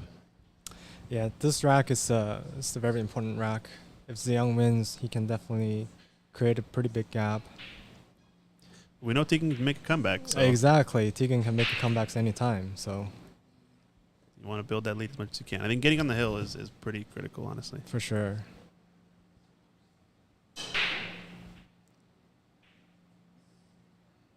Oh, that 2 ball was going to go straight in, but cue ball got in the way. I think he came up dry.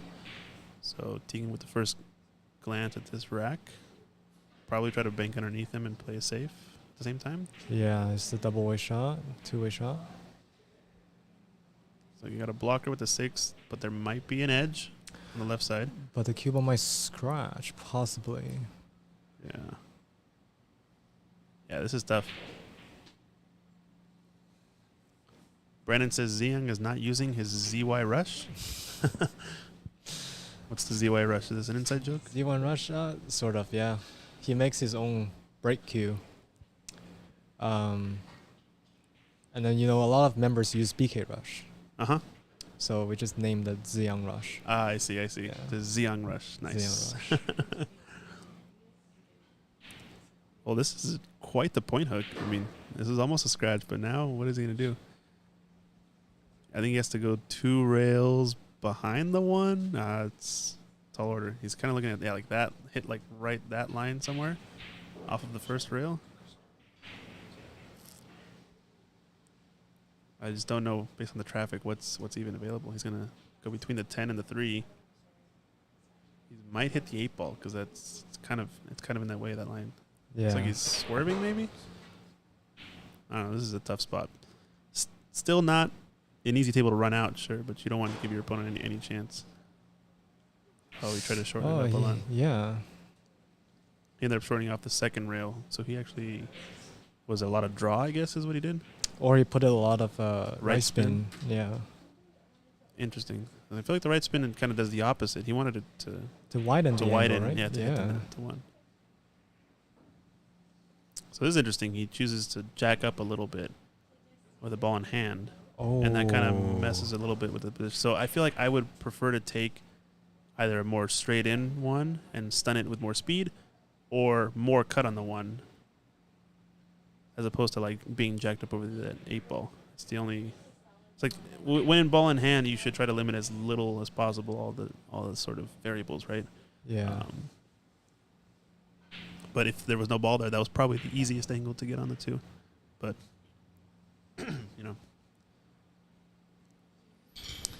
Ziyang definitely has his unique way of viewing the game, in my opinion. Like, a lot of the times, the shot that he prepped for are not the shot that we imagined mm-hmm. or commonly sees. So you got a lot of creativity to his game. yeah, for sure. Nice. Yeah, I think you definitely need a lot of that when it comes to billiards in general. I mean, 9 ball, 10 ball, the rotation games, usually it's a lot easier or simpler because you only have a couple options, really. Yeah. But when you're able to still surprise people in rotation, it's pretty indicative of a lot of creativity. But then something like 8 ball has hundreds of options every time you arrive at the table. You can shoot this in any order you want. It's a whole new ballpark, basically, right? For sure. Yeah. We played a lot of 8 ball before. And Oh, yeah? Yeah. 8-ball seems to be the most popular now when it comes to like casual pool playing. I feel like everybody knows what solids and stripes are when you're playing pool in and out of America. But when you talk about 9-ball, not everyone necessarily knows what 9-ball is. For sure. I mean, 8-ball, you get more chances to shoot, and a lot of people like that aspect of the game. But 9 and 10-ball, you can have safety, lucky safety. Can make the game really tough. Yeah, I do think the rotation games are a little more exciting to watch because 8-ball gets very tactical, and oftentimes you see players sitting there thinking through the rack fully before taking the shot. Whereas, the big jump shot / big position play, like here we're going to see another jump shot, it can tend to be more exciting also to watch. Zion is one of the best person who's best at jumping. Oh, yeah, there we go. Nice shot there. It's perfect. He almost snookered himself, but I think he actually got a perfect angle now. Although, he has to shoot the combination. I don't think it passes the 9. Yeah, but this one, the 3-ball can end up almost anywhere on the table. So yeah, he wants to shoot this kind of soft so that it stays in that side pocket, and maybe he gets a window on the right side of the table. He has to predict the cue ball. He hit it a little bit hard, but how's his cue ball? The cue ball is no good, huh? Yeah. I think he needed to shoot it just a tad softer, that maybe the cue ball held up in the window between like the 6 and the 7, or the window between the 7 and the 4, somewhere in that area. Oh, is he trying to reel first? It might be, yeah. Or So maybe caught the he can pocket. actually see an edge of this. Maybe.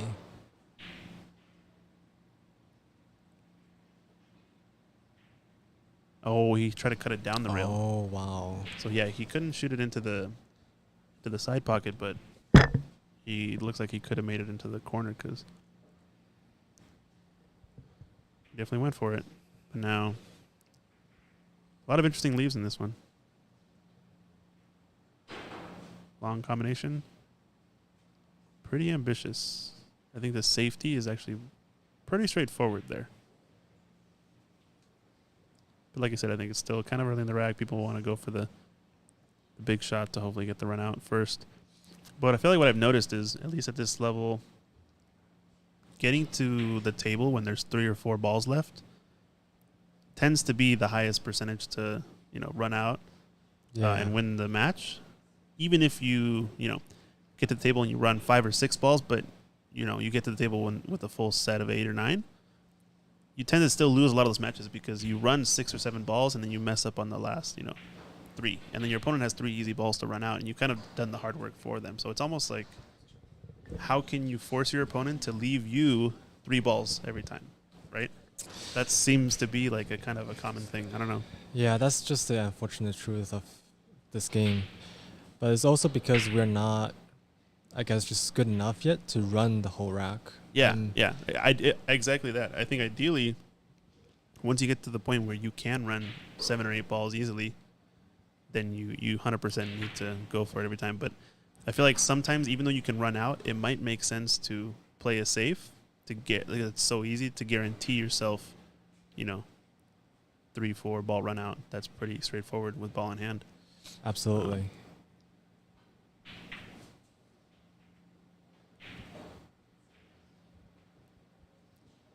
A lot of safeties back and forth on this 3 ball. Although, I think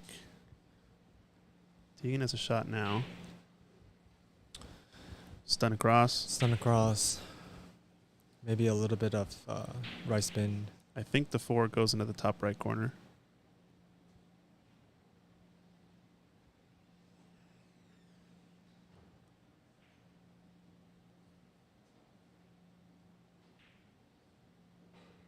Yep, nice shot. Good shot.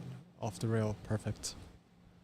And he has a good angle to kind of float to the right part of the table so he can kind of get whatever angle he wants on the 6. So like this is a situation where it's like you want to be coming to the table right here because it's a much higher percentage win. Oh, he knows. He knew that he hit it too thick. Yeah, the moment he shot it, right? Yeah. What kind of options does Zion has right now?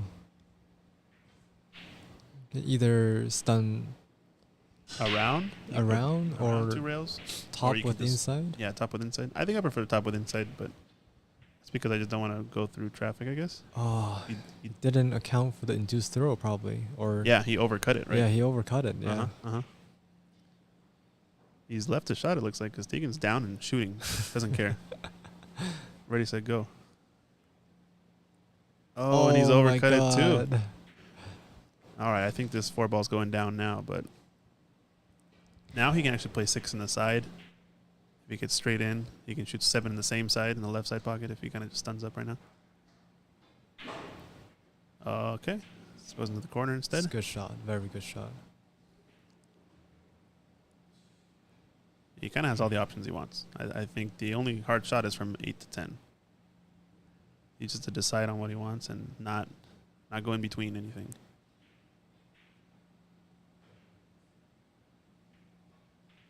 That's okay. Yeah, he's pretty straight in. But now, his He's gonna stun toward the center of the table a little bit more, so maybe just not too hard. yeah, but he might have a difficult time reaching the cue ball Oh. for next shot. So, that's perfect. He is right-handed though. Yeah, right? he's Yeah. right-handed. Yeah, Yeah. that's perfect. One rail either side, maybe left side because there's more room. Oh no, he's coming straight at the Ooh. 10. He's gonna get underneath it. Is this gonna be another Corner pocket. corner? Oh Or yeah, side. this is corner. Looks like He's calling the corner. Yeah. yeah.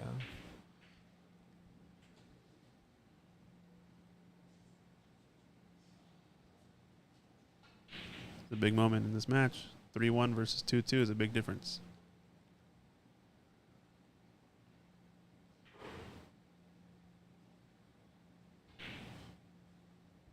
Good shot. Nice shot there. Wow. Nicely done. Center of the pocket. Didn't even touch the rail. So 3-1. Ziyang is up against Tegan, but we know Tegan can make a comeback, so still a lot of pressure. I think if Ziyang can get on the hill in the next rack, though, it's going to be a lot more favorable.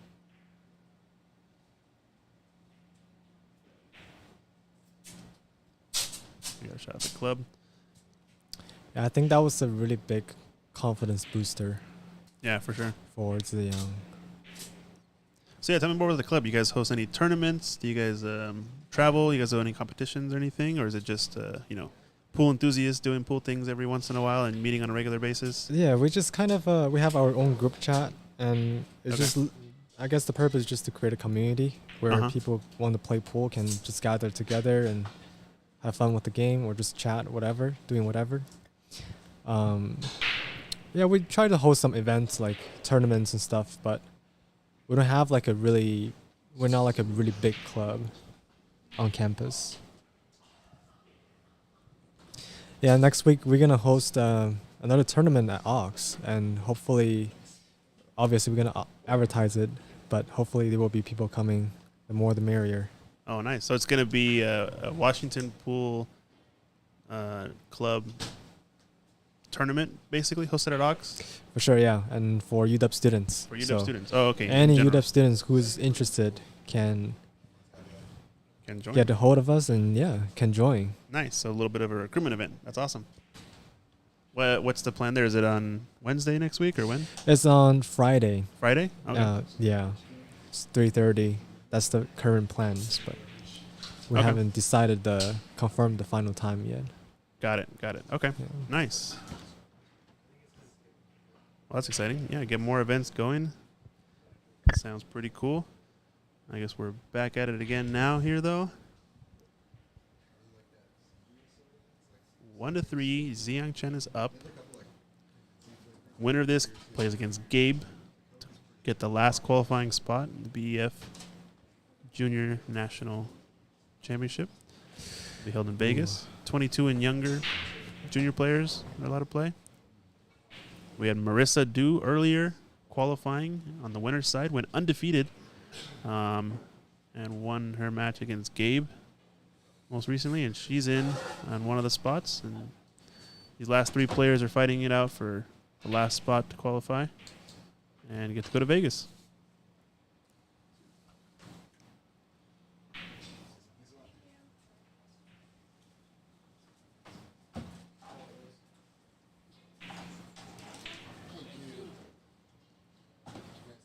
Oh, wow. He's eclipsed it perfectly. I don't think there's a shot. Is he gonna jump it? I feel like he might have to. I mean, it looks like he's gonna mess it. Yeah, he's reaching for the jump cue. You should try the Jump cue in either pocket though seems a little bit risky.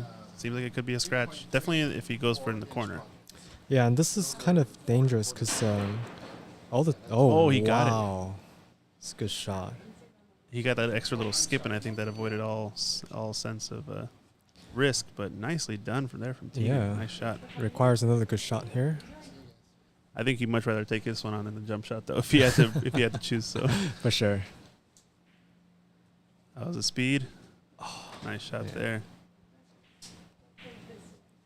Again, he laying come- down very fast. How Yeah. he's gonna position for It this? seems like every shot he gets a little bit faster and faster, and then he ends up rattling like that. no. Oh, you almost called it. I think that's the only thing is he just needs to be a little bit more composed when it comes to that third, fourth shot in the run out. Yeah. And if he just slows it down, not slow, but to the level that he was shooting the other shots and keeps that pace consistent, it's a different ballgame because he sinks that ball with no problem. Because we just saw him make 2 incredible shots and then miss the easiest shot in the rack, right? Exactly. Yeah. So I think that just comes down to pre-shot routine.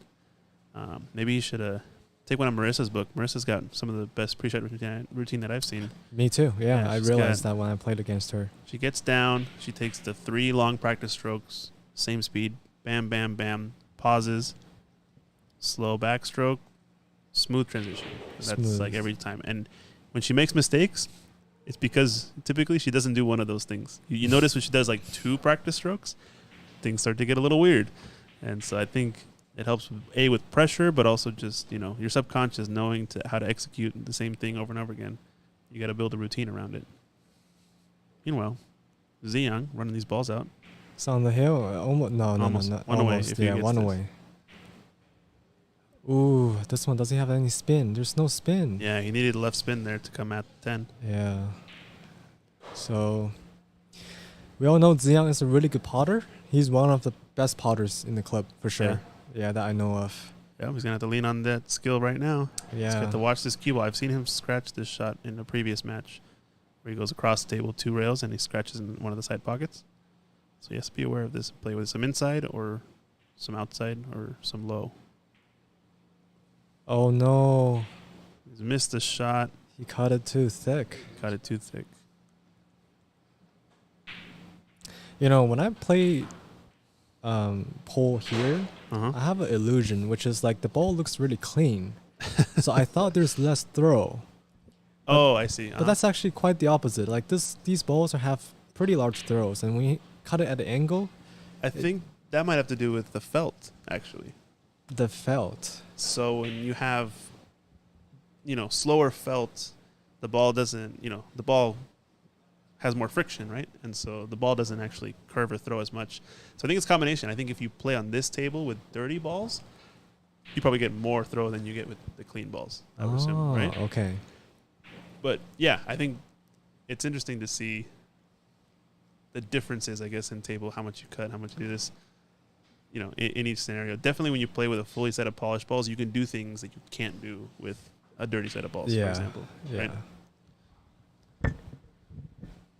And I think I'm going back to like when we first installed the cloth on all these tables. Mm-hmm.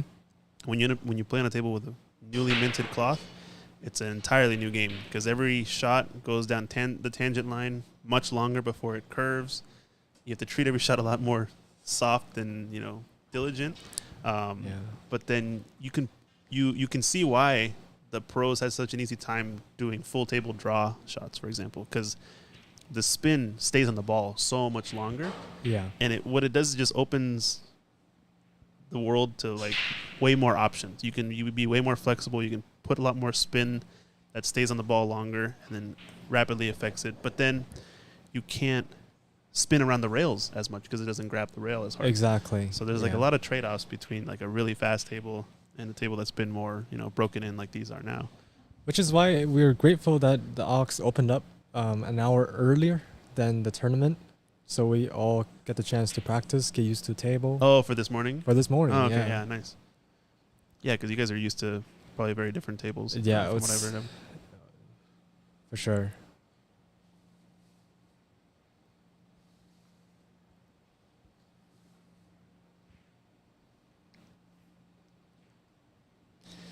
So it's Tegan trying to see if trying to pot the one.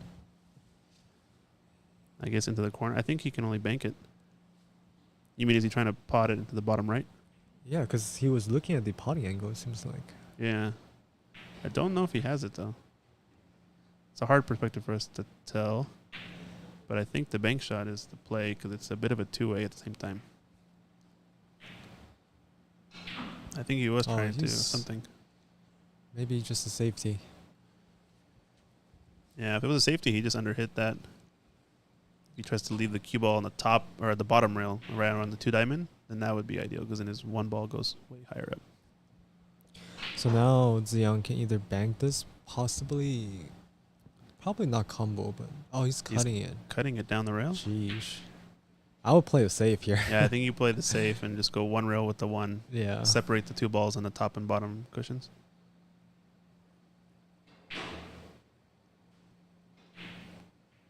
Oh, he hit the point. He hit it.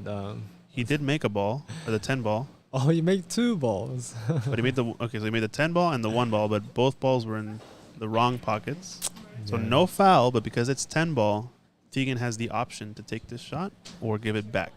It's one of the main differences between this and like 9 ball, right? Is like that. Yeah, that 9 option. ball. Yeah. No flukes allowed in 10 ball. You got to call everything. But quite a series of events. He might actually give this back, but I think you can't. You can't give this back. It's too high percentage to make a good safety here. Like it behind the 8. Yeah. Too hard. Yeah, I just hit it a little bit too hard. Still, it's higher percentage for you to take that shot than your opponent because you still might leave it weird. Yeah. Right now, it doesn't pass the 4, it doesn't pass the 9-7. So, Ziyang still has to shoot a safe. Ziyang's current spot is pretty interesting. He can shoot the 2 in the middle of the orange and the red. No, the pink and the red. The pink and the red, yeah, and go around. That's what exactly he did. what he's doing. He's got a lot of balls in between, so you have to think he'd get on behind something, right? Very good, yeah. Nicely done. This is actually better, too, that it's like close to the 5, because now it's very difficult to kick at it and only hit the 2. Whereas if the 2's on the bottom rail, it's just way easier to hit because you can go rail first. Or you can hit it from direct. This is what you would call a smaller ball to hit, I guess, versus a bigger ball. So between 7-6, and then is he going to go 2 rails? I don't know if he's going to hit this. I think the 10's in the way for the 1. I don't think so either. I think he was trying to go 3 rails, maybe. So long, the right long rail, bottom rail around the 8, and then hit the 2 from that perspective. But I think he needed a lot. He needed to hit a lot higher, and the 6 was in the way of that. Yeah. I don't think it was going to work on that line. So all the balls seems like in pretty good positions. And let's see. Yeah, he doesn't want to get weird on this 3 ball. Oh, that cannon. Yeah, he cannoned into it, and he didn't even get on it. But I think he needed to be either straight or on the right side of the pocket line. Yeah. Because if he's running into the 7, he's not going to be able to get on the 4 very easily. It's funny to see Ziyang's scratching his head. This is interesting, too. He has a break cue. Oh, nice shot. He has a break cue that's made of ash. A break jump cue is made of ash. So it's a snooker-style grain as well, right? Yeah. That's interesting. I don't think I've ever seen one of those before. But, yeah, excellent jump shot. And he's on the 4. It's a little bit of that firepower you were talking about. Bank shot. He's got a little bit of everything in this rack, but still hasn't gotten back in line because he still doesn't have this past the 8, I don't think. I mean, it might go. Maybe part of a pocket. But even so, he has to jack up, huh? Yeah. I think he's calling the 8 ball. Or he's calling it past.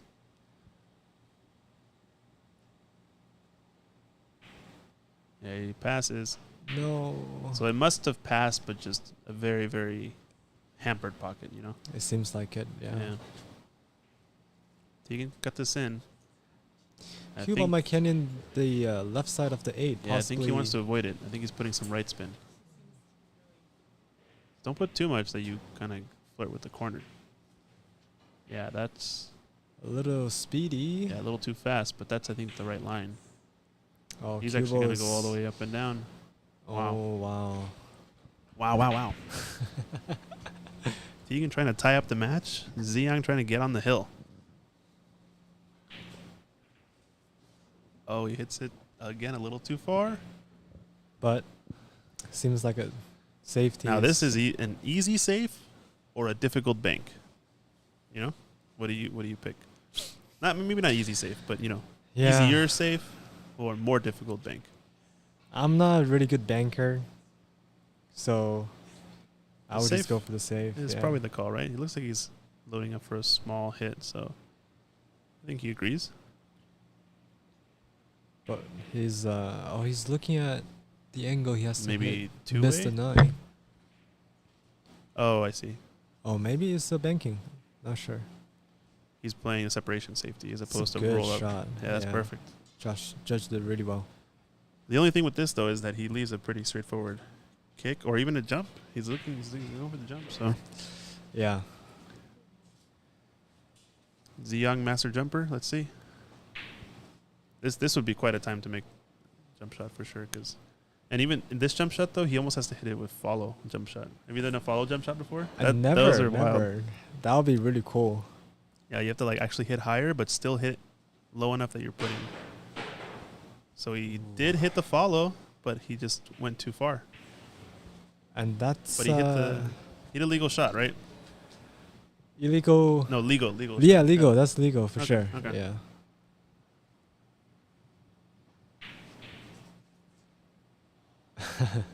Power draw shot. This is gonna give Tegan a little headache right here. Does he have the power draw?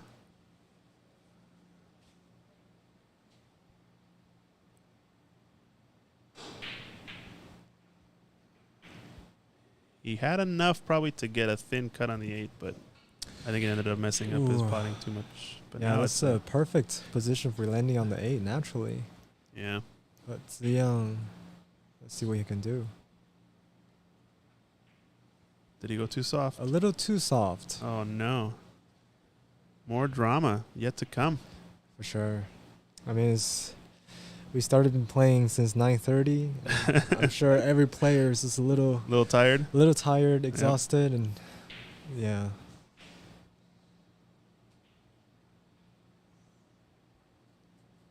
This is like a marathon, man.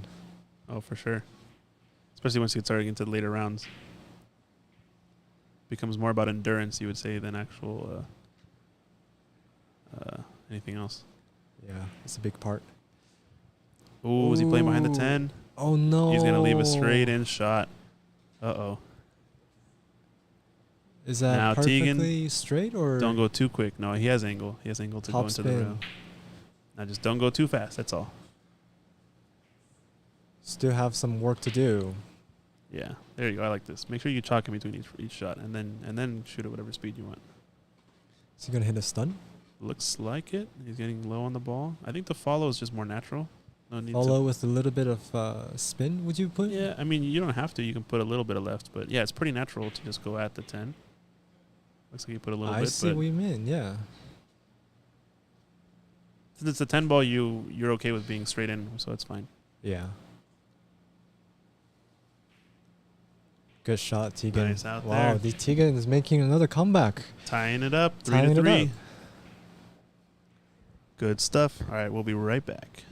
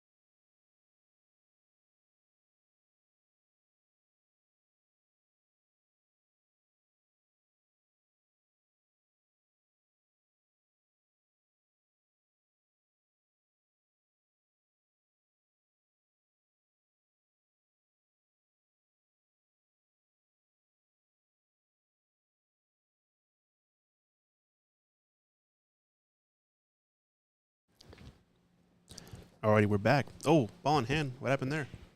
Foul? I must have missed it. Well, 1, 2, 3, 4, 5, 6, 7. Ball run out. Let's see if we can do it. Oh, rattled it. Oh, no.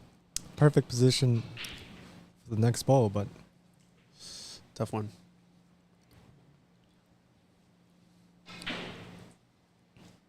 oh no.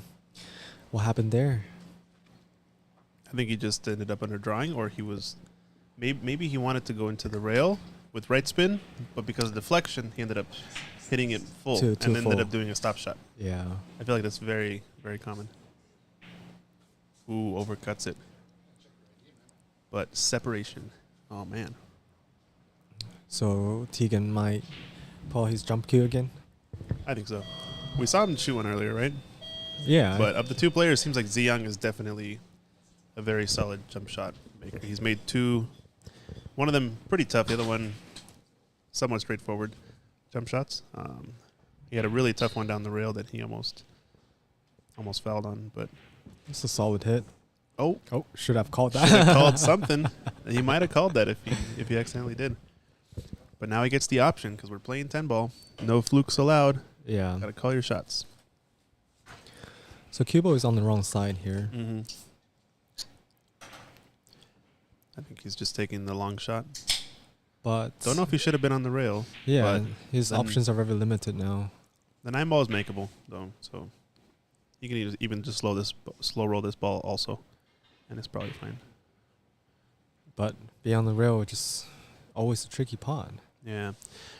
I think that's the main thing I've noticed is that Ziyang just I think maybe relies on his ball potting maybe too much. Yeah, he's not the type of player who's like, I guess, pinpoint positioning. You know? Like super tactical, super position focused. Yeah. Seems like he'll just rather take the easiest position to leave a hard shot, and he's okay with that. But And I think Sorry, it's good. I think it's good, but it doesn't scale in the long run necessarily that well. Like percentage wise, you're gonna be losing more games, even though you're gonna be making tougher shots. yeah, and like those difficult shots are really it drains your concentration really Mhm, fast, mhm. and You For get more long games, tired, you need get to- work harder than your opponent, and Yeah. and then the long run game, it's gonna be very different. so can Ziyang just cheat the pocket here a little Oh yeah, perfect. on the rail again? But I think this is gonna be a no problem for him. Yeah, I think even a stop shot was probably better. No need to cheat the pocket, just almost the same angle cut, just the other way, but now you don't have to be on the rail.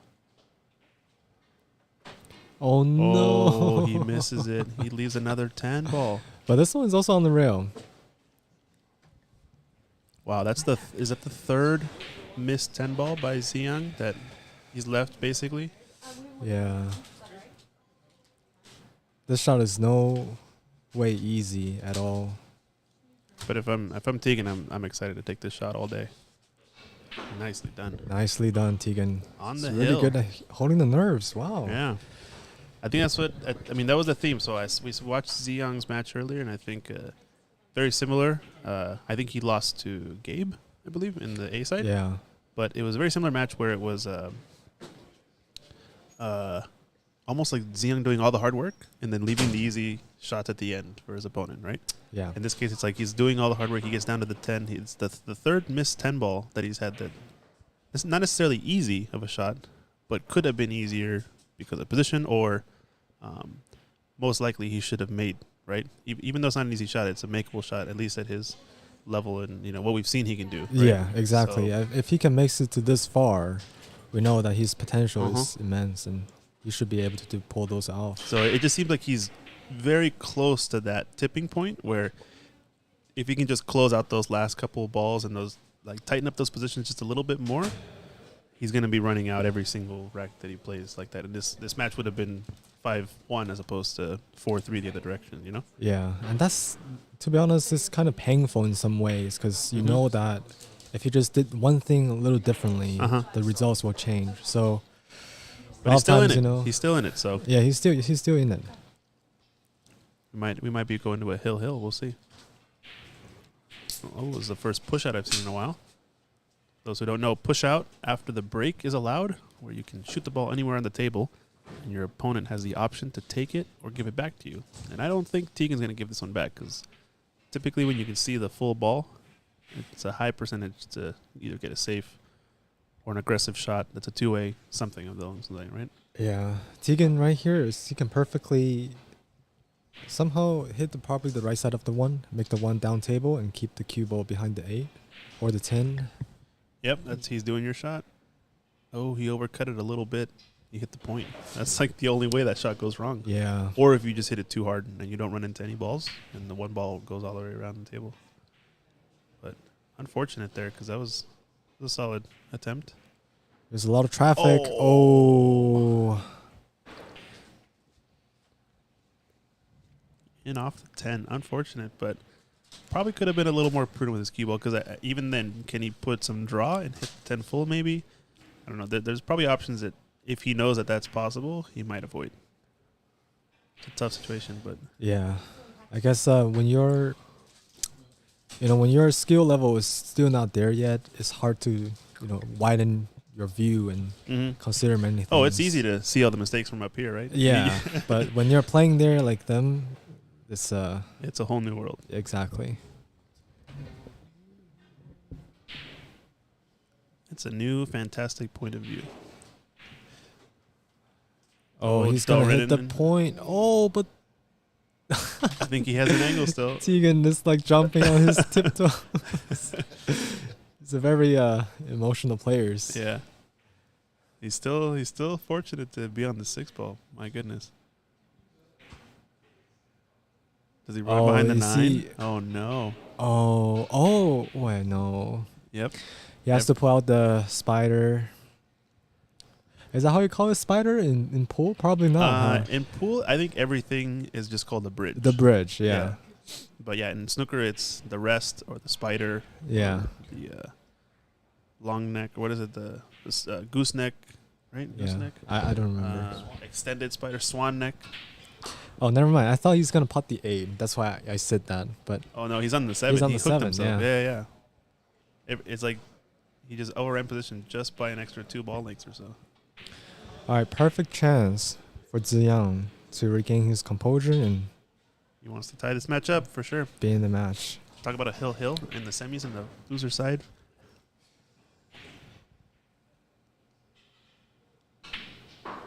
I mean, your match went to Hill against Tegan. Yeah. This match might go Hill. It's a lot of drama.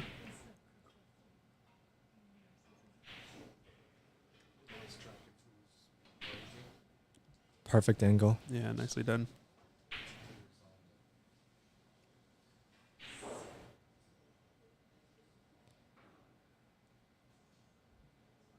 So the Timbo might distract him a little, but Yeah.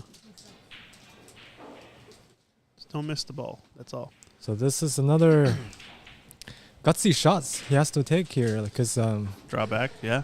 draw back and He's actually kind of in between. and this is even tougher, and you don't want to draw into the pocket either. So Yeah, he might be drawing right at the 10 and not leaving a shot. He might actually go forward. In this case, I don't know. Yeah, he's playing the forward shot, but I think he Wow. needed just way more spin. to be honest, we don't really try that shot at the hub because our table Yeah. doesn't allow the top spin to do that much. So Oh, it'll die. yeah, It so doesn't these have shots are pretty new for Ziyang. I see.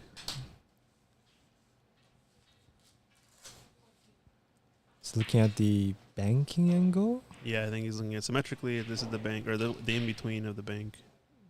This is man, my hands are sweating right now. This is kind of a do or die shot. Yeah, Hopefully, he doesn't leave it. and hopefully he can leave the cue ball somewhere good. Yeah, this is a shot that, like I was saying earlier, with when Dominic was here, I was saying Allison Fisher taught us how to shoot this shot. Cue ball travel Oh, up table. overbanked it. Okay, that's fine. So he wants to shoot this shot the same way with just a lot more pace and more outside spin, because as you saw how they're separating, if he hits it with more speed and he Mhm. overbanks it, that that 10 ball is going to come down to the bottom rail and end up where it started, and the cue ball is up to where it started. Oh, okay. But if he doesn't overbank it too much and makes the ball, he wins the match or the frame, right? So the idea is to like overbank it, but hit it hard so that it shortens up off the overbank angle. And if you overbank it actually, you don't make it. Oh, wow. Wow. I cannot believe what I just my gosh. saw. Anyway, this is a lot more interesting than my description of this shot. But the idea is overbank the shot and get the cue ball and object ball back in the same spots. But wow. We have a hill thriller. Let's go. We hope Tegan won't be so affected by this match, because that was definitely a... He's giving one back, though, because now that's the fifth or so Yeah. missed 10 ball. So it's like each player is giving each other games back and forth.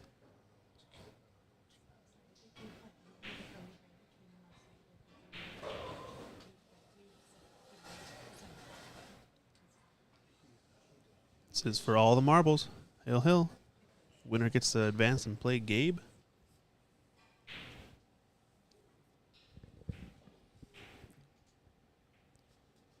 Let's take a look at the club.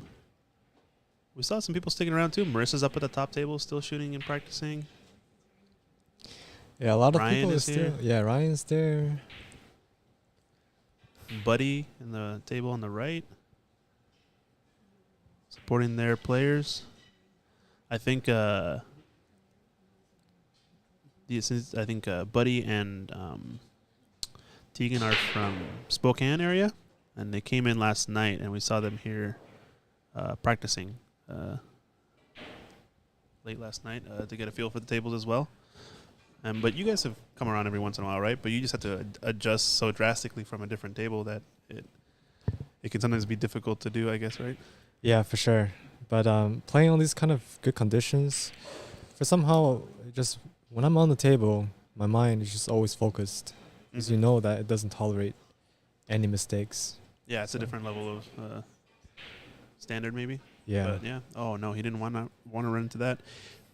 That shot almost. I think what he needs to do is hit it much thicker, and bring the one ball at the 7, and the cue ball around so that it lines up 1, 7, 8 cue ball all in the same line. Oh my wow. God. No flukes in 10 ball. Option.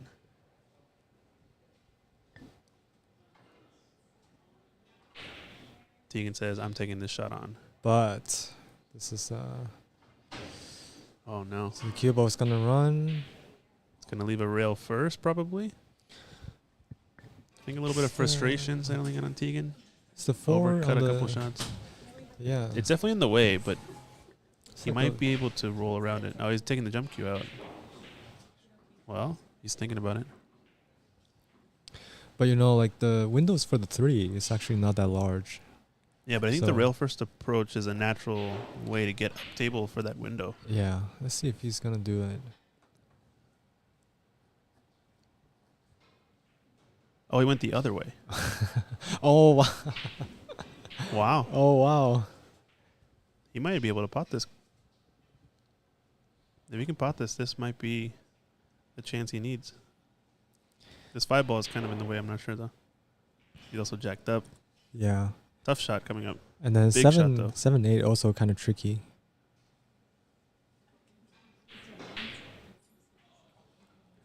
Oh, where's it going to end up? Still okay. I think he's snookered, right? Behind the 8, yeah. Yeah, he has to swerve for this. Swerve or jump. Pulling out the jump cue.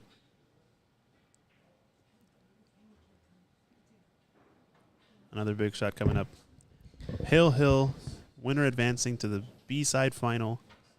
Massive shot. Can he sink this jump shot and get on the 4?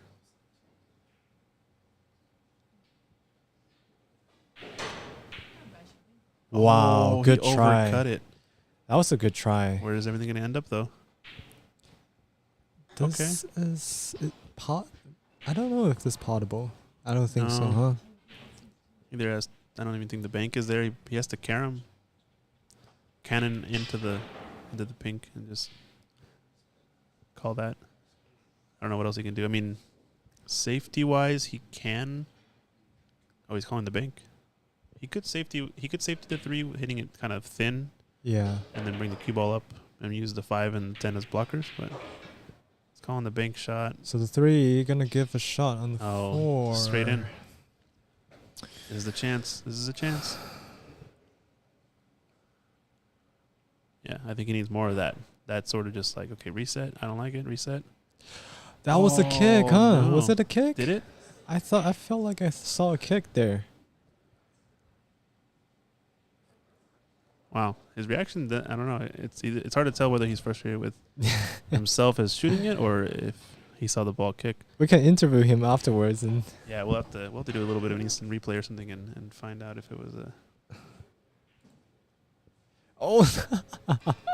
both players are just a little too tired. It Yeah, seems back like. and forth. Oh no. Yeah.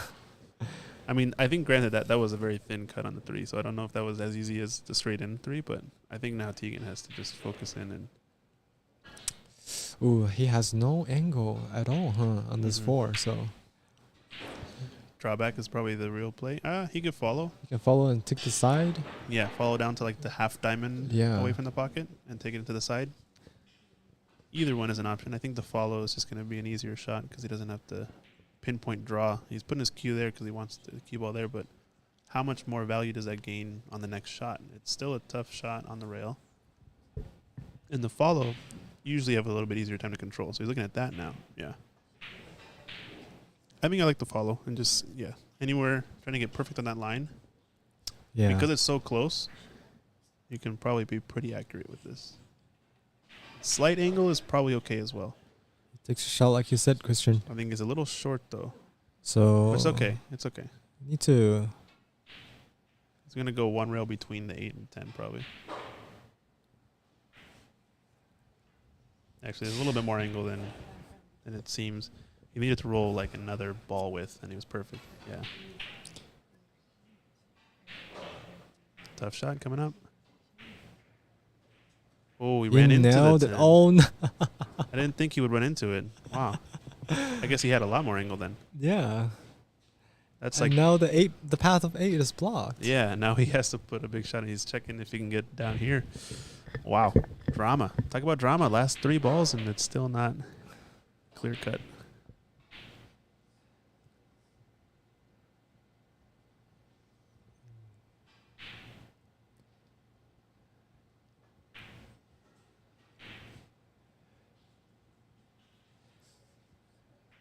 He's taking his time, rightfully so, but just don't psych yourself out is all.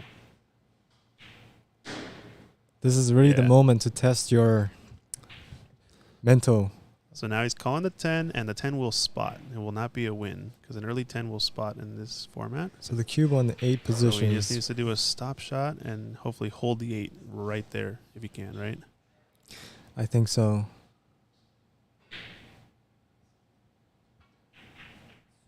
Oh, he's overcut it.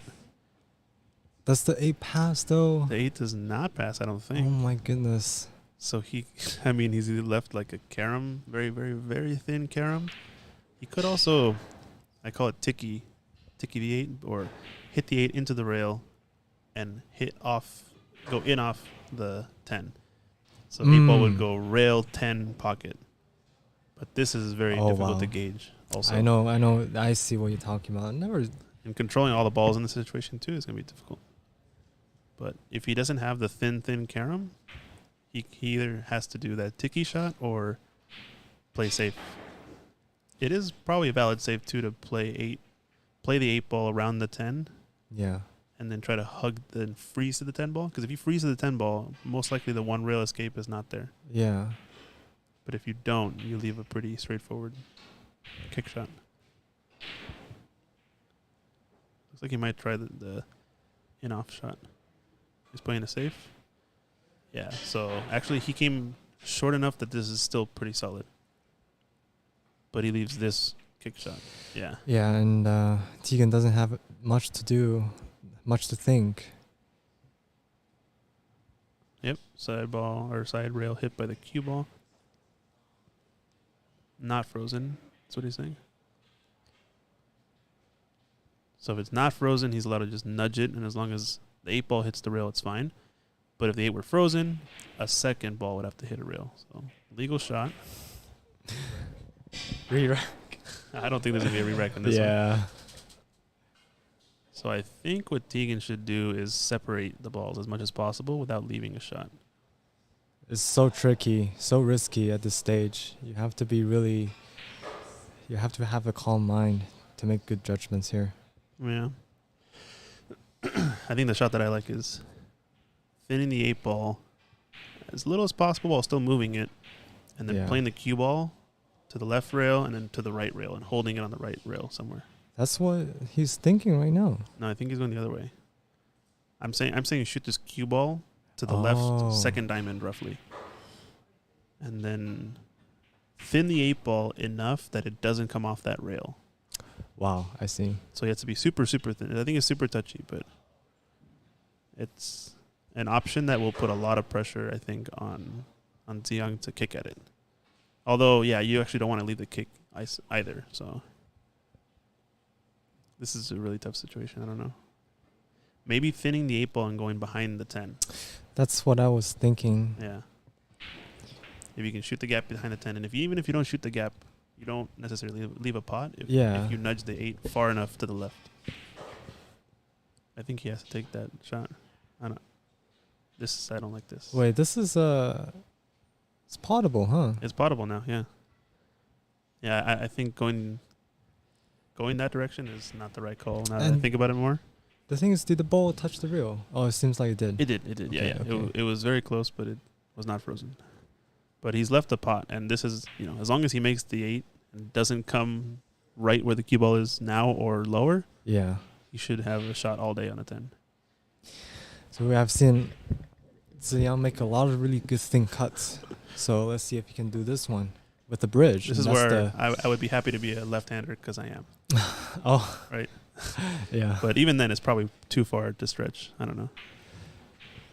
He's got the extension out. He's got everything. He's going to have to pick up this cue right away because it's going to come back at him quick. Yeah, you don't want to double tap it. Yeah. That would be a brutal way. So arm a little stretched. So you see here how the tip is not extremely close to the cue ball? Yeah. I feel like he has to make sure that he's there because he could follow through badly and then not shoot the shot he wants. Oh, no. He's left it there. Now with this, just don't hit the 10 ball. As long as you don't hit the 10 ball on the way out, you should be fine.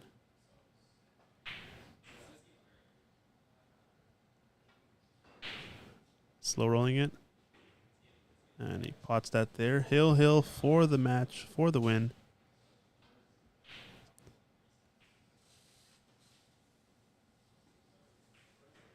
Wow. Tegan closes it out. There's the handshake. What a match. What a match. Super close from both sides. Well, Insane. I'm a little bit sad now. All the UW members are gone. Oh, no. Is that his last UW match? Yeah, Ziyang was our last hope. Oh, but no. he certainly put up a really good fight. Oh, definitely. So now the final spot is going to be played for between Gabe and Tegan. I'm going to reset the scoreboard, and we'll be right back. Don't go anywhere.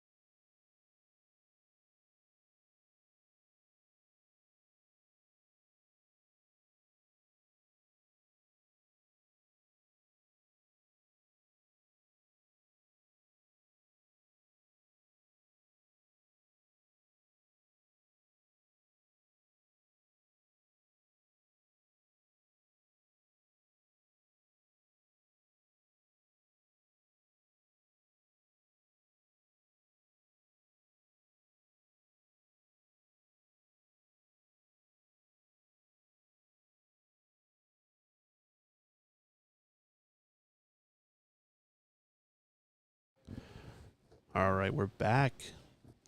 This is the B-side final. Tegan versus Gabe.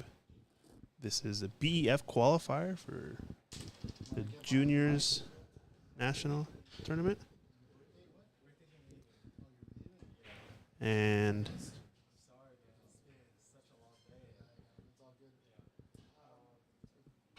looks like Tegan won the lag, so he's going to be breaking off first. He just got out of a big match. Hill win over Ziyang Chen, local Seattle player. Goes to University of Washington, part of the University of Washington pool club. Tegan, all the way here from Spokane, made the trek, try to qualify in this tournament. He's on a couple of matches back to back where he won Hill each match. He won against Matthew in the match before Hill. Matthew, the current president of the University of Washington Pool Club. And yeah, he's been through a lot of drama recently in this match, or in this tournament, but he's still in it, still fighting strong. Winner of this match gets a second guaranteed spot into the BEF qualifier, or in the BEF qualifier, gets a second spot to qualify to Vegas. And we will be playing the final after this between the winner of the A side, Marissa Du, who is currently awaiting and shooting around on table 7.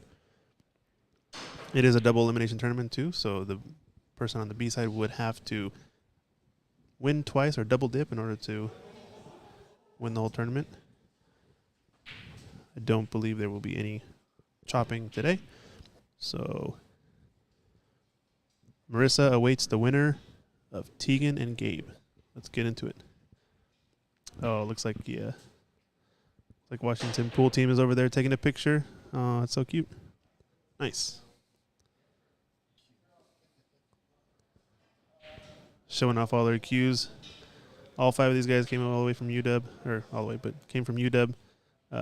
A lot of them come by to Ox and practice a lot. They also have their own spot called the Hub on campus. We got 10 Brunswicks they practice on regularly, and we're glad to have them.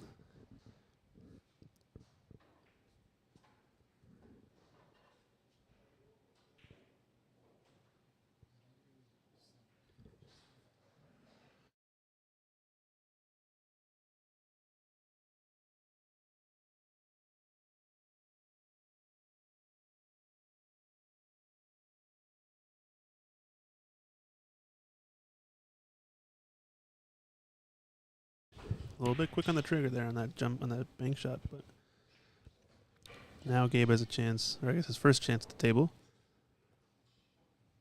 So far we were seeing Gabe play earlier. Pretty strong, pretty solid.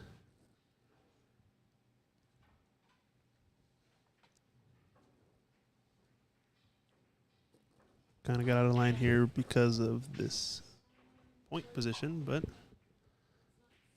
now let's give him back the table with a pretty wide open shot. The only thing Tegan has to focus on here is getting behind the 7, shooting up table, because I don't think he wants to shoot this combination. Although, where's his cue ball going to end up? Did he hit it too hard? He would have caught the point and probably gone in the pocket if he hits it a little bit harder, but he ended up perfectly in for the side. So now he's got to really focus on what position he wants on this. He slow rolled it. Did he? He missed it completely. I feel like that shot he needed to do a stop shot or a stun shot since he had enough of underneath the cue ball, and he just needed to pick which side of the 8 he wanted to be on, or straight in, because he had all options available to him. I probably would have picked for getting closer to the left long rail and then going around the tables, but that is now behind us.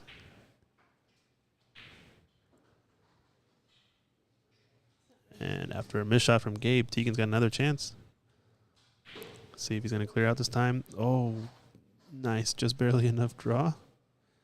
But now he's got to stretch out.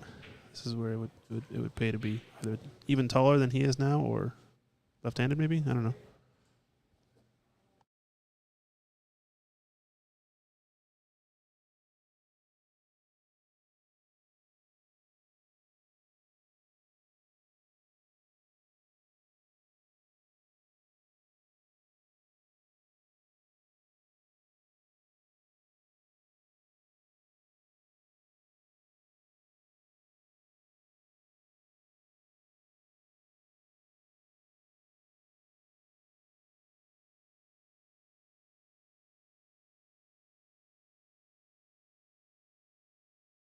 Oh, no, he rattles it again. Oh, no. Tegan can't be giving up matches or racks like that. The previous match was a little bit all over the place. They had a lot of rattled 10 balls, but at this stage, Gabe is not the player that's going to let you get away with that. That's for sure. There's a reason why he's been waiting on the B-side final for this match. So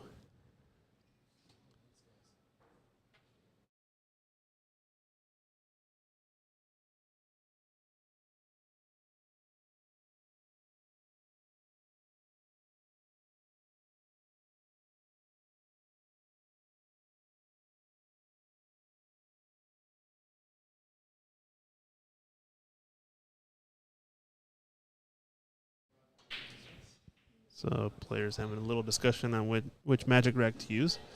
I think the turtle rack that he has is actually a little bit better, in my opinion. But, that's just our preference. Hey, Dave, in the chat, saying, nice work on commentary, Christian. Yours truly. You sound like a pro, even learning some some pool lingo. Shocker. Hey, thanks, Dave. Much appreciated. We're trying hard out here to provide a high-quality stream and a good quality environment for people to check in on their friends and family and see what's going on in the pool world and just, improve the sport across the board.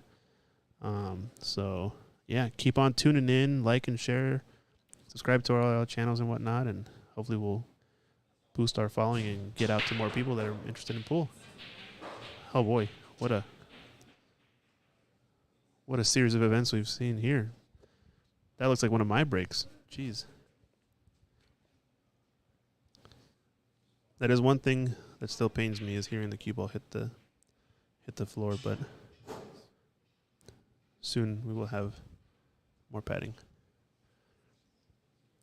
But see here, so Tegan's trying to get the ideal angle on this one, but at the cost of being elevated, I don't know if it's worth it. I feel like even if you have to go a little bit more difficult route, or you have a little bit more difficult shot, the risk management of like being elevated while having a ball in hand opportunity, this is much better to take on, because you don't have to deal with all this extra difficulty if you don't have to. You have ball in hand, so you might as well give yourself the highest opportunity chance possible.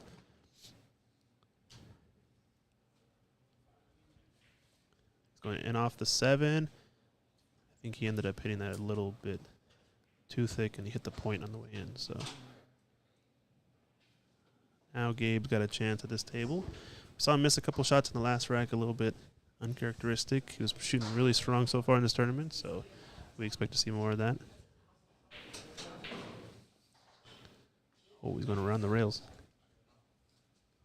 Saying goodbye to the Washington Pool Club. They're all heading out. Unfortunately, they all got eliminated, but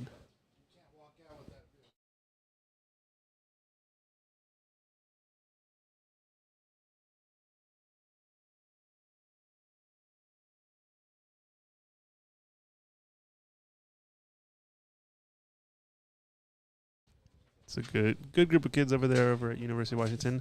They are planning to host a tournament sometime soon here at Ox.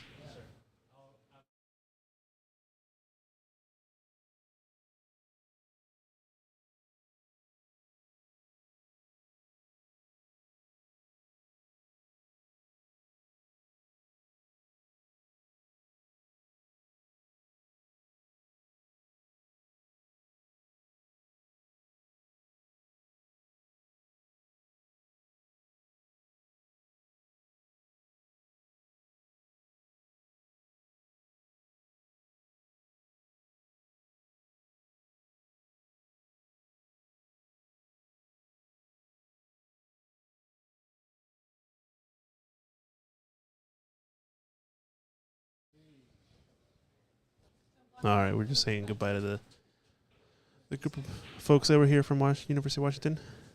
Not bad. Brought a lot of heat to this tournament, but unfortunately Ziyang, the last member left standing, was eliminated in the previous match against Tegan. Hill, what a thriller. Go back and watch it. It was pretty fun time. We also had Matthew in the booth. A couple other folks. I think Damien was here. A lot of folks on that group that got to hang out. Ooh, he's calling the 10 ball. He just called the wrong corner. Nice. So still a lot of work to do. This 10 ball is just over the pocket, but in this rule set, the 10 going early is not actually a win. An early 10 only is a continuation of shot and has to spot up. So he would get to keep shooting, and it just count as a normal ball, but it would go on the spot. So yeah, a lot of different rule sets from what we normally see in terms of watching 9 ball, for example. But I like 10 ball. It's a good switch up. How to call your shots, call your pockets. Might be a little bit less dramatic at times, but still pretty solid discipline of the game.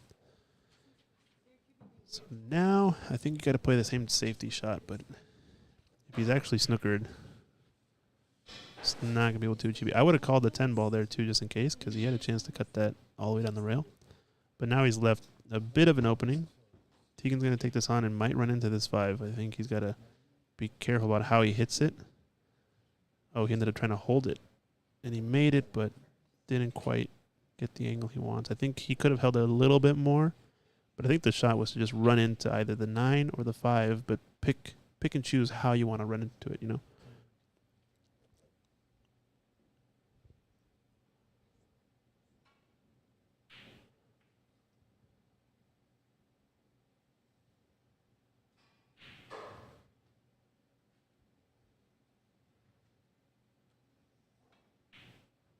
think he's going to go for the safe here. I don't think he can actually cut it in. So he's going to try to play behind the 9. But in doing so, he's given a shot to the bottom left corner. Not quite lined him up, so it's going to be pretty tough. But one good positional shot here from Gabe could put him on a nice little run to try to run out this rack, because the 10's over the pocket. Getting from the 7. Getting from 7 to 8 is probably the hardest shot if you're trying to keep the 10 in the pocket. Yeah, that was a tough shot.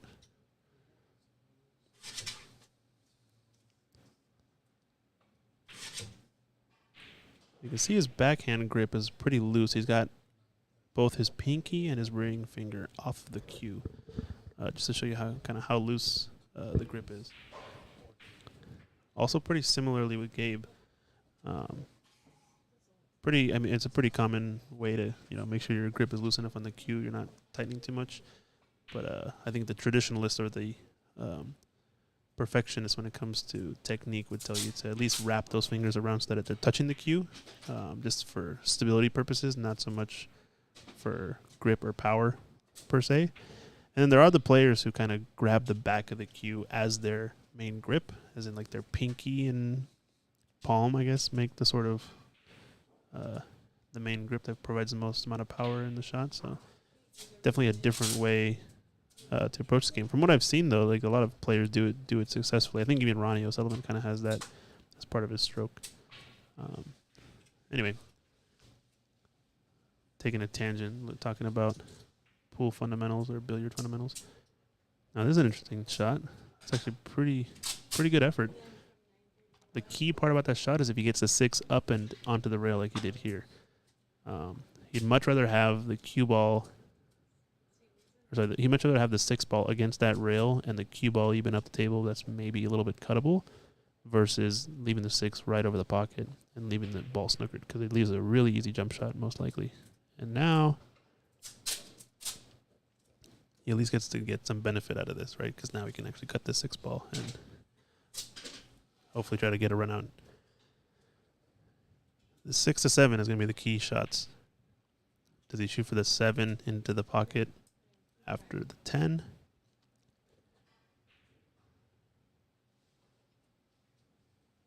Ooh, he hit it too thin. And where's that cue ball ending up? Yep, straight in the drink.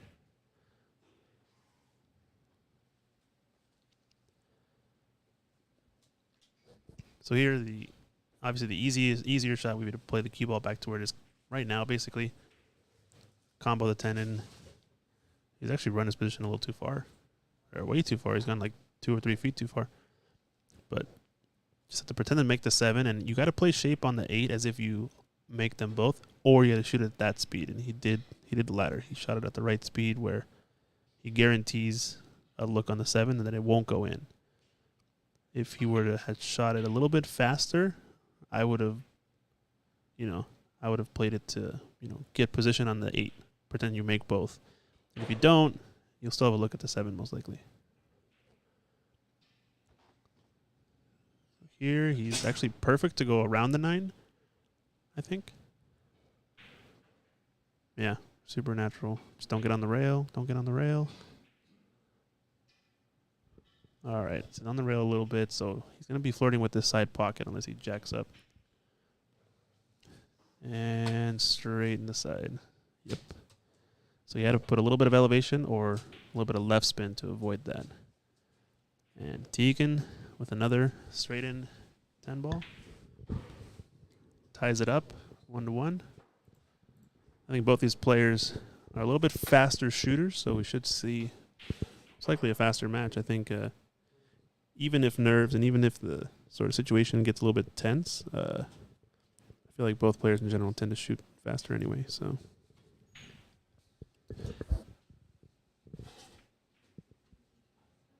we'll be right back.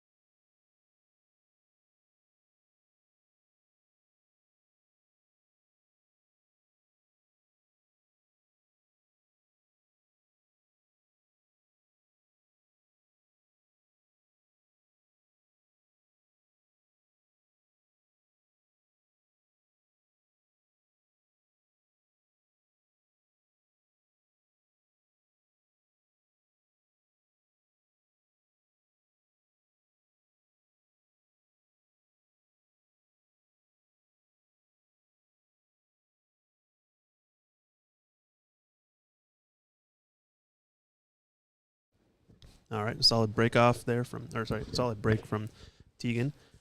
Oh no, he's rattled the ball. Am I a curse? Am I just every time I chime in, he knows I'm sending vibes or what? A solid break. He kind of followed the cue ball a little bit too much, but he got to look at the 2, and it was pretty straightforward, and just missed it. It's 3 balls a problem. Hey, how's it going, Mike? Oh, pretty good, man. This is exciting stuff here. Yeah, this is our first big junior event, right? This is our first junior event. Ever. Yeah. Yeah, at Ox. Nice. And to all the junior players out there, we want to start a junior league. So drop on by. I know that we already have a few players here that are interested that didn't feel comfortable enough to play in this tournament. So they're out there. We're going to build the junior players around here. I know Damien is doing a great job over in Spokane. And look at this red ball. Oh. Damien Pompinik, right? Yeah. In Spokane. Yeah, Jam Up Apparel. Yeah. Yeah, he made some headway here in Seattle before he left for Spokane. So a lot of props to Damien for doing all he does with his team for junior players. Nice. Yeah, I think even not even for just pool though, but for snooker too, we're trying to motivate, right? A lot of Definitely. Yeah. You kind of, I don't know. My philosophy is you want to play as many cue sports disciplines as possible. You gain a little bit off of each one. Chinese 8-ball is a different animal than American pool, and then snooker is, of course, very different. But the stuff that you learn, the shots that you take predominantly in each discipline will help. Oh, definitely. Yeah. Yeah, a lot of cross-discipline learnings and teachings and benefits you gain for sure. Oh, no. Uncharacteristic miss. That was looked like a pretty straightforward shot that I feel like I've been seeing Gabe make all day. He some seemed reason- sure about that shot for some reason. Yeah, it's like he knew he was going to miss it or something. I don't know. Oh, It's so quiet in here. I wonder if they can hear us. oh, actually, that's a good point. I mean, we have yet to do a full-on soundproof commentary booth, right? So It's in the works, people. yeah, that'll be awesome. Yeah, people forget Ox is great, but we are merely in phase 1, and we have plans. So we will only improve. Yeah, we're about to come up on our 1-year anniversary, I think, at the end of summer, right, this year? It Should be flew exciting. by. Yeah, insane. Holy. Yeah, it flew by. But talk about a year. I mean, when we looked at that year in review, the top 10 stuff, like, oh my goodness, all the things we had. We had the Trump event last year. We had Northwest Cup last year. But now this year, I feel like we have so many things lined up, even bigger and better since then. So Yeah, one of those things for the top 10 last year was sponsoring Marissa and Daniel. And Marissa's doing a great showing here. yeah, she's in. Daniel did a great showing last night. That's true. Yeah, at FNL stream. Yeah, he won against Damian Pompinik, who we were talking about earlier. So small world for sure. But yeah, both players showing their stuff. And then we had a new player added to the list in the snooker side. Whoa, nice draw on that was shot. awesome. Wow. Talk about Yeah, a stroke. we're But- wait to this. Yeah, nice run out. Very good. Yeah, so Ox Billiards is now sponsoring a World Snooker Tour professional snooker player, Rebecca Kenna. We're extremely excited about that. So we'll be sponsoring her for her first season as a pro. And this is for the Open Snooker Tour, right? They call it the main tour. The main tour? The Okay. professional tour. A lot of people mistakenly call it the men's tour. It's Yeah. not the men's tour. It's just, To just open. yeah. Yeah. If you Makes qualify, you get to play in it. Nice. So she was playing previously in the women's tour. Yeah, the World Women's Snooker Nice. Tour. That is an amateur tour. And we're going to have for the first time ever in the United States, a World Women's Snooker tournament here at Ox that will end on the 1-year anniversary of Ox. Wow, it's So, going to yeah. be on the same weekend. Wow, that's awesome. It's going to be a great weekend and very poetic to have that end. What a great year we had. Yeah, for sure. So that's sweet. I think we're also looking at doing some other sort of social media things, so keep an eye out for that. We've got other events coming up in the summer, which we can't quite talk about yet, but almost about to announce. And we have we've had Ricky Walden joining us in beginning of June, right? That's another event going on. Yeah, that's been a couple years in the making. COVID's put some weird timetables on things for a lot of people, and Ricky's one of them. He loves Seattle. When he flies in, I think the first place he wants to go is Red Mill Burger. So Nice. we're going to have to take care of him. Yeah, for sure. Once you first landing in America, you got to get a burger. Makes sense. Oh, he's going for it. Oh, I think he called this pocket, so this is going to end up being a player option for Tegan. Although I think he's probably going to give it back unless he thinks he can hit it. I think the risk is not worth taking probably, so he's going to give it back. Yep. So here you can kick at it from the bottom rail, or you can kick at it from the side rail. I think the side rail one has a higher chance to scratch, but you probably guarantee look at the 3 more. This one you might make it, but you don't. Oh, you might not be able to shoot the 3 afterwards. Either way, ball in hand. you know, I really like 10 ball for this rule for the no flukes first of all, and then sometimes you fluke one in and you hand the table over and your opponent is in a bad position, so the option is really cool. Yeah, really cool. It helps level out a little bit of that randomness, right? Yeah, it's a good mix between 8 and 9 ball. Yeah. So there with ball in hand has been, I think it's the second time I've seen it today, and where Tegan kind of sets up a little bit in this range spot and ends up getting out of line right away. I think he just decided to do a stun shot instead of maybe a following roll shot or something. Tends to be, I guess, a common thing at our level. But how to improve that? I don't know. There's a lot of ways to try to think about it. But I guess one thing is to think about, shooting ball in hand shots with where the cue ball wants to go naturally. So not focusing on stun or draw as opposed to follow or roll. Can be a good way to, limit some of the mistakes, hopefully. But sometimes you have to just stun or draw, right? So Do players practice ball in hand? it's a good question. I feel like depends on the player. Most likely the better players will be practicing ball in hand. For example, like a really fun drill to play that still kind of makes you feel like you're playing a game is playing the ghost. You break, and then after the break, no matter what ends up happening, you automatically get ball in hand. And then you try to run out the rack with ball in hand. And then, What a shot. wow, what a jump shot there. Holy smokes. Tegan just looked over at us and was like, what the heck was that? My goodness. I don't think I Talk can about make a that shot. without a jump. That was just a tough shot. That was just a tough Yeah, shot. The Yeah. jump, forget it. And Gabe is here to take some names. But yeah, just starting with ball in hand, see how far you can get. And then the idea behind this too would be if you mess up a position, once you miss a shot, you have to start with ball in hand every time. Is that like 7 ball? Maybe. But the point is it's forcing you to shoot and focus on pattern play more so than just, the specific shot you missed. Because if you miss a shot, okay, you know that shot you need to work on, but you still start with ball in hand. You still have to experience the whole, where do I put the cue ball in the best spot? And I guess that's the part that this drill might try to get at for practice. But yeah, I think most likely a lot of players probably don't practice too much with ball in hand. Oh, Oh, wow. they Probably probably should. practice ball in hand as much as they practice using the bridge. Yeah, that's probably a good analogy. Yeah. I mean, pool players, I feel like, are notorious for not liking to use the bridge. But hey, to each their own. Yep. Now Gabe has a chance. So here he's at this 5-ball run out stage. And so this I feel like is the stage where you really have to be solid, consistently run out this amount of balls, and get to the point where you're the player in this position. And if you do this, you're just going to be running out a lot more racks, winning a lot more games.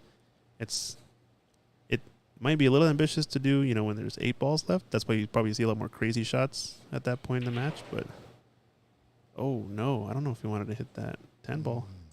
I feel like I would have came across and stunned a little bit. Is it calling the 10? I think he's calling the 10, yeah. Oh, I know what. Ooh, nice shot there. Very nice shot.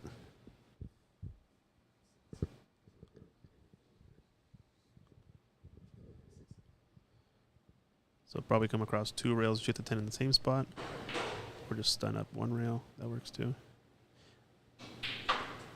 I think actually both players have headphones on, so they don't think they can hear us.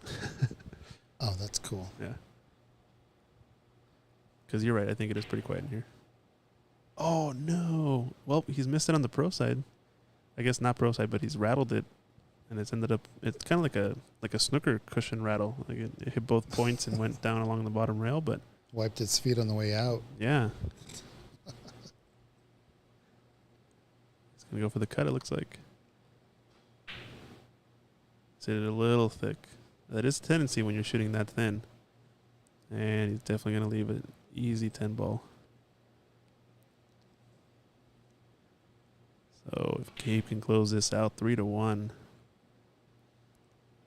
Don't count Tegan out. Nope. It's looking pretty familiar from the previous match, actually. I think Ziyang went up 3-1 in their match, and then Tegan came back 3-3 and ended up winning it hill. So Tegan knows how to make a comeback, that's for sure.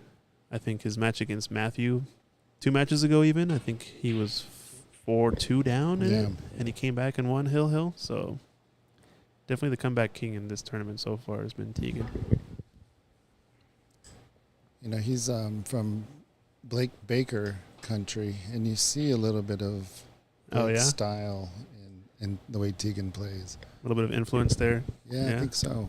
When you have a player like Blake in your area, you can't help but want to do what he does. Oh, for sure. I mean, did you see the run he went on this year? Holy smokes! Yeah, all the players he won. I think he was in some world class conversation, you could say. So yeah, definitely super proud of what Blake's been doing recently. Getting better all the time. It's awesome to see. Hopefully he'll be on Team Washington again next year. Yeah, that'd be cool. Yeah, it should be awesome. So, the previous break, same kind of thing. Tegan hit that with a ton of follow, but it didn't scratch, obviously. So this time it actually went straight into the pocket. So I think what he's got to do is find that in between where he's got the follow to stop the cue ball, but not enough to actually, completely wheel haul it up the table. He took that for granted, I think. That was not quite as easy as it might have seemed. I think it was sitting a little bit funny. But, early in the rack, three balls tied up. Yeah. It's the time to take the aggressive shot where it's okay, Nice. Can he get behind the four? I think it's short. I think he would have actually preferred to get right behind the three and actually even bump it. That would have been sweet. Freed up. Like open up and play it safe at the same time. Yeah. Would have been super good shot.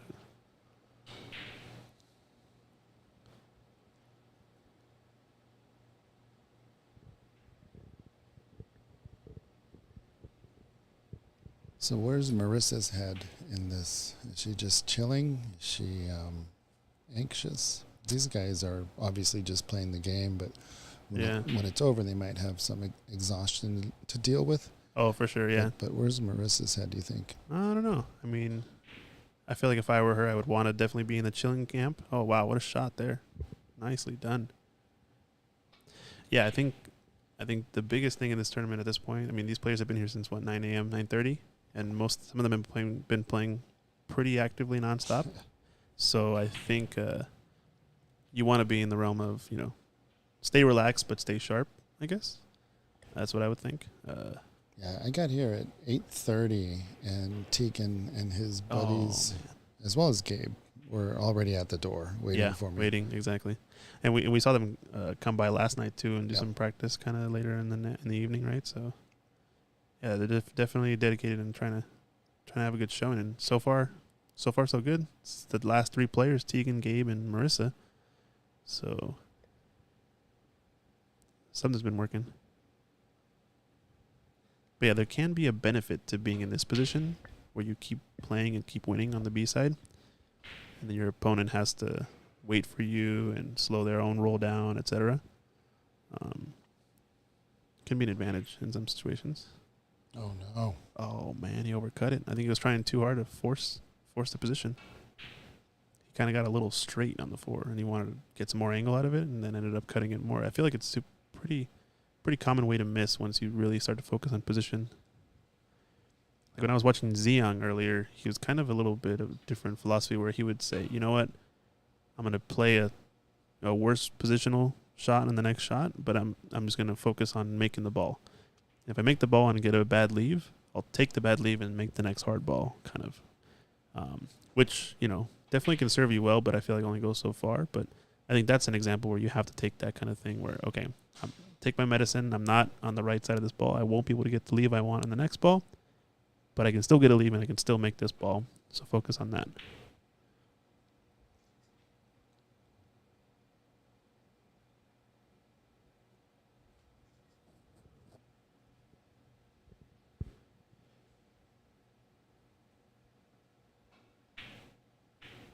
So I think, he actually can't see this ball. Ooh, he's hit that thick. So I think if he only had that edge, he actually didn't have to jack up that much probably, because he only had to jump over the edge of the ball. Yeah. Which is a lot less than it might seem. And at that length, maybe a swerve would have been easier to control. Yeah. Yeah, exactly.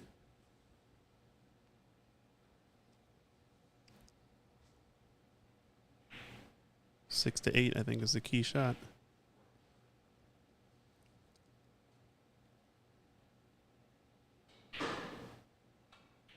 Around the rails. He's going to have to shoot this up in the corner. Does it pass the 10? Or shoot the combination? Yeah, he's calling the combo. Into the middle. Into the middle. Let's see it. Or has he left this 8 straight in? Uh-oh. Oh, that got a little bit funny at the end. Wow. Still makeable, but a lot more awkward than it probably could have or should have been. I think he's looking at the bank shot.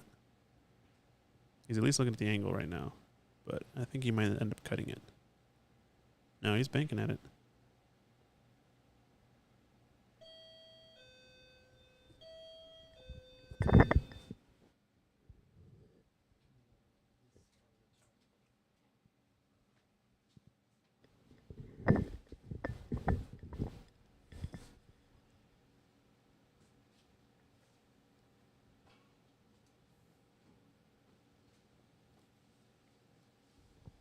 Crucial shot here. He doesn't want 4-1. No, He's yeah. been shooting really well this rack. 4-1 would be the biggest deficit he's faced in this tournament. Slow Sure. down. All right. Solid containing safety.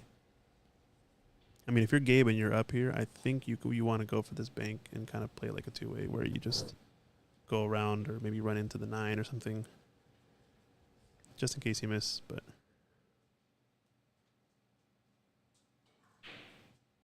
oh, he's going for it. Oh man, we saw him shoot a bank like that earlier in the match, full table like that, and he synced it perfectly hard of the pocket.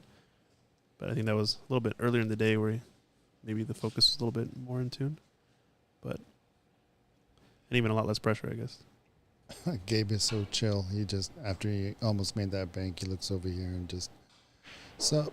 How you guys doing? He's in a lot of local tournaments. Gabe is. Yeah. Yeah, he played in one of our tournaments a month or so back. I'm not too sure about. One of the Wednesday ones? Yeah. Nice. Actually, it was the tournament that we had before the Florian event because Oh, I see. he For wanted tickets. to win those tickets. Nice. And he did well. He I believe he placed 3rd or 4th, and the people above him didn't have a chance to go. I see. Nice Okay. job, Tegan. And so he took the tickets. He got what he wanted. Nice. All right, so pretty crucial rack there because 4-1 down versus 2-3. I think that it might be a deficit even Tegan might not be able to overcome, but that is neither here nor there anymore, and we are on 2-3. I believe it's Gabe's break. It's rack your own. We'll check right back once they finish racking.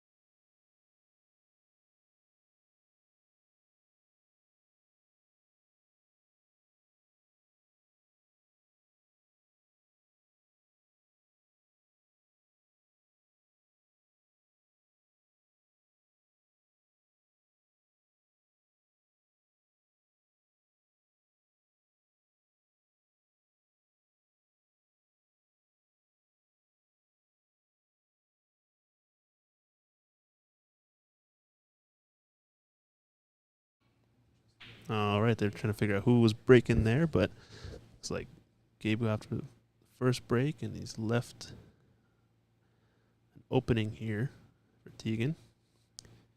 It's going to be tough to get on this 3 for the side pocket. He's got to be pinpoint accurate, unless he plays underneath it. Pretty good, pretty good. 4 or 5 are both over the pockets, so really the key shot's going to come down to the getting from the 8 to the 9. And he kind of shot that a little bit hard, in my opinion. I don't know. Maybe just trying to get through the rack. It has been a long day for the players. They've been playing a lot of pool today. Got here at 9:30 in the morning. This is what, hour 9 we're moving into, so...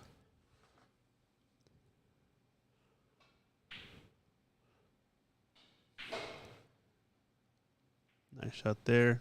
Definitely has an angle. You can kind of cut it in a lot of different ways. Trying to guarantee maybe getting beneath the 8 to get up to the 9. So this 7 ball. Oh, lucky hit on that. Maybe not lucky. Maybe he was aiming for it, but definitely a solid spot to slow down that cue ball. So now, see here, I feel like I would have preferred to be underneath the 8 because then you can kind of go one rail with some left spin across. Here he's going to have to force follow it. A lot more speed, a lot more power.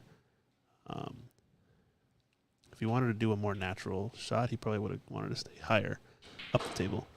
Yeah, force follow. Where's the side pocket? And it came straight in. Yeah, it's pretty crazy. The little things start to compound over time when it comes to a run out like that, and you can end up in a weird situation just like that.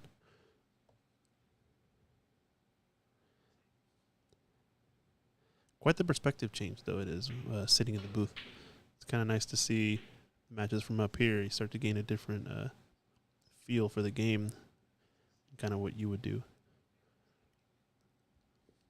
But, of course, it's a very different game altogether when you're there shooting at the table in the match. Oh, no. He's missed a 10 ball. Oh, I couldn't have asked for a better 10 ball. Oh, no, this is for Gabe to go on the hill. That was quite the mistake. Gabe takes that. He says, yes, please, and thank you. It looked like it was going to be a pretty solid run at first. Then with the foul from Gabe, giving Tegan an opening, and then the missed 10 ball. Hit the point and rolled all the way down the rail. Just... can't give up those type of opportunities.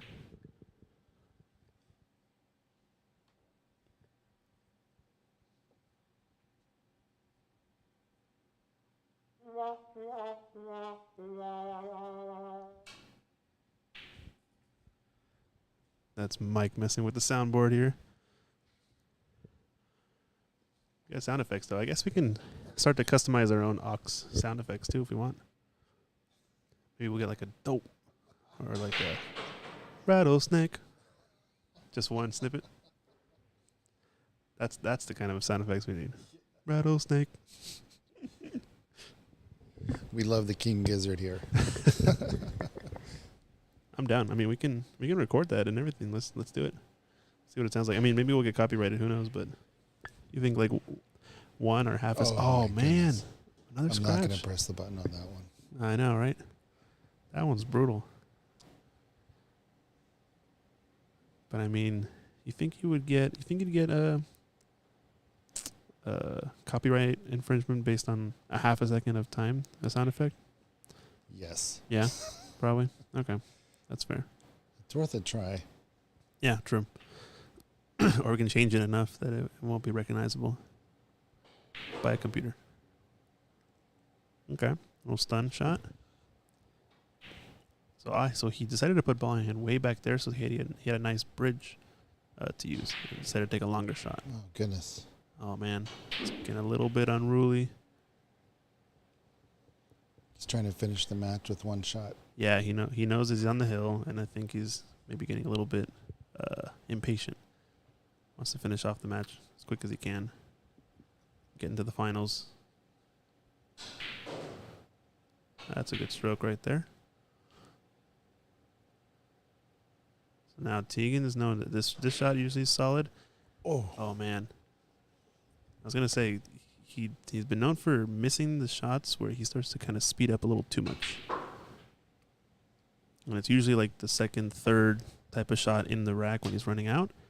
He starts to, speed up almost too much, kind of either one pumps the shot or gets down really quickly and goes. And those are the only ones that he misses that are straightforward, at least, it feels like.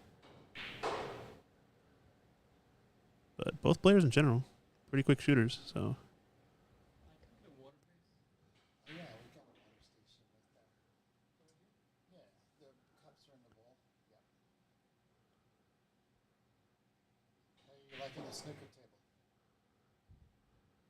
Nice shot. Is his speed okay? Oh, he's coming across the line. Says makeable, but a tough shot for the match. Oh, he's overcut it. Oh, no. Giving up a chance on the last 10 ball. Once again, Tegan has to take advantage here.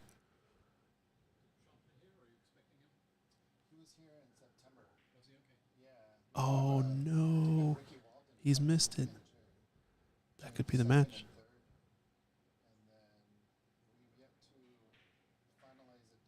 Where's the cue ball ending up? Where's the cue ball going? Oh, my gosh. That cue ball almost dropped. I think both players are shaking hands almost at that point. My goodness. Wow. So congrats to Gabe. Advances to the finals, and he also gets the guaranteed qualified spot. And we'll be back in a little bit. It's him against Marissa in the finals coming up in a bit.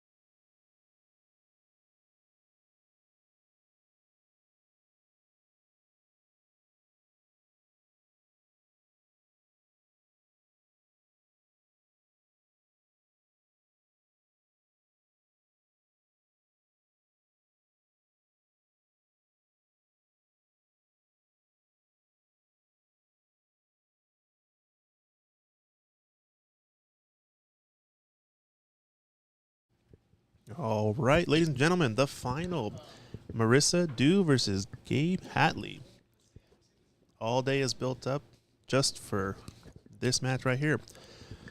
So the way this qualifier works, BEF Junior Qualifier for the state of Washington. By running this qualifier, we basically qualified 2 spots to go to Vegas for the Junior Nationals. 22 and younger age group. And because we're qualifying 2 spots, both of these players have a guaranteed entry to go to Vegas. Now we're just playing a final for the prize money and the difference between first and second place. Since Marissa went undefeated on the A side, she's going to only need 1 set to win this tournament, and Gabe is going to need to win 2 sets in order to win the full tournament. So should be an exciting match. Both players have shown to be definitely the top players today. So we're excited to have this final. Looks like Marissa is just looking for a chalk and ready to go.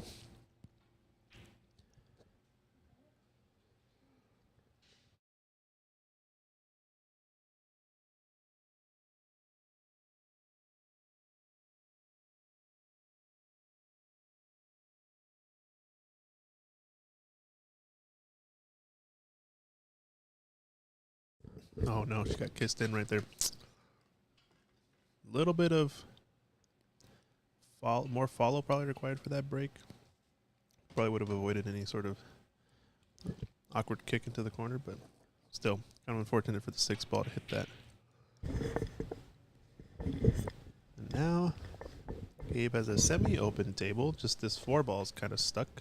It's got to probably be banked or broken out in some way. He wastes no time. Oh, he should have moved that magic rack. Yeah, I think that that definitely picked up the roll just a little bit.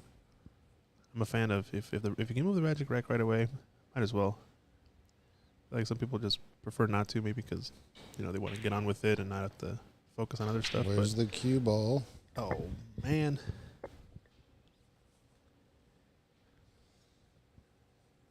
Tough situation. Yeah, there you go, Marissa. Get rid of that magic rack. It has served its purpose, and it can be removed. So this is kind of a pretty key shot for this rack.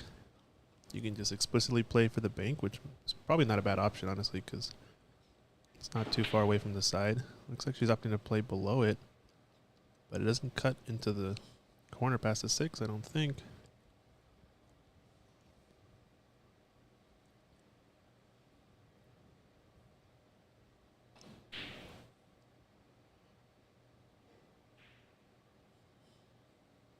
She going for the side there?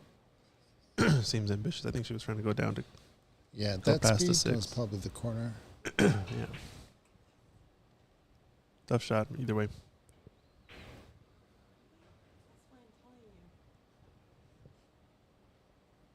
Overran a bit the position. Now he's going to have to bank this or play it safe. I think he's going to go for the bank, though. Does he go for the treble? What's a beyond a treble? Is there such a thing? It's called a fluke. A fluke. I see. Okay. Yeah, I don't know. Maybe a double-double. Double. Animal style? With fries? Whole grilled onion? Chopped chilies? Yeah. Bank shot? Oh. Matthew Pittman walking in the house. Oh, here we go. Maybe we can get him behind the mic. Yeah, maybe we can get that sweet, sultry voice to do some commentary for us with some awesome accent. You want to sit down behind the mic for the finals? The dinner supersedes the finals of the junior qualifier? Okay, that's fine. I know. Who is this guy?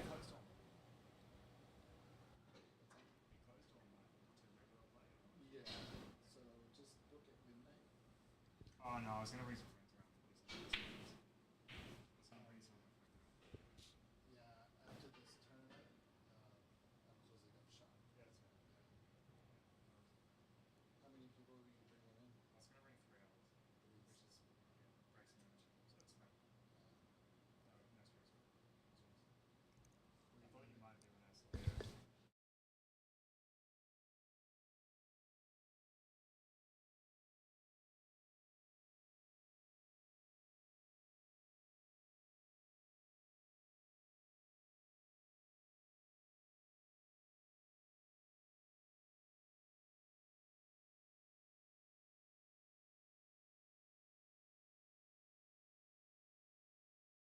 Wow, what a shot there.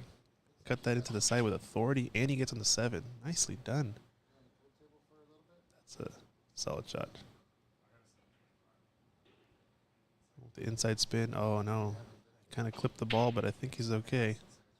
He's rolling with the punches. Oh, man, I think that was a little quick. So that was not an easy shot to take on.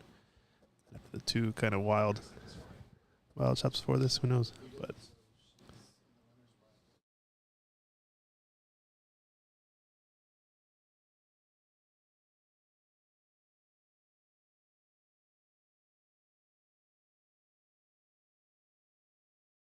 so Marissa opted to play the safety. I feel like it might have been lined up enough to take the combo on. I feel like that would have been the aggressive shot, but you know,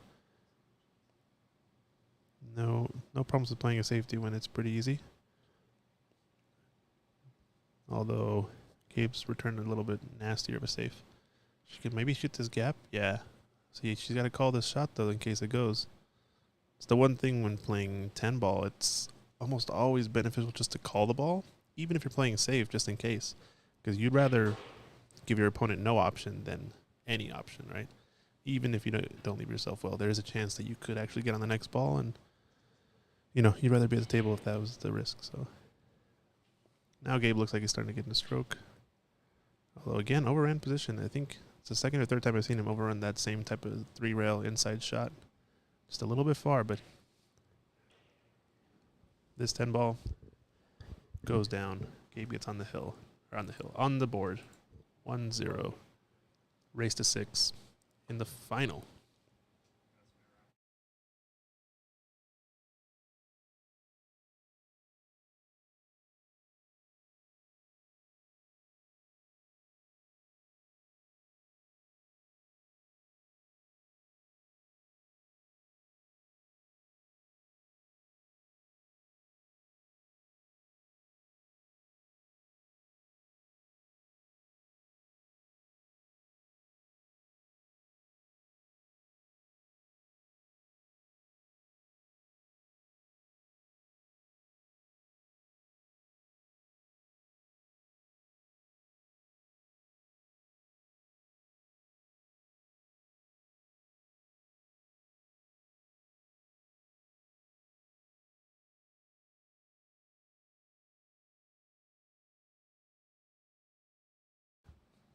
Solid break there, but unlucky not to make a ball. That was one of the best breaks. I didn't make a ball all day that I've seen. Good cue ball control. He got close to the side, but that's kind of expected if you're cutting it a little bit. But yeah, unlucky there.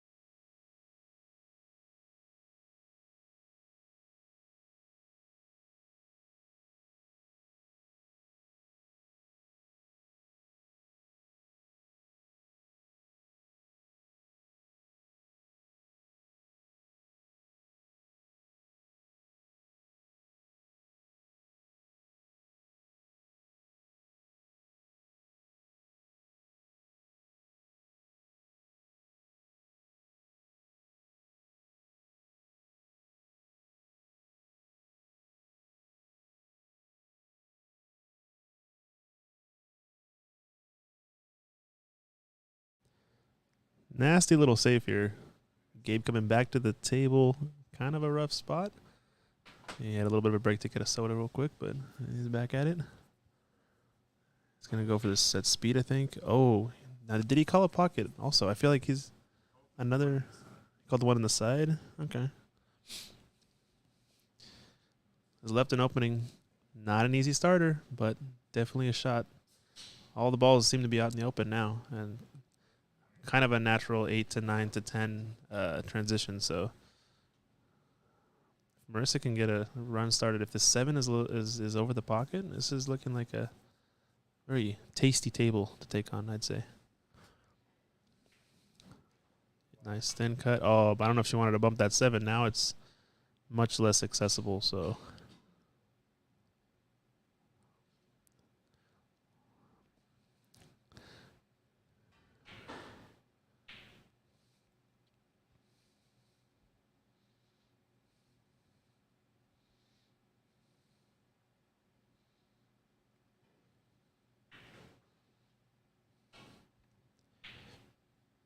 Solid pre-shot routine. Just has to keep it going.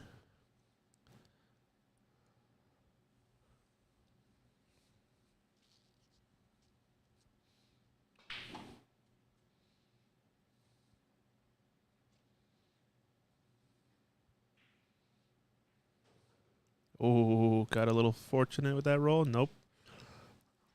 Kind of an awkward hit. She thinned the 8 ball first, and then one rail behind it. Kind of strange outcome. The other option was to kind of stun across, which might have avoided more traffic, possibly, but was definitely the more stroke-heavy shot. I mean,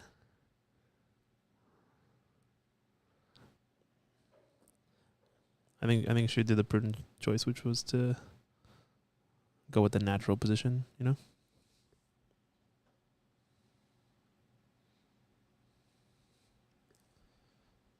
Just going for 2 rails behind. Not going to make it.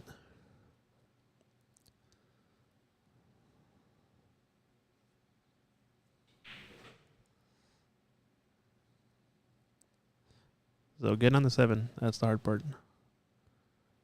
He has a good angle to follow up. He's going to get on the rail or as close to it as he can. That's looking pretty good. I mean, the 9 ball's makeable from almost anywhere, so yeah. Oh, no, he misses it. But he doesn't leave a good shot either way. He was trying to get position on the 8, and I think it's just easier to play a stop shot and take on like the tougher 8 ball because the position is so easy for the 9. Now, got to play behind the 8. Oh, does she get a good bump? He might have an edge of this. No, I think he snookered. He's going to reach for his jump cue. Yeah. He's only got to jump over a portion of the ball, and we've seen him make a couple of nasty jump shots today, so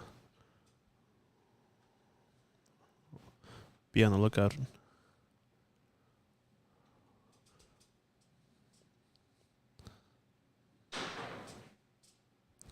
Good contact. Legal shot, rail after contact. So he got the hit, but not quite the result that he probably would have wanted.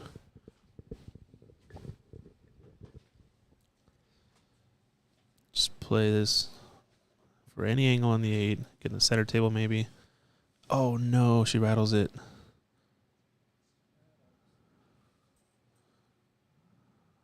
Tough roll there.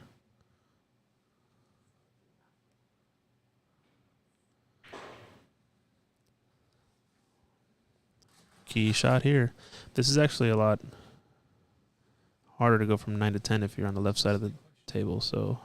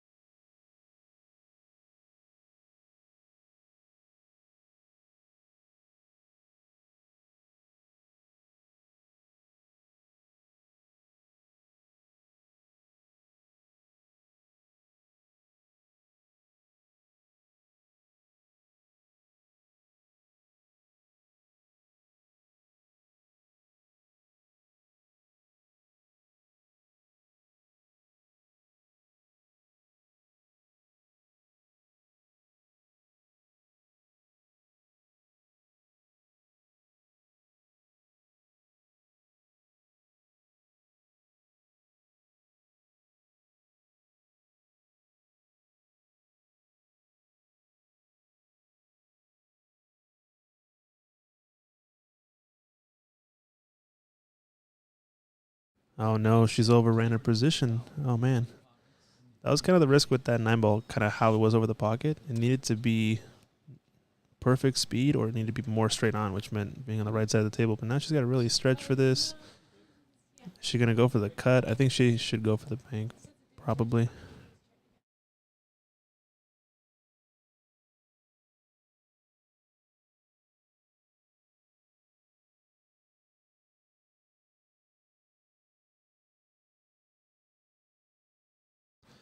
Yeah, and that type of safe. It makes sense, but she just overhit it, is all. Oh no, he rattled it. I think it's just because that ball was a little bit of a blind pocket. It leads to a little bit of that awkward type of shot. It's unfortunate.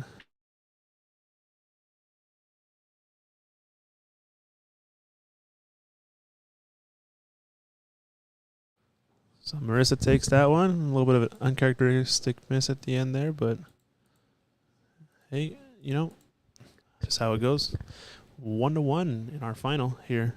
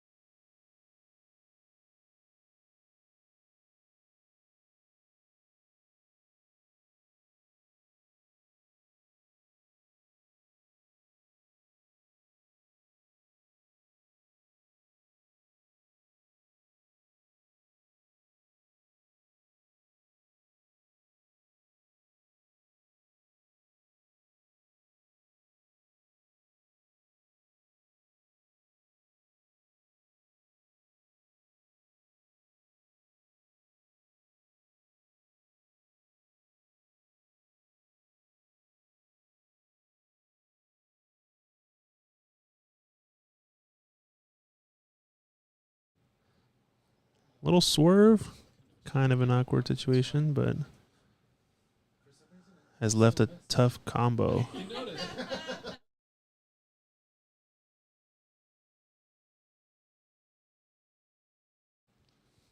All right, long combination or safety attempt. The safety I would think about is either brushing the top of the one and playing it up table. She went for the combo. Where's the cue ball ending up after this too? Oh, what an unfortunate kiss. Pretty unlucky there, but it's kind of an aggressive shot to take on the combination at that distance. I mean, it wasn't a gimme for sure. Oh, has it gone too far? Oh, he's just there, I think. Yeah, that's one thing I noticed with Gabe's game today is that he's been really solid on the ball pocketing. His position play has been, pretty good. It's just overrunning maybe a couple balls length whenever he gets out of line. It's not by very much, but it is going just a bit too far sometimes. Oh, he kind of rushed that. think also his grip. I think it would help a bit if he grabs the cue a little bit differently to make the stroke a little bit easier when using the bridge. Oh, this is a good safety here. Understanding there's a big wall of balls there in the middle, and that it's pretty likely you're going to get the save as long as you get a blocker. You might have an edge of it, but definitely you wouldn't be able to pot this ball. It's a good return. If this cue ball gets low enough, yeah, solid return safety. A little bit of a safety battle. We haven't seen quite a lot of that recently between these two. Definitely Gabe is kind of like the aggressive player.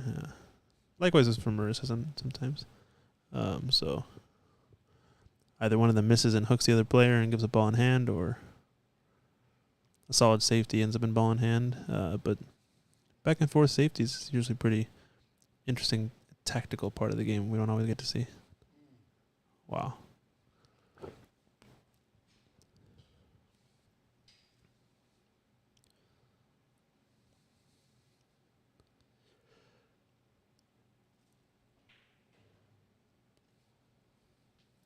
So I think shooting that same kind of shot but with more angle and so that he can follow more might be just another example of one of those more natural uses of the ball in hand. I feel like that's another place where Gabe might benefit a bit, is practicing using ball in hand a lot more, because a couple of times just minor adjustments makes the shot so much easier. And I feel like if it wasn't ball in hand and he was forced to shoot a specific shot because that's what the table gave him, he probably would have a better result even. So it kind of shows you it's not necessarily about what he knows to do or what not to do in a specific position.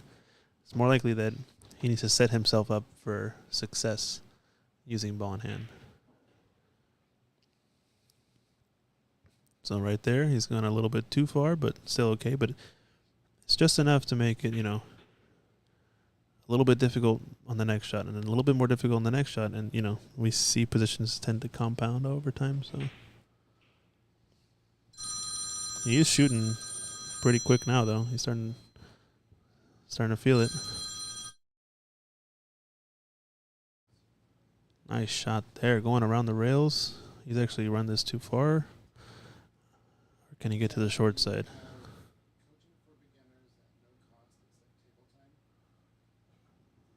Oh, he went too thin.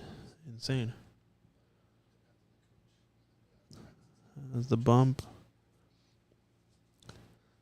Okay, he's gotten pretty fortunate with this leave, getting this close to the ball and making it weird, but Mercer should be able to play a decent safe.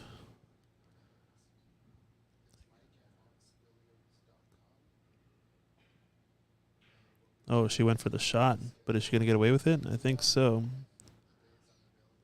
This is technically a cuttable shot, but not necessarily a shot you want to risk or go for in this moment in the finals. Inside spin. I think he hit the rail first and hit it on the way out, so unless that ball's on the rail, it wasn't really ever going to go, I don't think.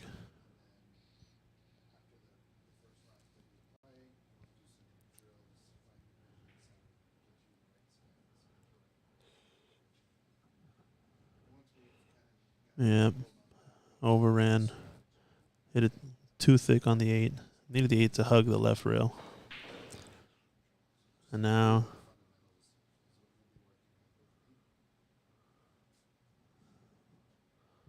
straight up follow shot. That was the speed.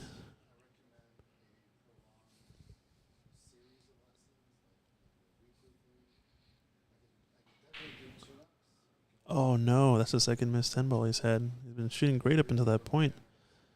Something tells me it must have been either the pressure of the shot or the fact that it's the money ball. I don't know. Maybe a little bit of pressure getting to Gabe here.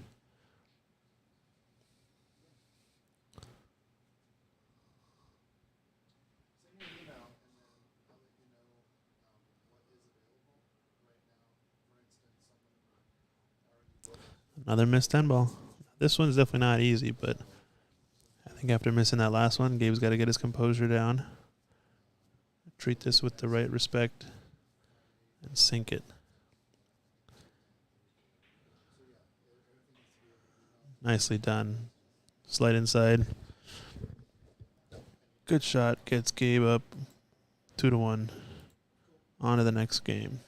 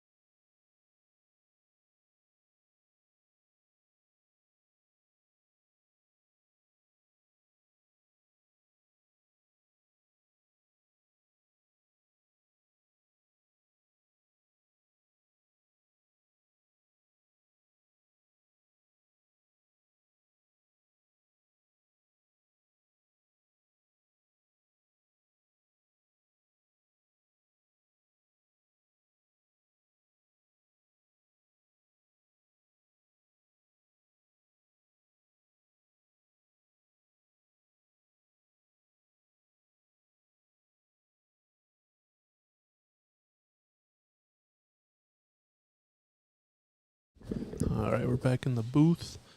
Looks like a little bit of a thick cut. Marissa took the last, the last rack. Excuse me. Solid little run out. I guess Gabe couldn't see the edge of that ball, so or couldn't see enough of that ball to cut it, so decided to opt for a safety attempt. I think here, power draw stroke or follow around. Power draw stroke. Nice shot. That's a good shot right there. Had a little bit of unintentional side spin, but still got the perfect amount of draw. Now she's got to do kind of a similar stroke and get up table. Just hit it a little bit thick into the rail on the way in. And it's left the shot. Good cue ball, though. Now you play the gap between 6 and 10, between 9 and 7, all the way up table. Just be careful with that corner pocket. Oh, we started to go around 2 rails. Nicely done there. And that running English kind of becomes check side on the way back. Slows it down once it gets closer to that corner. Excellent shot. Oh, watch out, 7 ball. Oh. Did well to avoid the 7 there. If he had hit that just right, was not going to like his outcome. We'll play around the 6. Oh, no. He ended up getting too thick. I think that's a shot where if he put left spin, his deflection caused him to hit the ball thicker than he wanted. He didn't get to go around the ball. Ended up being straight in. Oh, it's kind of shooting at it. I think Gabe's starting to either feel the pressure, maybe get a little impatient. Just knocking stuff around. 6 ball seemed to be a little bit rushed to me is all.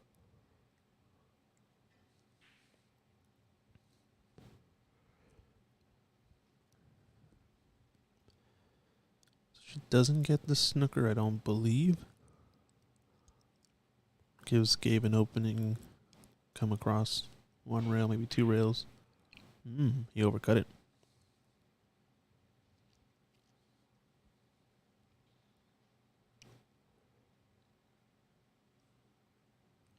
I think she can pot this. It was close. That 8 ball kind of loomed large, and either it could have affected her attempt at it or not sure. Here, I don't think he has a potting angle. He's going to have to play a safety. Playing it soft, separation. Ran it a little bit too far. That's a shot where, like, I think the cue ball is going to be more important than the object ball. Making sure the cue ball gets behind those 2 balls.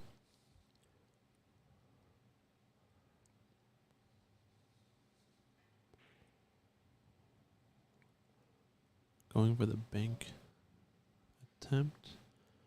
Hasn't left an easy shot, but we saw in the last time these two played. Or no, sorry, that was a different match, sorry. I think Dominic made a shot similar to this against Gabe, maybe.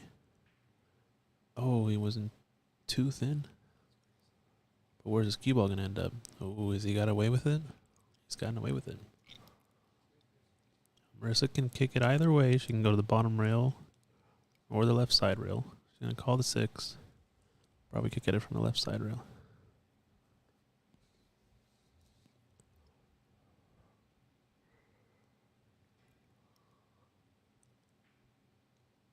Comes across the top of it.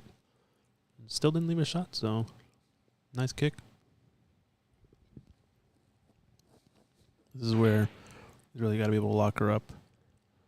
A good safety. But just leaked out with the cue ball.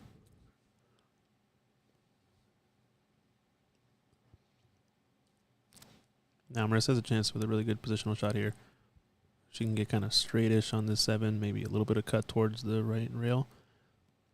Should have a good chance to get a good run out.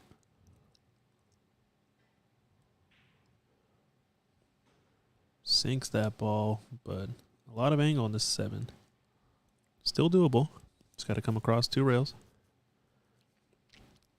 The goal is to land near straight on this 8 ball.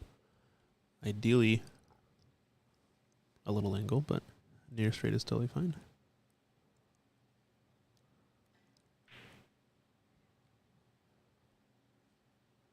She missed that one by quite a bit, so I wonder if sighted it wrong, or her deflection was just very off. Might have had unintentional side spin. Oh, Gabe. Shot that one too quickly.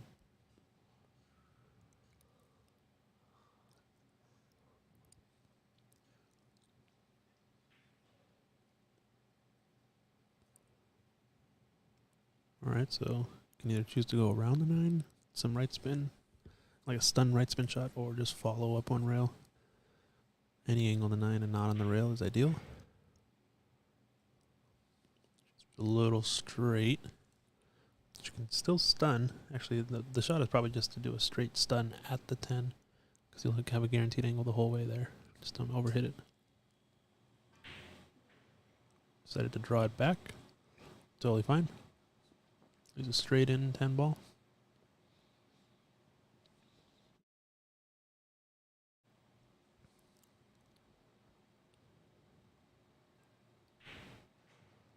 And she sinks it to go 3-2 up. Nicely done. It'll be Gabe's break. And we'll be right back.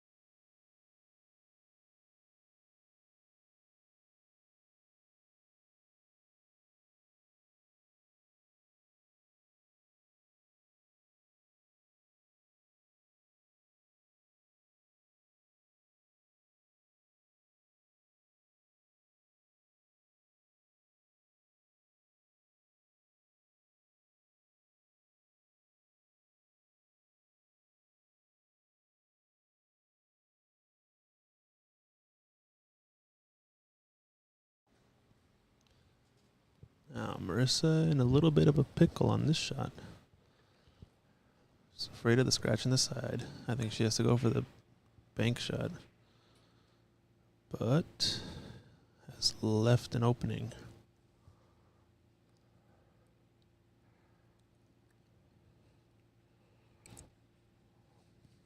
Now can Gabe take advantage? He wants to follow this ball up to the top of the table and back. Anywhere center table, honestly. He hit the wrong side. Maybe showing a little bit of fatigue. This is the final.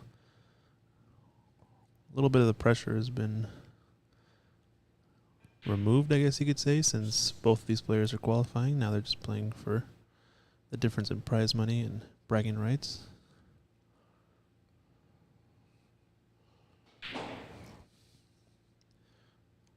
Gabe fires that ball in. It seems to be kind of like a stop shot out at this point. Has to focus enough to make it. Oh, man.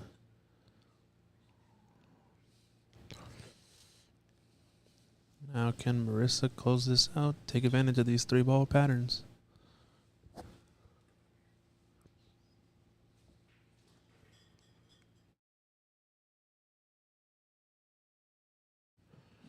All right, has a little bit of angle. Probably just want to stun up.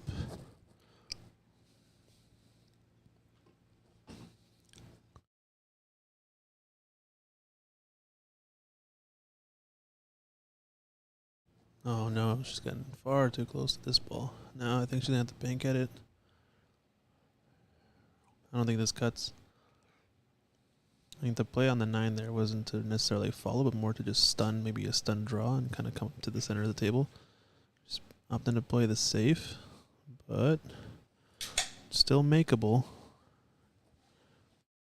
At least she's created separation, but it's not a shot you want to really leave as the money ball, because definitely a makeable shot, especially for Gabe, how he's been shooting today, but you never know. He has rattled a couple 10 balls today. Oh, hit that too thick. Now Marissa's been solid on this kind of long, straight-ish 10 ball. Let's see if she can sink it.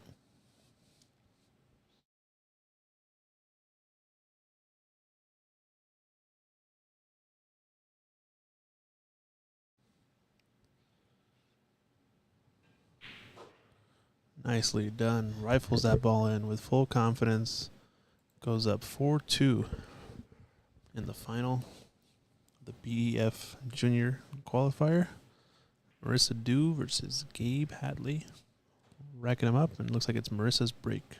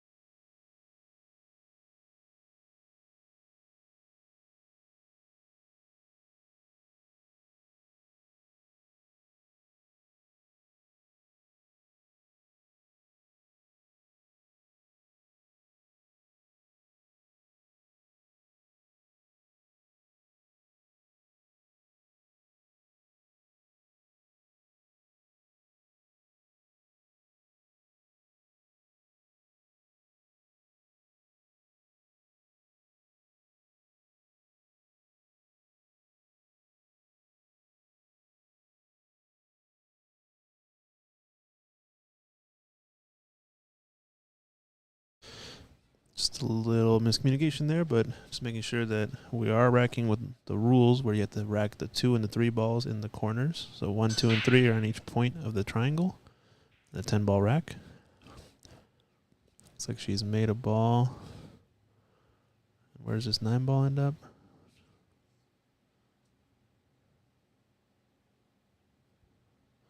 I think she made a ball. Yeah. Yeah, Gabe thought that nothing went down, so he has his headphones on. That ball kind of rolled in and dropped, so I don't think he saw that it went in, so. Not a big deal. Marissa's still at the table. The problem is this 3-ball. You're going to have to run into it with something to make that 3. I don't think you can. You can't shoot the 1 and the 2 and then end up on this 3 and hook yourself. It's going to be a bad situation. So she's opting to play safe. I think it's the right call. If she had a look at trying to draw into it, then maybe it makes sense. But I think the safety is the right play.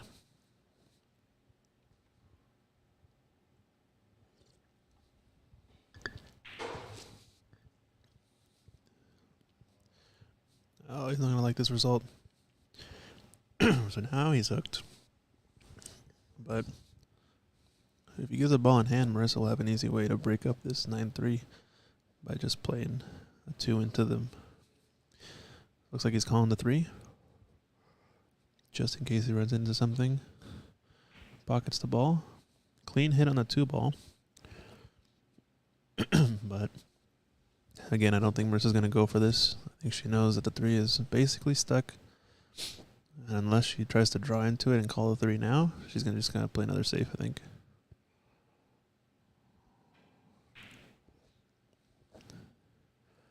Yep, smart shot. Doesn't quite get the full cover, but has left the, full table combo. With a blocked up 3-ball, I don't think it's a problem.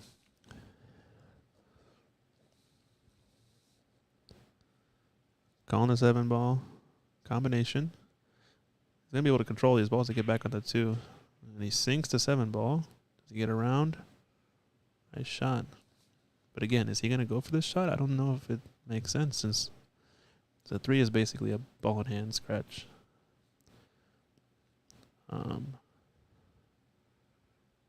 There might be a way to hit the 3 from the top rail, but it looks like he's opting to play safe. This could turn into a bit of a long rack if both these players keep playing safe. But I think once one of them gets ball in hand and is able to just shoot the 2 at this cluster, it should resolve the rack fairly quickly.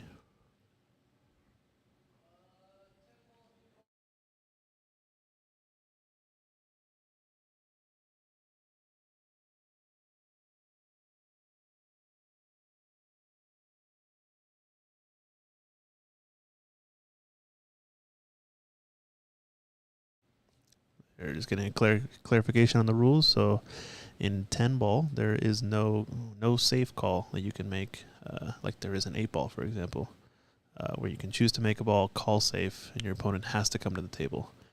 If at any point you shoot a ball and that goes in, that was not your intended ball, you fail to make your intended ball, that's going to be an option for the incoming player. So in this situation, it would not. I guess what Marissa was trying to do is maybe she plays safe by calling safe and making the 2-ball. It forces her opponent to shoot the 3.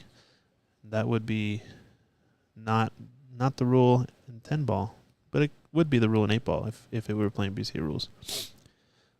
So here it looks like he's going to call the 3. He might actually go at this ball, or do the combination with the 2. Oh, and he's missed it short.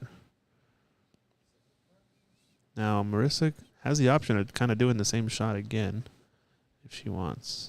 But I think she's just going to play a safe. Yep, makes sense.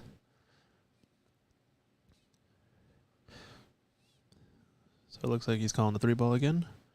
He might choose to draw. Yeah, it looks like he's jacking up and he's going to try to draw into it with the cue ball. How's this cue ball look? Oh, he hit it, but he didn't make it. Wow. But I think this now has kind of opened up the 3 to actually be potable from like the top rail side. Like where the cue ball is now, I think you can pot the 3 clean. So at least now they're going to be moving on from, kind of playing the safety game more so into trying to get on this section of the table for the 3. It's a little bit of a shift.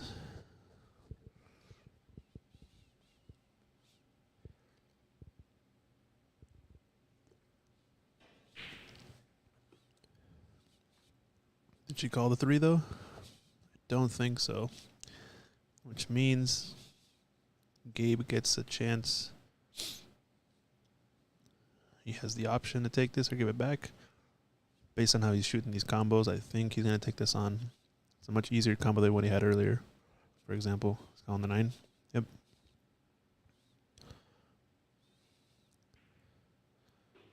Sinks it, but where's the cue ball going to end up?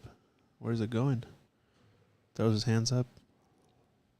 He knows that was a goner the moment it came up. Unfortunate there.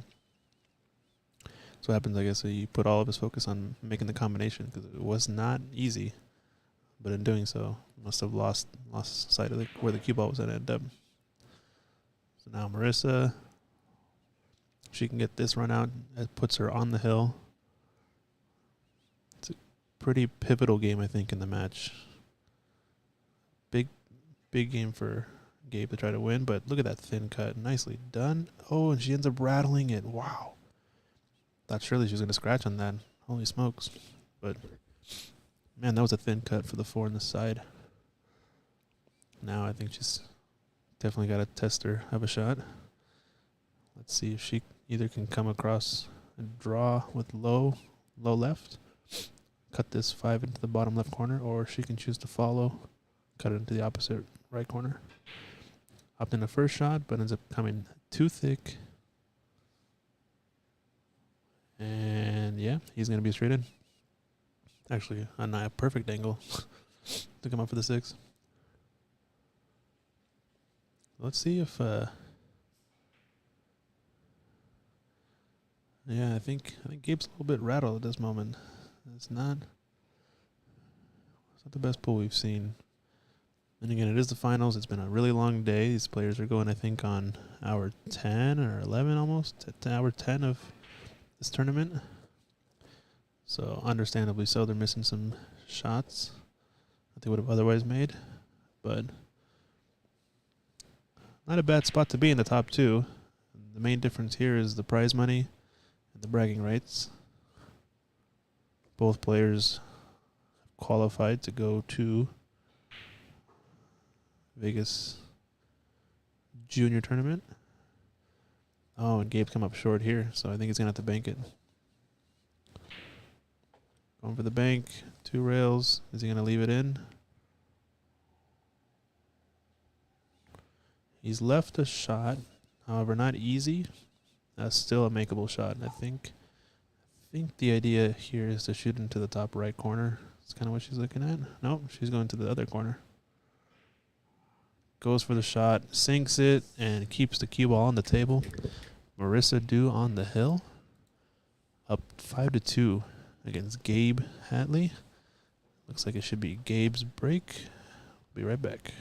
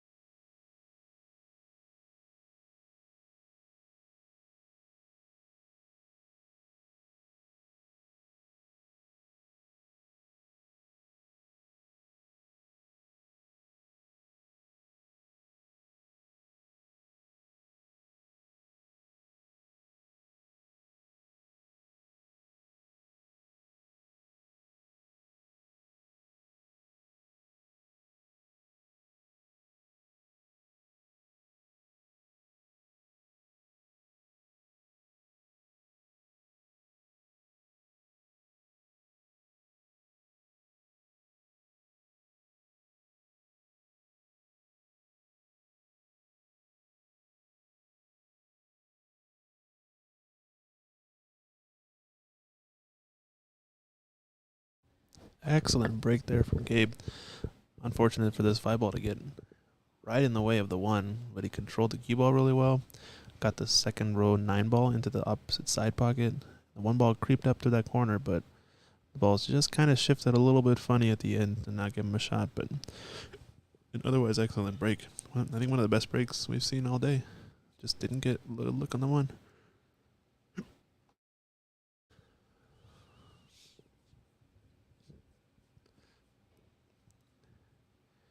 Goes for the kick shot. Oh, ended up a little bit long. These rails can get touchy to kick on, especially when you start to modulate your speed, because they're very speed dependent in terms of the angle they come off at. Sometimes you can think you're going to be right on the ball, but if you hit it a little bit too soft, it ends up widening or vice versa. You hit a little bit too hard, you go completely off. So they're definitely very different than the way the diamond rails play. Different than any other rails, honestly, that I've ever tried on any table. Brunswick totally play different. No, that was a solid shot. She hit that with the right amount of pace to get it out of whatever cluster it might hit. So that was definitely a good play. But to get on this 3-ball, I don't know if she's going to have an easy time. Yeah, she totally overran the position. I think she wanted to run into the 10, maybe. It's the only thing I can think of in terms of how to get on there. But she's calling the kick, calling the 3-ball in the bottom right corner. She's hit it on the good side, but now where is this going to end up? Oh, the magic rack. Oh, that was a friendly little roll to pull the ball closer to the 10. Now, Gabe can still cut this into the bottom left, but just the fact that 10 ball is almost glued to it makes it just a little bit of a nuisance. Shoots it in like a champ. Let's see what he's got here.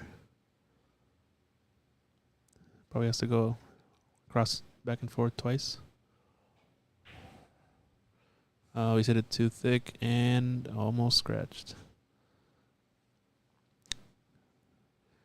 Would have been pretty devastating for him to scratch there because this table is looking pretty open and Marissa is on the hill. Can she close out this match? Oh, has she overran this? Yep, I think she's gone just a bit too far, so looking at her to kick probably behind the 7. Is calling it in the top corner. Hit the top side of it, which is not bad to hopefully get a good leave, but it's still left a shot. This kind of shot at this angle, he's never going to scratch in the side as long as he follows. Nice, nicely done. Center of the pocket, but came up a little bit short.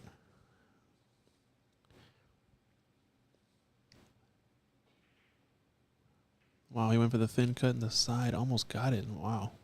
He actually ended up overcutting it. Pretty difficult to do based on how thin that ball was.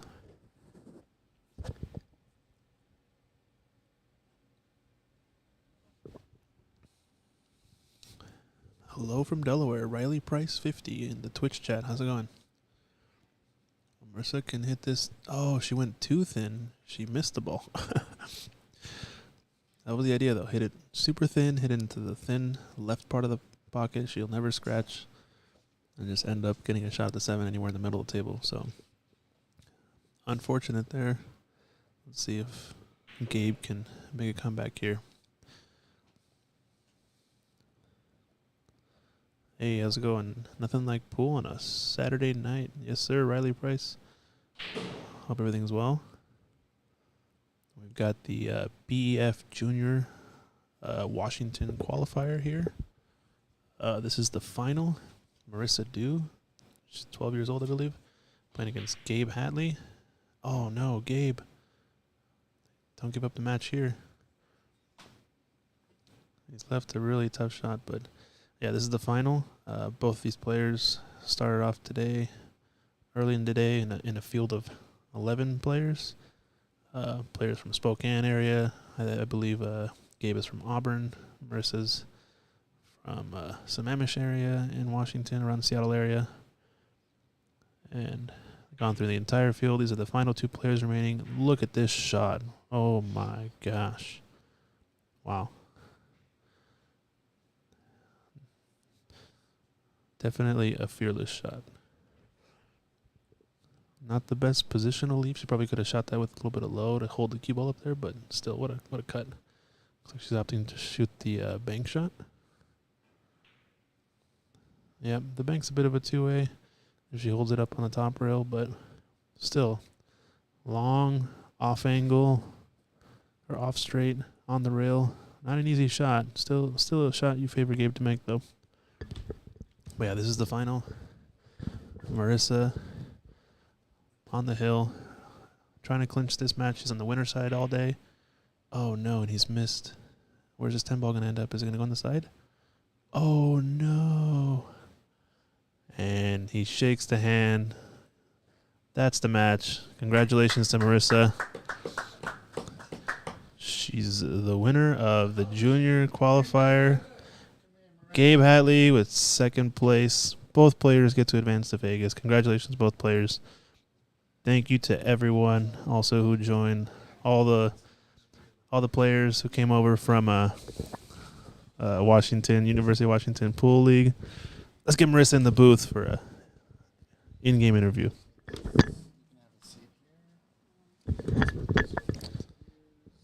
All right, we want to get Marissa here.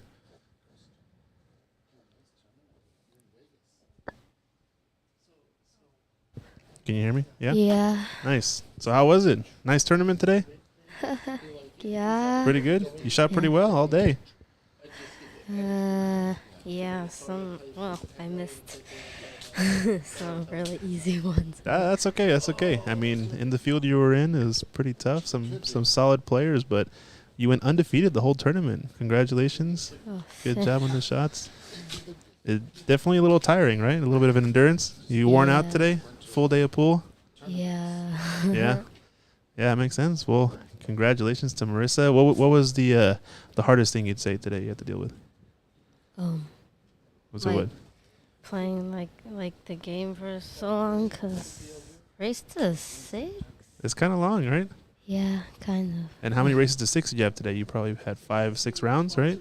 Yeah. Yeah, so that's a lot of pool all in one day. So, well, anyway, congratulations to Marissa, sponsored Ox player. Congrats to Gabe for second place. Both players qualifying to the junior nationals in Vegas later on this year, I believe in June. You excited? You gonna Yeah. kick some butt in Vegas again? Hopefully. Yeah, nice. Alrighty, well, congrats to all the players. Thanks to everyone for tuning in, and we will see you all later.